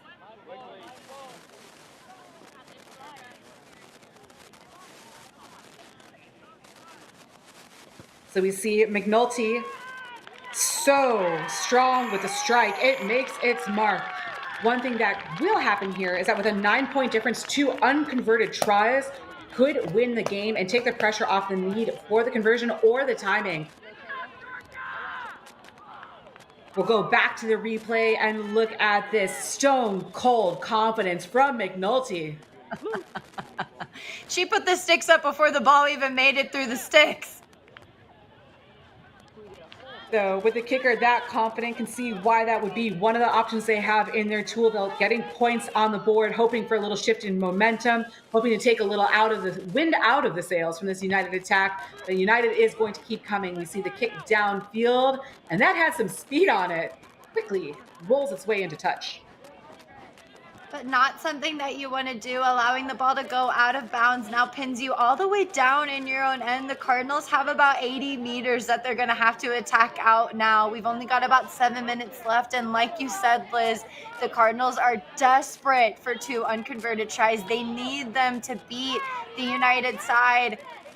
We're looking for a Cinderella story here in these last 8 minutes and not doing themselves any favors here as a not straight call is called. So we saw the full line out in the setup for the Cardinals, giving the option of the scrum to both United, or the scrum or the line out. Both these teams were topping their pool in action yesterday, but both of them had narrow wins. The Cardinals just 10-5 over San Mateo. We also saw United do it on the final play against Aspatuck. United, again, fell victims on the final play to SACPAL. So these are teams that know how to perform as the clock winds down. The pressure and the intensity and the composure these teams have shown in the final 2 minutes of close matches is there. So we'll see if Cardinals can get another try to put themselves in a position to steal. Right now, they'll need to steal the scrum. And United has proved strong on that front. Look at this carry from Niueti. Inside of the 22, knocking on the door. 5 minutes left to play here in the second half of the third place match. Get a gorgeous wide shot here of the setup across the field. Look at how this Cardinals defense is spread. Numbers towards the outside. That means United needs to go back inside, and there they go over the line. This time it's Pele Anisa going over the line for United. Pele Anisa might be the hair that broke the camel's back here as she gets that try in against the Cardinals. The Cardinals, we were talking about how they were going to have to get possession and then keep it. They kept getting possession but not maintaining it, leading to United getting the ball back continuously. We see here the line out goes in favor of United. They do a good job of attacking up. Beautiful wide shot. We see here there is an overload and there's space in between, but it's that little space that's right in front of the ruck. It's the eyes of play that United showed throughout the whole entire tournament in order to get them in this consolation match. Beautiful heads-up play leads to them extending their lead and might lead to a little bit less pressure on their shoulders as we enter into the final 5 of this 3rd and 4th place match. Lomu lining up the conversion attempt. And a left-footed kicker, so we can watch her approach.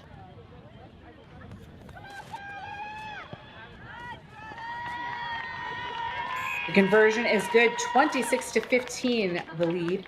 Or sorry, 31-15. Maths on day 2, a little bit difficult. So 16 points of difference right now. If you're United, you're sitting pretty happy, but still have all to play for, all to defend. Again, looking at these high school athletes with eyes towards the college game, looking at age grade representation when it comes to the USA pathways. They still need to show up and show out here. The final 3.5 minutes of play. The last 5 is really whenever you see the heart and the camaraderie that's found in every player. That's when you see the grit and the determination really come out in full swing. So the last 5 is never discredited, no matter the scoreline. Ball fielded cleanly on the fly with Bella Del Arjo for United. Takes it into contact. Cardinals with the stop. United reloading towards this near sideline. It looked to be Ty Statham with the carry. The flashy yellow boots from the flanker. Back to the middle of the field, Clarenta. Lomu, quick to corral the ball. Cardinals maybe thought they had the turnover there, realigning their defensive wall.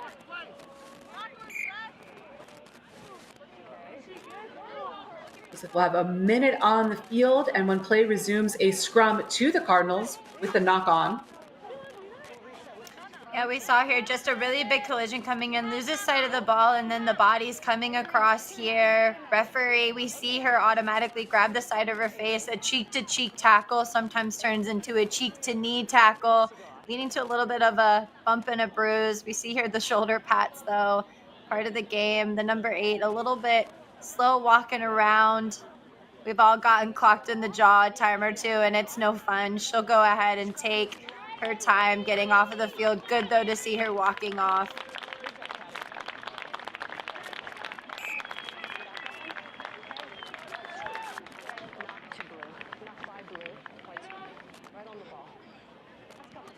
We see Avery Peacock leaving the field of play. Play resuming again with the Cardinals scrum. Anna Eversole with the ball in hand, a try score earlier in the first half of play. She has led this team so calm and composed at that scrum half position.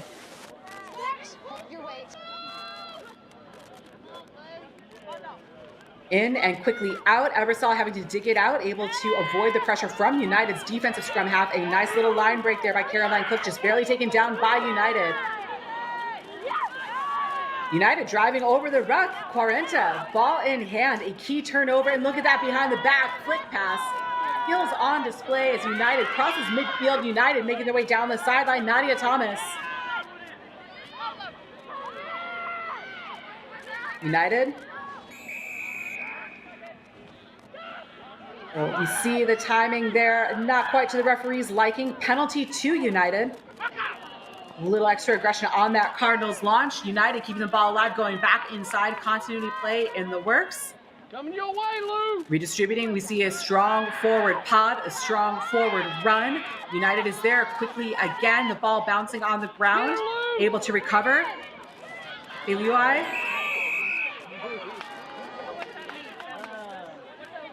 Strong whistle is blown.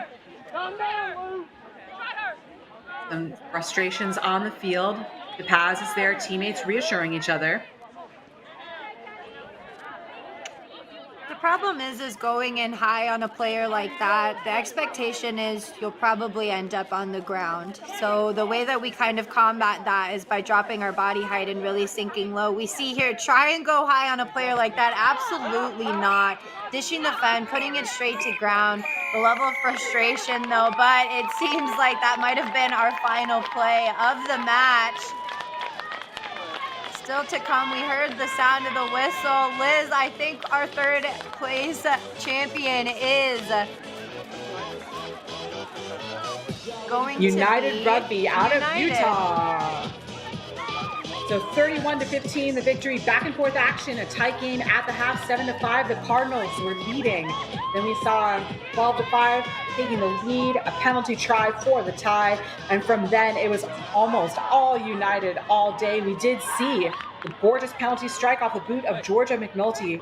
Plenty to build for the Charlotte Cardinals program. A lot of set piece work that they can take pride in. Congratulations to United Rugby rallying from that heartbreaker of a semifinal loss. Now for our championship match, the high school division, Majestics from Utah, SACPAL Amazon from California, coming up momentarily.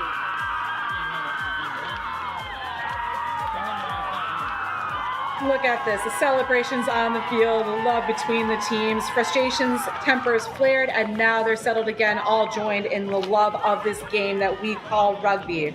I am Liz Entwistle alongside Darian Lovelace, and we'll be back with the National Girls Club Championships for the high school level. 2 o'clock, you heard it from our stadium announcers. The SACPAL Amazons returning to that championship game, taking on the Majestics out of Utah. So much action yet to come. We are here with the Rugby Network, brought to you by Next Level Rugby.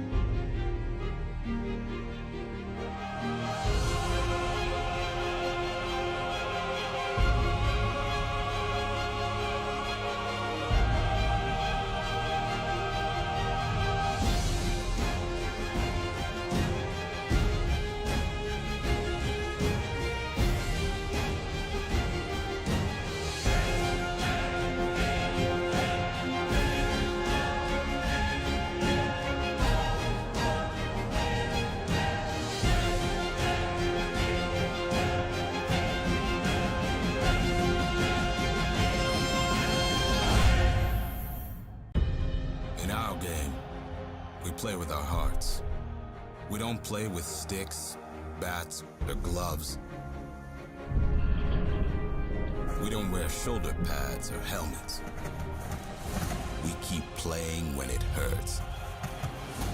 And we leave everything on the field. What we wear must be built for our game.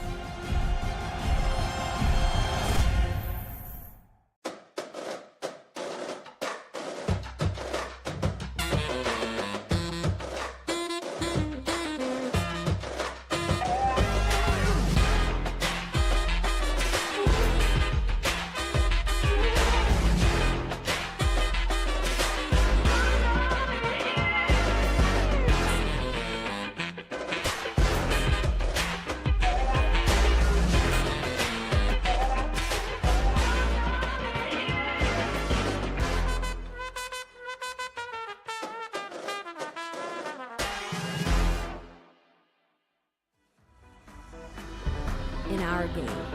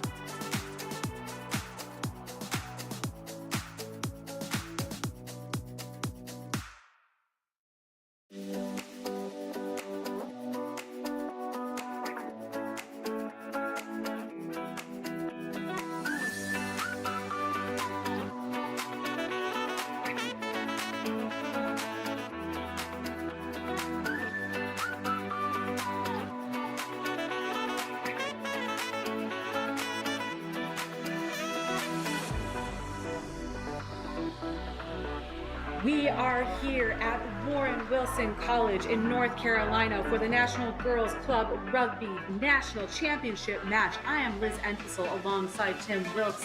We are in for quite the game. We'll look at the highlight reel first from the Majestics out of Utah. This is a team that has topped their pools, that knows how to score tries. So many weapons on the field. We saw them in an earlier match, a solid victory over the Charlotte Cardinals by a mark of 36-3. We will look towards number 19, Alopa Now. Players to watch as well. Number 24, Honey Hamilton. 25, Jasmine Fahoko, who you'll recognize with her red scrum cap. So many speedsters on the field. We see Alila Makina scoring the try towards the outside. But this is a team with so many threats that they are hard to defend.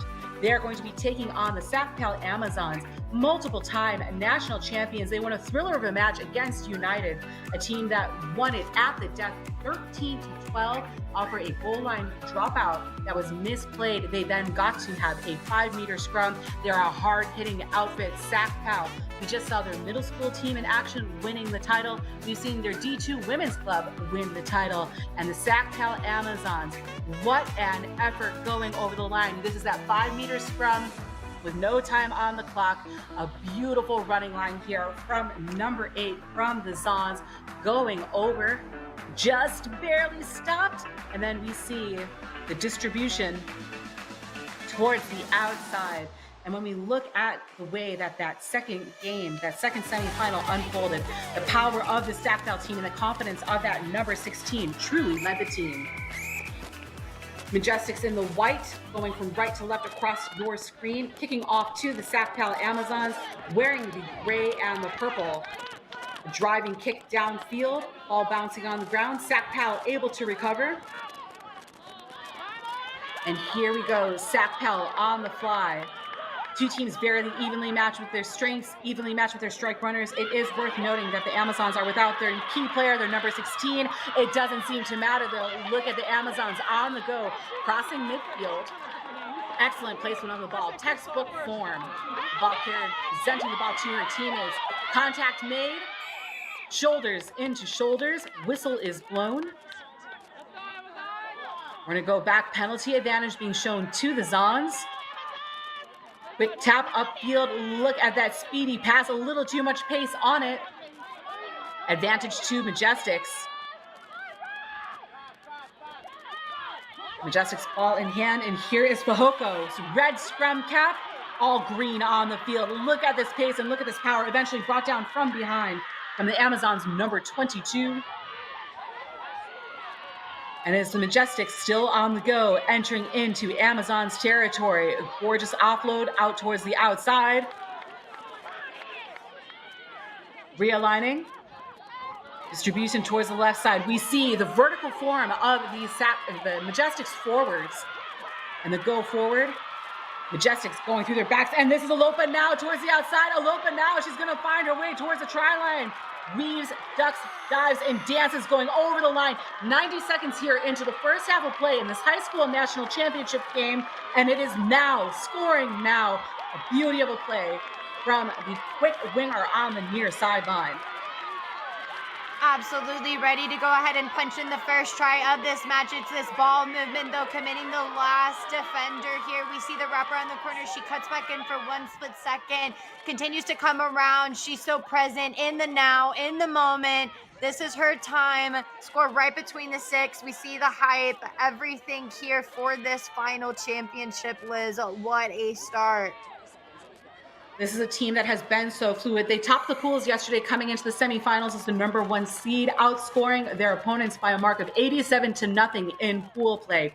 36-3 was their mark against the Cardinals in that earlier game, and they resumed their try-scoring form here just 2 minutes into the opening half of play.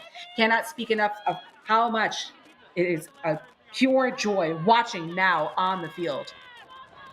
A beauty of a restart off the boot of the Amazons, giving them time to come up and form their defensive wall, creating some mishandles here by the Majestics, looking for the potential turnover. Signals and a whistle from our referee. We see kind of this wayward. See, kind of, we used to call this a hospital pass, where you throw it up for somebody in the air and they might not catch it, because if they do, they'll end up in the hospital. Just important to kind of secure your ball, make sure that you're getting the possession the way that you want it. Just, she was in a better position to go ahead and just take contact and get set for the ruck. I think everyone expected that. Again, this game is just going to be continuously about possession, who can keep the ball in hand for the longest amount of time and execute. So both teams are really going to have to get out those jitters and make smart decisions. The line out is up and in the air and into the hands of the Majestics. The Majestics, well-weighted chip downfield, straight into the hands of SACPAL fullback. She was such a presence, speedy, able to find space on the field. Right now that space is taken away by the Majestics defense. Quick takedown, the penalty advantage.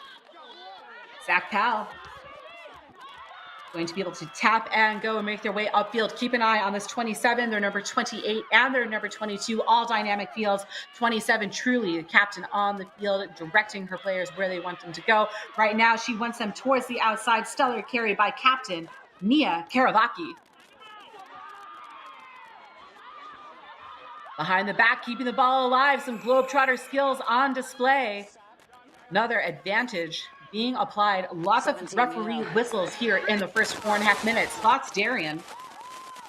Instant yellow here for the high tackle. We've seen it time and time again. And the issue is that we have not been shorted on the amount of low, good body height tackles. But as you start to get more tired, your body height creeps up.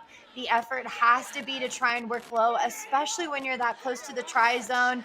We see here just a good job of coming in, but it's that wraparound. No attempt to try and get low. Holds on, tries to dish her around by the collar, and that's just not suitable play. Excuse me, I was in the way of that pass. We'll reset scrum gray. My apologies. Such a polite referee. Not enough can be said about the ownership of our serves.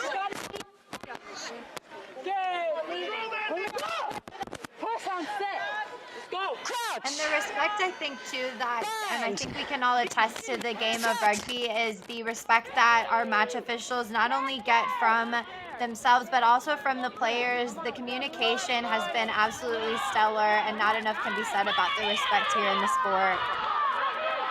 SACPAL on the fly, trying to find their nose across the try line. We see the ball placed forward. Majestics coming away with a key turnover. Majestics on the go. A little bit of a bounce and a skip pass outside. We see it corralled. Support is there in the form of Harmony Hopoate. Look at her come into the ruck in that number 7 jersey. She was an All-American in the sport of football, a wrestler as well. One of the 10 fittest players of the Tropical Sevens. Look for her presence all game long. However, a little bit too much in the ruck. We're going to have a penalty awarded to SACPAL. We welcome Tim Wilkes to the chat. Thanks so much, Darian Lovelace, for filling in 3 games back-to-back-to-back. Hey, Tim. Happy to be here, ladies. Thanks for letting me join the booth with you. 7-0 here, Majestic on top. But SACPAL looking to strike here. 6 minutes gone by in the first half.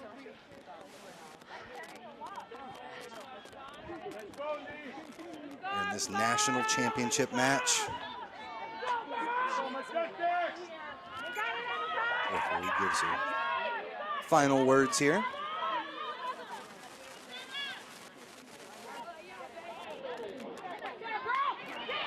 Play resumes on the field. The line out bobbles and it goes to the Majestics. We see an excellent clearing kick downfield. And we'll switch to Tim. Scooped up here by SACPAL.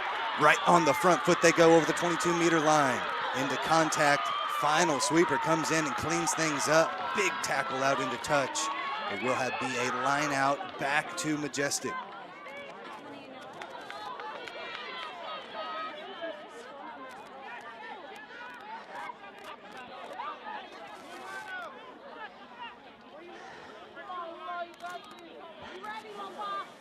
We see a line out to the Majestics. This was such a solid platform for their attack in earlier games. A team that's capable of not only winning their own lineouts, but stealing other teams. Majestics with the take, though, in the line out, looking to work from their own end. They've got numbers here on the near side. Good job hanging on to that one. Little 2-on-1, but one player makes two tackles way too high, though. We'll have a penalty coming here. Referee's going to have a chat with the AR. Let's listen in. Okay, so half tackle first, out of bounds. I'm going to card the 15 gray and give the white an option of scrum or line out. PK. PK, thank you very much. Okay, 15. 15. Okay, captain and 15 gray. Saw the high tackle there. We'll take a second 15. look. Again, we just see the lack of effort, being able to come down, absolutely taking the neck. The moment that you're too high, just go ahead and release the tackle. At that point, it might be that you get to stay in the game still. However, now she's going to have a seat for the next 5 minutes. The Majestic already up by 7, now with the one-player advantage. Off the tap, they look to strike. Through the hands, good charging defense, moves things around a little bit, but now it's Majestic on the front foot. Will come back for a penalty, though. Possible forward pass there. A full arm penalty.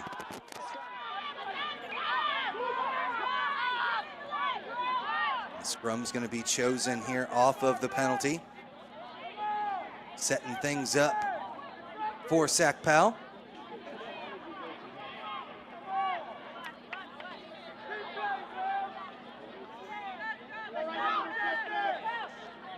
Amazons in possession here with the put into the scrum in this national championship contest. Swing this one out the back of the scrum, out to the outside. Nicely taken, good tackle though, right at the gain line. This is where the Amazons excel.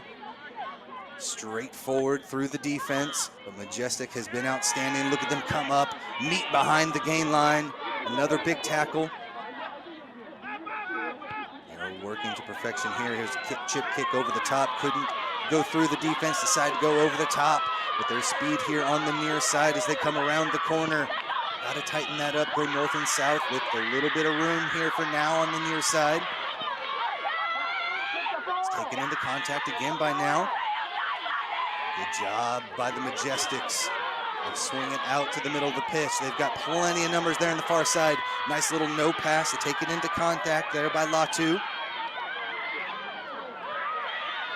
Still in possession, lots of numbers out there on the far side.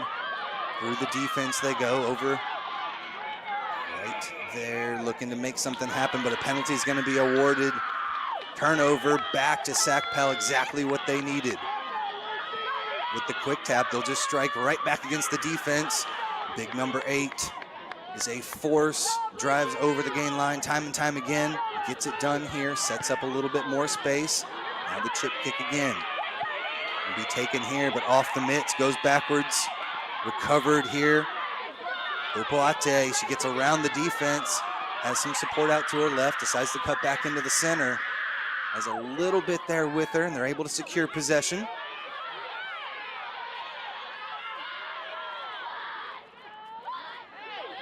This one out the back, go to the far side of the pitch.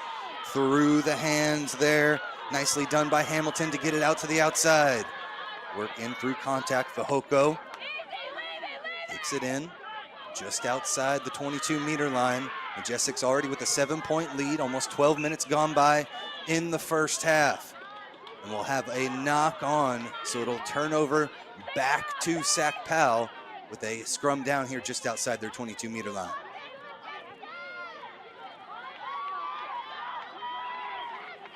To go back to the kick and the counter and look at this action from Hopoate in the number 7 jersey for the Majestics.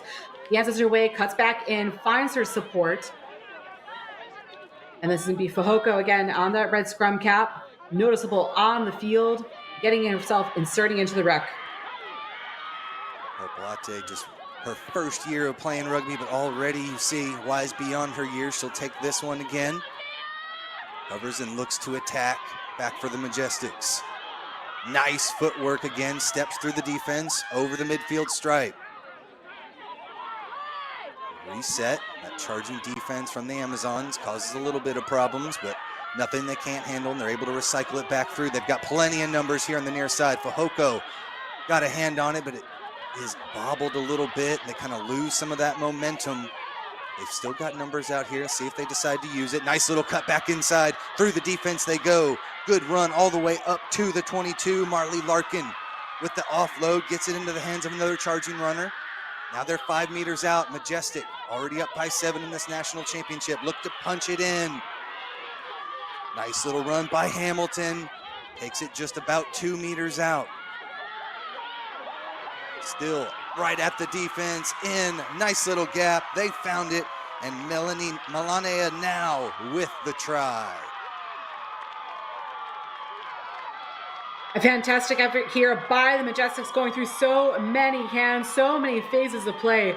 Heads up distribution, the cut back inside by Hamilton. She is such a playmaker, does all the hard yards. Sets a stable platform, and the distribution towards the outside gives now her first try of the game. We saw the first try of the game by Alopa now. Back-to-back, the Majestics taking commanding lead. Smart stuff there by Honey Hamilton, number 24. Took it into contact and definitely opened things up to the right side of that ruck. Sucked the defense in, and Majestics with another try go up now 12-0. A situation here, 2 tries, not an insurmountable score. Darian Lovelace, you've been in this situation so many times with Life University under pressure. What are you thinking if you are Sacramento at this moment? That I'm desperate for the ball back. And the reason why, in order to kind of generate that good go forward play, somebody has to take the initiative and really show a defensive effort. We're starting to see SACPAL kind of get into this lull and not really making those big hits that we saw at the beginning. They need a match. They need somebody to ignite that change, and that's really what they're going to have to buy into. But against a side that's just so smart, they're going to have to work aggressively, but also work smartly, and that's a very delicate balance in this game. Off the kick, it was knocked on. So SACPAL with an early opportunity here for the Amazons with the scrum.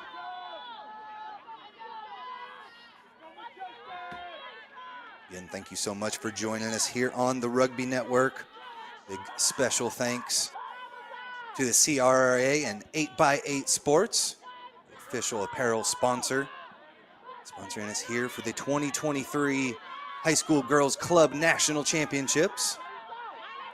And we are back underway as the Amazons charge right into the teeth of the defense, but a big hit slows them down. They're able to retain possession. Good job by the scrum half, barking out orders, getting players set up where they need to be. Little pop pass, able to catch this one at full speed. This little set play to move things forward for the Amazons. Now they'll try to find some space here on the near side. Beautiful pass up over the top of the defense. Had 2 players here on the near side, but now with a huge tackle from that wing position, comes up and slows things down. Amazons still looking to strike. Center of the pitch now, just outside the 22-meter line. They've got to score quickly here in this national championship match. Just about 4 minutes left to play in the first half. They found some space on the far side of the pitch. Through the defense they go, and they are in for the first try of the match for SACPAL Amazons.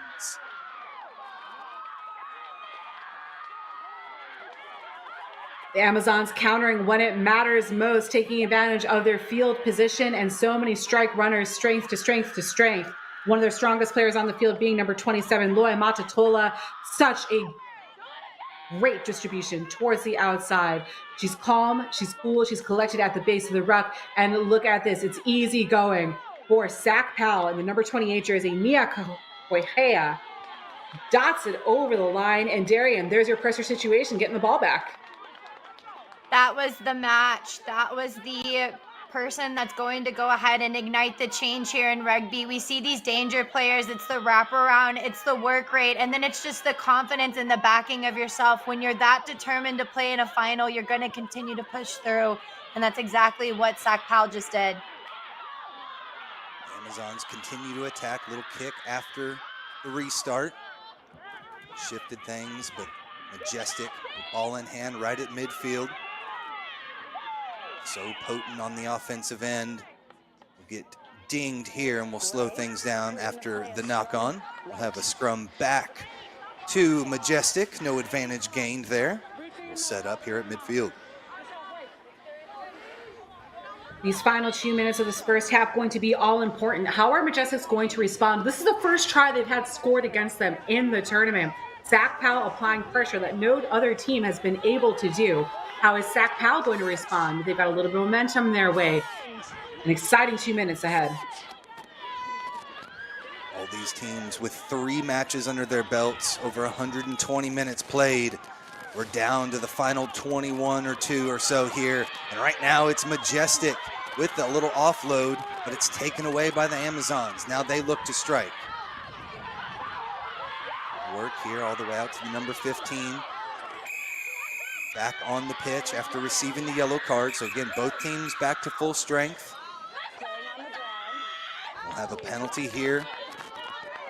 Hands in the ruck there for Majestic. Quick tap and the Amazons will strike again. 1 minute left to play here in this Women's High School Club National Championship.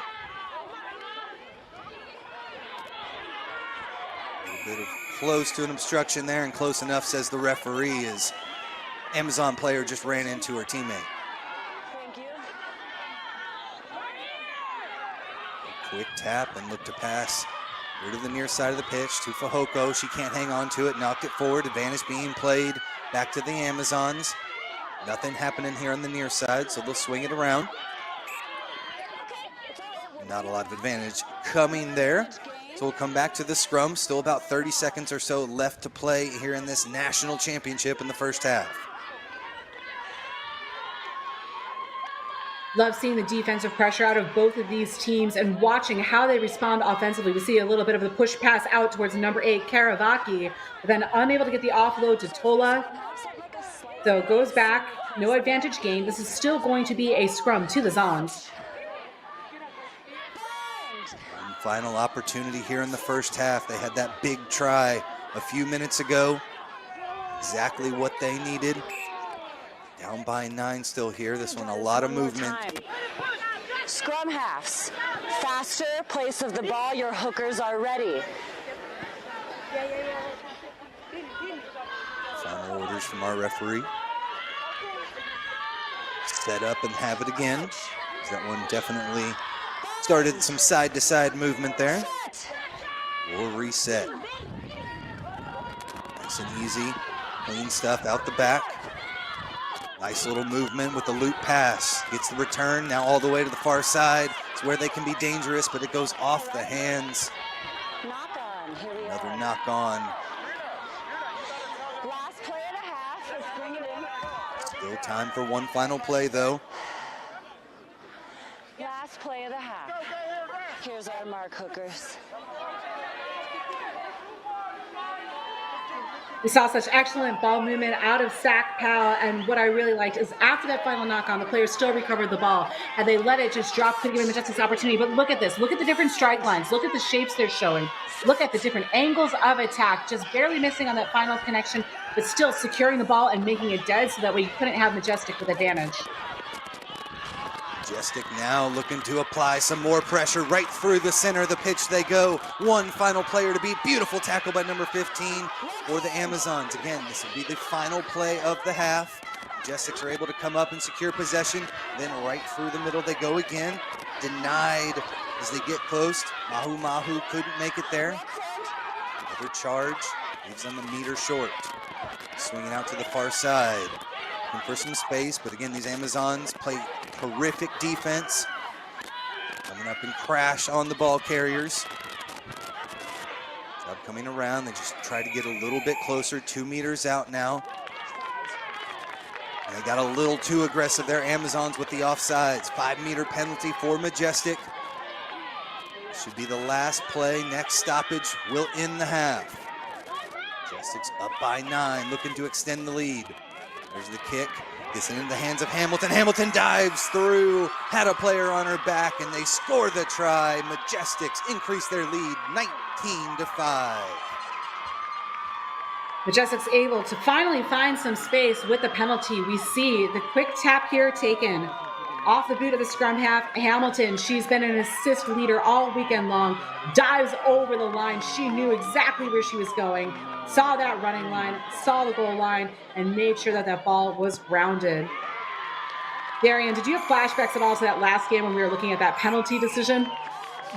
Yes, all the time, but it seems like these teams are making very smart decisions here. We see them head over there for halftime in this match. What a first half in the final. 21-5 is your score. It's the Majestics again with the big try, able to dot one down there late, get the conversion, and they lead here in this national championship 21-5. We'll step aside, and when we come back, we'll have the second half here in the 2023 Girls High School Club National Championship.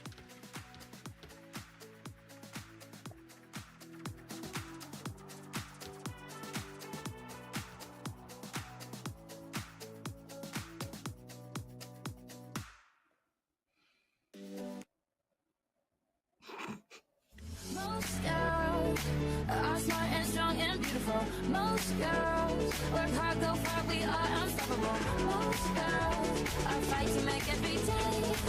No two are the same. I wanna be like. So actually, before I started playing rugby, I was just a cheerleader for my high school, and I was very shy, nervous, and being around teammates. Rugby is a very accepting sport. I wasn't embarrassed about my body or anything.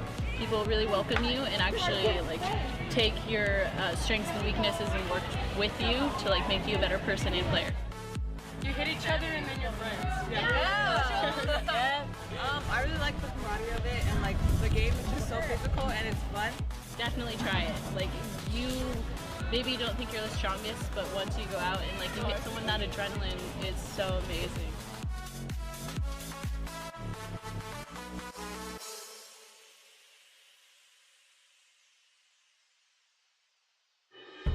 In our game, we play with our hearts. We don't play with sticks, bats, or gloves. We don't wear shoulder pads or helmets.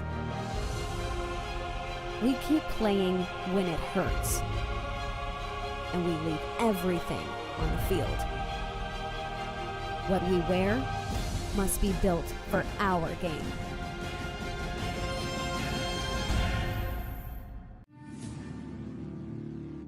When we pick up the ball, we also pick up a legacy. A legacy that stretches beyond your current team. A legacy built on the backs of those who came before you with hard work. And for those who will come after you, we promise it won't be easy. But we'll be there, supporting you on and off the field.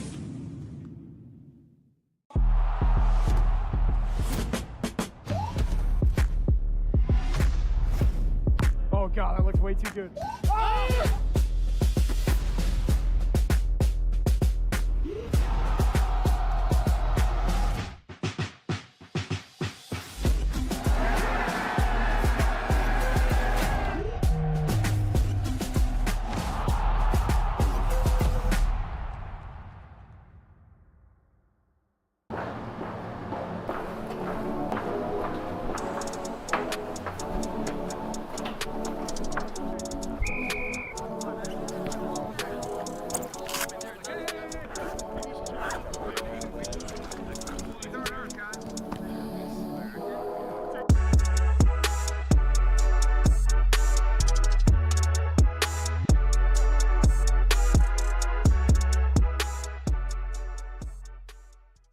use Thorn products pre and post workout to maximize my recovery, muscle growth, and make sure that I can be my best self on the field. Thorn's a supplement company that I can trust. They're NSF certified for sport, so I know that I can take this and know what's in their product. I use their protein, get my muscles nice and big. The products I use with Thorn have minimal ingredients, they're high quality, they're clean, they're batch tested, taste amazing, and it made everything in my recovery and my performance better. If you're not recovering off the pitch, you're not your best self on the pitch. Thorn gets me there.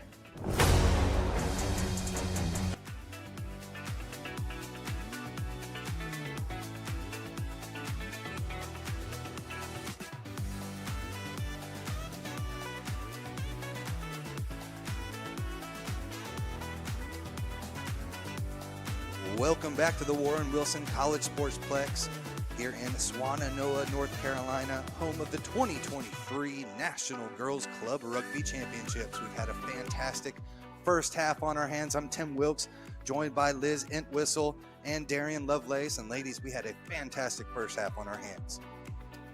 We've seen two very evenly matched teams. This Majestics side looked to be in early control as they scored 90 seconds in, courtesy of Alopa Now. We see her dancing her way down the sideline in full stride. She's a powerful player, such a threat on the wing. Look to her for more in the second half. We'll go into additional play. It was the now and now combo with the second try coming from Meliano Now. SACPAL got themselves back into the game. We had talked earlier about how we needed somebody to light a match, and it was players like this one here who were just able to finally get some points on the board for SACPAL. We've seen the middle school final was actually this rivalry between the two, so you will hear the crowd. The hype is real for this side as Majestic and SACPAL are already ready to play. Back in hand here, second half action, 21-5 your score. Majestics on top. We start the second half for the 2023 High School Club National Championship. It's a big run down the far side of the pitch by Ayano. Ayano with the good run gets them set up into striking distance over the midfield stripe. Straight through this Amazons defense. Hamilton flings it out here to the near side, into Fahoko. Great stiff arm again with that left hand. Takes it into contact, loses it a bit, and it finally gets knocked forward into the hands of the Amazons. A little knock-on advantage being played. Take their time and fish it out of there. Let's bring it back to the initial knock. Thank you. No advantage gained there off of the knock-on, so we'll come back to a scrum down for the Amazons. I'm pushing, thank you.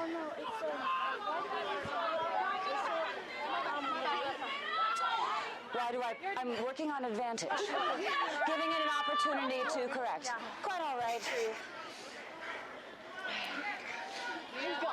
Love the interaction here between our center referee and the players on the field, asking the right questions to make the right adjustments. Something that's worth noting is that we did have a very low penalty and scrum count in the first half of this game. True championship rugby on form. Push this one out of there to the far side, but it's bobbled, scooped up by the Majestics, and they'll take this one all the way through, right back against it, and they scored the try. Strong work from Mayorga. The captain got it down for Majestic. I think in that case, Majestic loved advantage being played. Darian, thoughts on that sequence? Just the one little look off of the pass and then the lapse adjustment and the lack of the ability to go ahead and recover here. We just see her. She's so quick over that ball and so hungry for it, almost starving. She's ready to go into the try zone continuously. And it just looks like SACPAL is just getting really flat against the Majestics. They're making it look so easy now. Darian, with our 4 games of action on the weekend, it is worth noting that SACPAL is without one of their strongest players. We saw it in the semifinal, Tahuya Kaihau out of the field for SACPAL. So missing that spark, it's an opportunity for other players on the team to step up. We saw it off of the try score. Hatavaka, hopefully SACPAL can draw in their reserves. get one on the board here in the second. The players looking to step up there. Again, number 21, Mayorga, the captain, one of the best players in state. Recently went to a USA Eagles camp. Already recognized for her talents and putting it on display here for us this afternoon. Nice pass out the back, looking for some space there on the far side.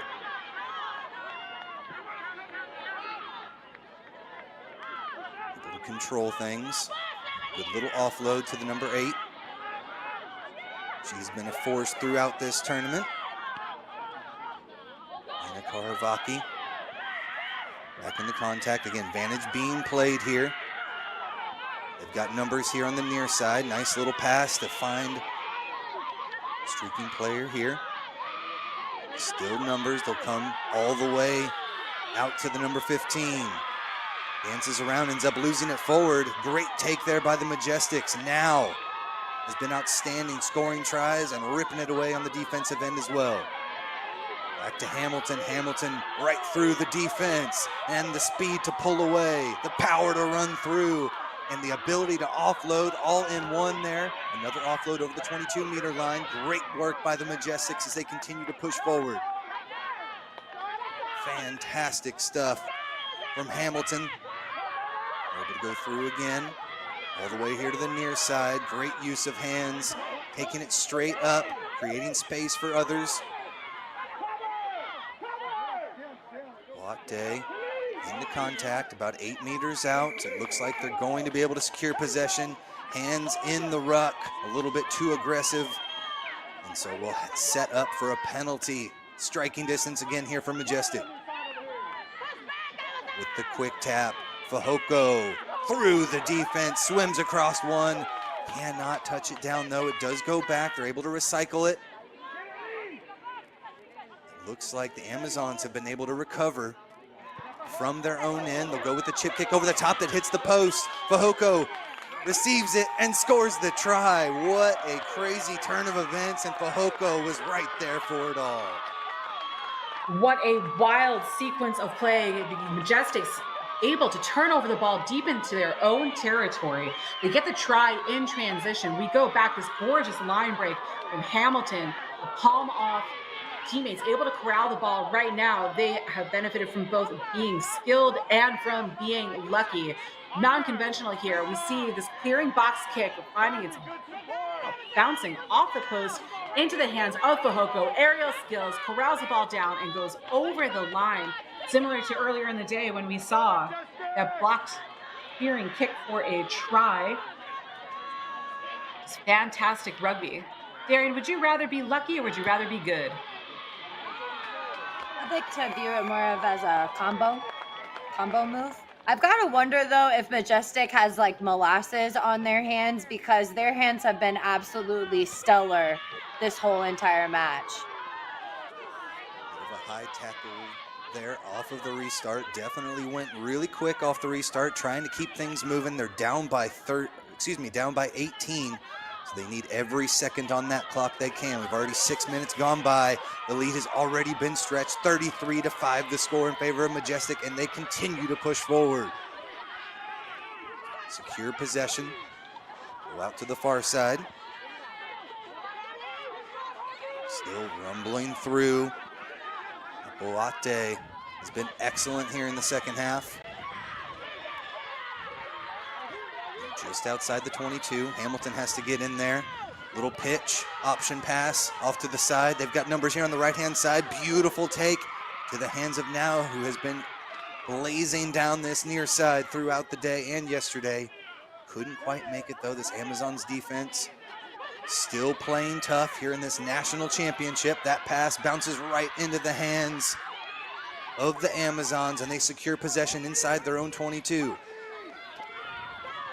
Faioa, the scrum half, slings it back. We're going to have an offsides penalty. Faioa with the quick tap, look to charge. They're off the far side. Nice hands all the way out to the wing, but a big swarming tackle by the Majestic stifles things on the far side. A bit of a counter ruck, but they're able to handle it. Pushing forward.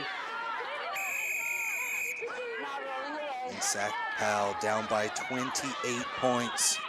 Here, 13 minutes left to play. They'll take the quick tap, still looking to apply pressure. Strong run.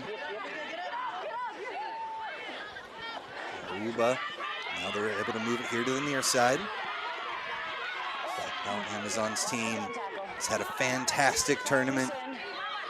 Dominant fashion throughout, but they have met their match here in Majestic. Majestic there off the charge down, make the kick. Able to get back on sides. Kicker comes up and helps them out, but now it's on the outside. Too much space, too much speed, and the Majestics are in 38-5 now. It's difficult to find a solve for this Majestic offensive onslaught. This is a team now that has gone well over 100 points for the tournament. They've tried kicking, they've tried pushing the pace. SACPAL is such a skilled club, but just don't have the answers. This is a Majestics team that is playing in a flow state and flowing down at this near sideline. Now again, she picks her moments, she picks her spots, and she makes the most of them. Her efficiency rate in getting over the try line, quite high. Version is good as well. It was a beautiful pass by the number 9, Lily Wolfgram. Got that final pass, but again, we're gonna go quick. Have that second ball there in the center of the pitch. Referee has to catch up with it. Gets here off the knock on, and we'll have a scrum down back to Majestic, or excuse me, back to SACPAL for an opportunity to maybe cut into the lead a bit. We love the tenacity and the energy still coming in from both sides. SACPAL is just so quick to get back on the line and start that kick again.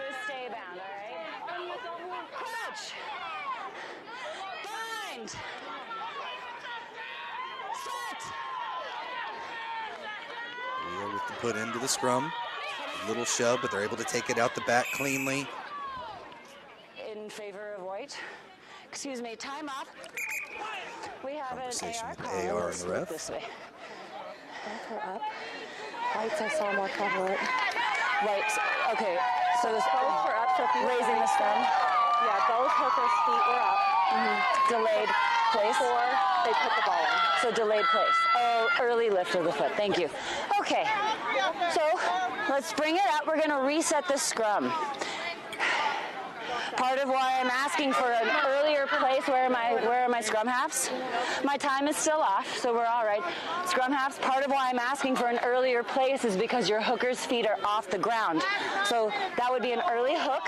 Both of hookers were doing it. So I want a faster place of the ball, and hookers wait for that hook with your foot. Okay, thank you, Ref. Yep, absolutely. Otherwise, it's looking great. Let's do it again. So very clear direction here from our referee. We have to make sure that we're abiding by her timing here on the crouch bind set. Can't drive early. We also can't flash the feet. So she's calling for the quicker put it on the ball, and SACPAL immediately adjusts and responds. Leah with the return pass from the number 8 over the 22-meter line. The Amazons go. 10 minutes left to play here in this girls' national championship. A nice little take again by the scrum half into contact. Good clean out by the Amazons. They'll look to go to the weak side, try to find some space. Big collision. Hamilton's got her hands on her, takes her to deck. Good tackle. Amazons still on the charge here. Ravaki takes it into contact, 10 meters out. This defense coming up perfectly as a straight line. Able to meet the offense behind the game line. Hafoka couldn't take it in either. They'll swing it out here to the near side. Around the corner, they'll cut it back inside. And lost it. Penalty, or excuse me, a knock-on is going to be called here. No advantage gained. Drop by Gray, knock on by White, will scrum Gray. So it'll end with a scrum down to SACPAL, still looking to put some more points on the board. We've got a sub coming We see the ball movement and the desperation to keep the ball alive. There's going to be a key scrum about 10 meters from the goal line. And again, being mindful of that referee's direction before. We'll watch the timing, watch the placement of the ball, and then watch how these back rows respond. Darian, and back row expert, any insight here? You should be absolutely foaming at the mouth if you're on defense and on attack. It's a matter of really building that connection with your front row. Really good scrum there, and they're able to field it cleanly and put it back into play. Going to take that one at full pace with the big skip pass. Did not hit its mark. We'll bring this one back here. Play the knock on. It'll be a scrum back to Majestics. Speaking of being a back row expert, if your front row and your locks and your back row put in the effort to get it done, we have to make sure that this ball goes to hand to give us a good platform. The space was there. They did a good job of recognizing it, but it's just not going to hand. And it just seems to be the sad story for SACPAL here. Bit of a push there by Amazons. They're able to pick it out the back through number 8. Out to Hamilton with the boot. This one lands in touch before trickling out. Beautiful little relief kick there, and with 8 minutes gone by, it's still a 33-point lead for the Majestics. When we look at how we react on the field and what we can be in control of, we look at, is this an error in setup? Was it an error in execution? Was it an error on a read? In that case, in the previous play that Darian just spoke to, we saw the proper setup. It was just a bit of a high pass. Lineouts here, an opportunity for the proper setup, proper execution. We'll see how these teams perform. Foka with the throw. Finds its target in there, but it's knocked away. The Majestics bat it back to themselves. They end up knocking it on, so we'll come back to the scrum. Ladies, it's been a fantastic match, but the Majestics just too powerful. They've been putting up at least 30 points in all of their matches, and we've seen the exact same thing here in the championship. So here's our mark. Excuse me. Yeah, when you speak of needing to dig deep in these multi-day, multi-game championship scenarios, it's been a lot easier for this Majestics team with the ball in hand to play offense. Defense is tiring, and this is a game where SACPAL in the semifinal had to give everything and empty their takes to win on that final play. I think Majestics is benefiting from the offensive onslaught they've had all tournament long. Beautiful little offload there by Karavaki, the number 8. Gets things moving. They're able to secure possession there on the far side of the field, just outside the 10-meter line. You see this blitz defense coming up and meeting them behind. Good aggressive effort by the Amazons to push over.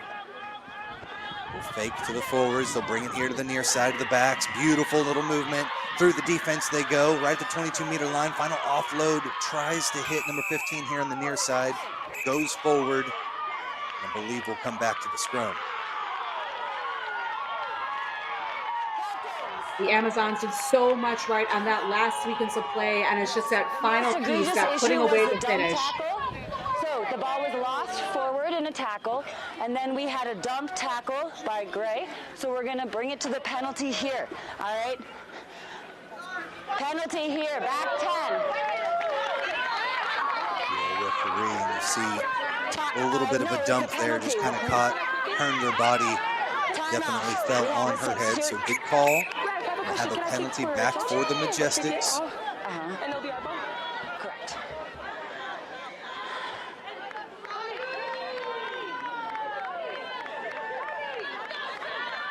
Team's got to be a little careful there already with the 1 yellow card.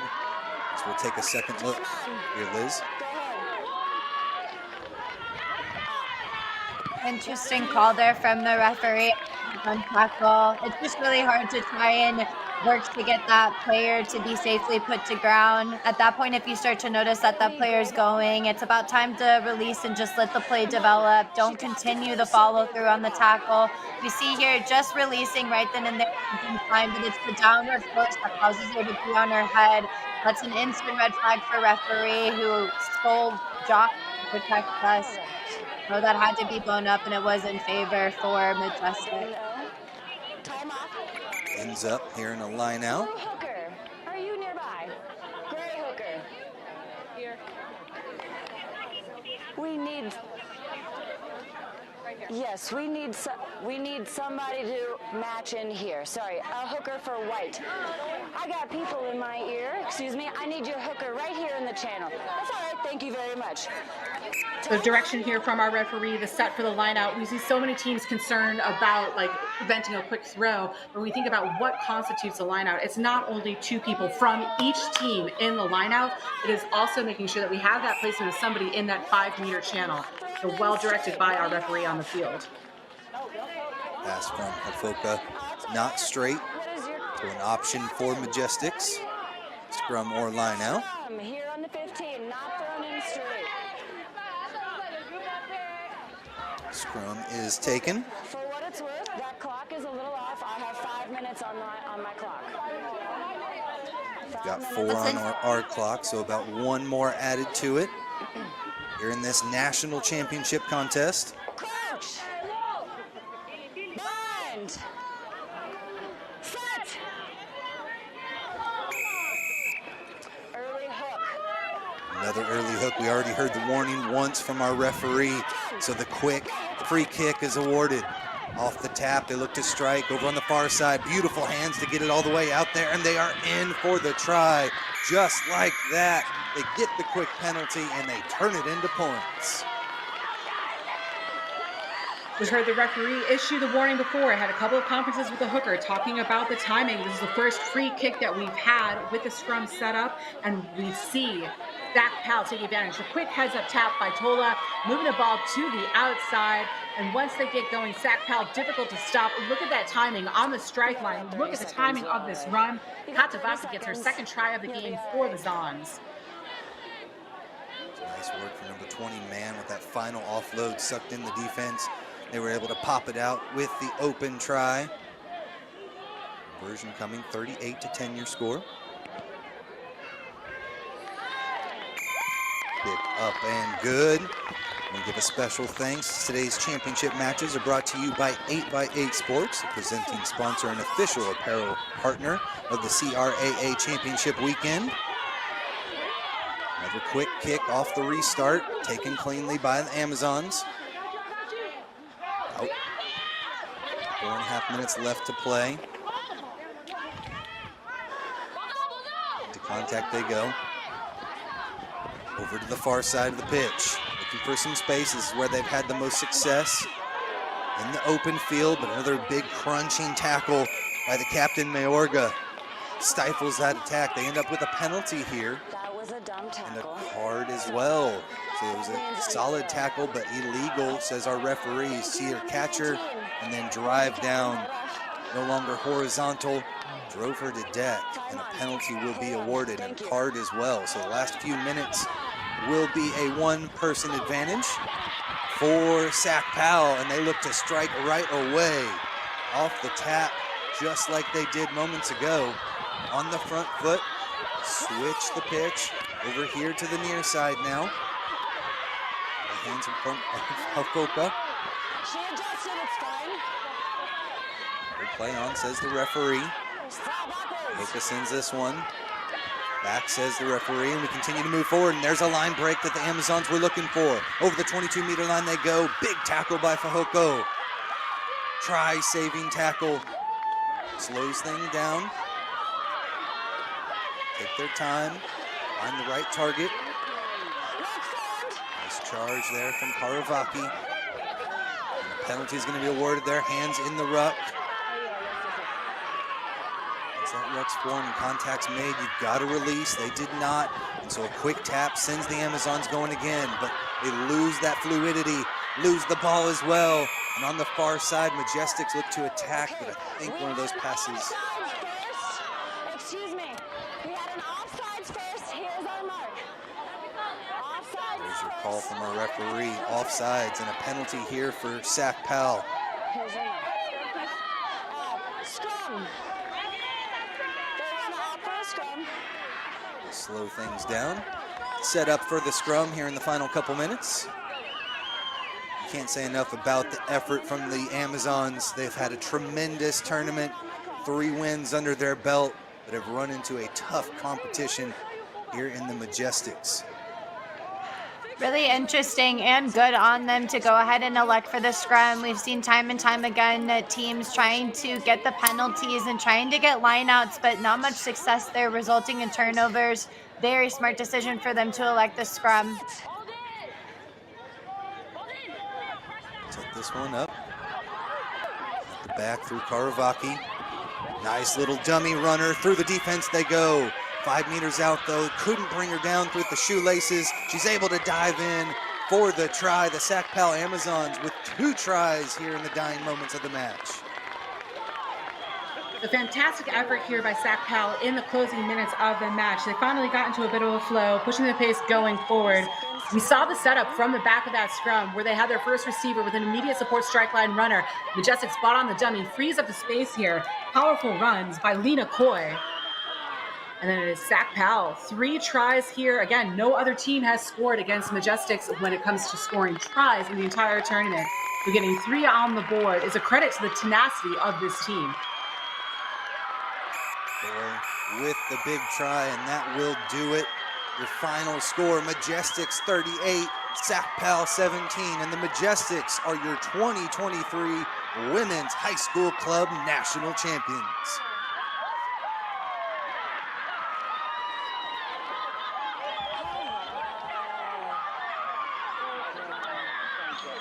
Congratulations to the full Majestics roster, as well to our coaches. We mentioned yesterday, Angelina Toyaki and Jennifer Sikas founded the program, resurrected the program, joined by Al Peters and Tonga Ikea on the sidelines, a family affair. The Majestics all here, their junior high program as well, joining them on the field. Look at that celebration. We see Tongan flags flying for the program out of Utah. The legacy of the SACPAL Amazons team perennially in this national championship game cannot hang their heads. They battled back against United. So while we get to crown a new champion here in 2023, it is a win overall for the sport of women's rugby in the United States. Beautiful stuff. You hear the music raining here in the stadium. Thank you so much for everybody checking us out here at Warren Wilson College Sportsplex. Here in Swannanoa, North Carolina. It's been a fantastic weekend. See try after try here by the Majestics. And I don't think that anything can be said about the work rate and women's rugby. People are watching, people care about the sport because of big hits and big, massive momentum changes like this. The rugby today was absolutely entertaining, not just from the high school level, but through middle school, all the way from the ages from 11 to 18. We saw these athletes put on absolute performance, throw up the ball, be brave, be confident in their craft, and it's led to performances through the championship weekend here at Warren Wilson College. I know for a fact that all of us are just grateful to be able to witness it. What a fun venue and a fun tournament. Kudos to Katie Wurst and to all the support staff. Every day really is a rugby day, y'all. I can't even lie. Special thanks to everyone with Next Level Rugby Productions getting it done back in the booth. It was a fun championship weekend here. I was joined by Liz Entwistle and Darian Lovelace. It was a fantastic weekend. Champions have been crowned. Something to really hang their hat on here on the women's high school club level. Majestics, your 2023 high school club national champions. Thank you so much for joining us here on the Rugby Network.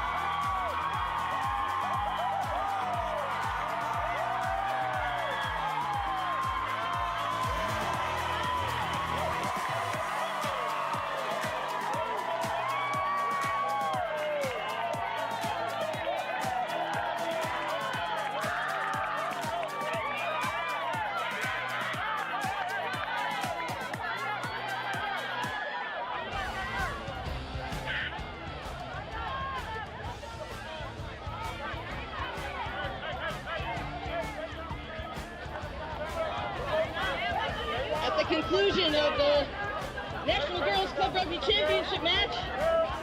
Now the presentation of trophies, both teams, please come to the center field.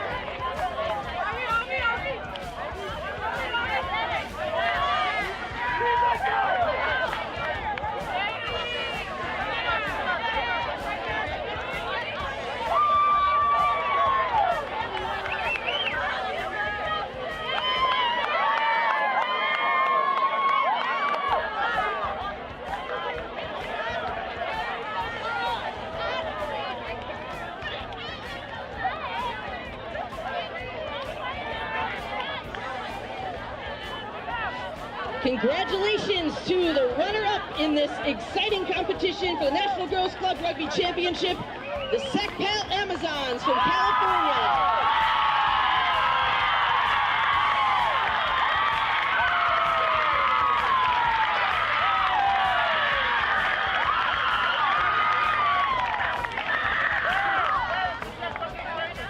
And now please come forward, captain of your National Girls Club Rugby Championship Majestic team from Utah.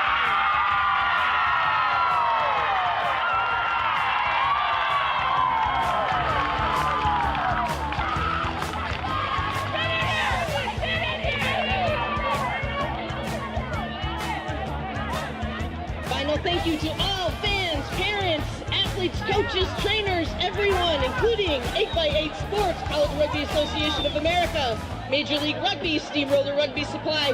On behalf of USA Youth and High School and the entire committee from the National Girls Club Rugby Championship, we will call this a day. Thank you very much and drive safe home.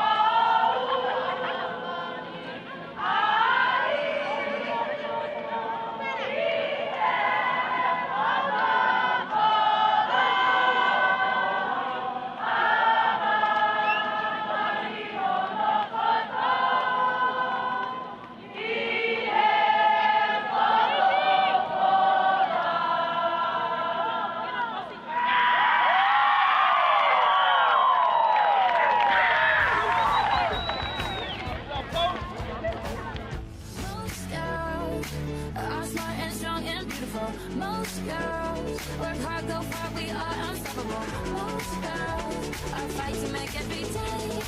No two are the same. I wanna be like, I wanna be like. So actually, before I started playing rugby, I was just a cheerleader for my high school, and I was very shy, nervous, and being around teammates. Rugby is a very accepting sport. I wasn't embarrassed about my body or anything.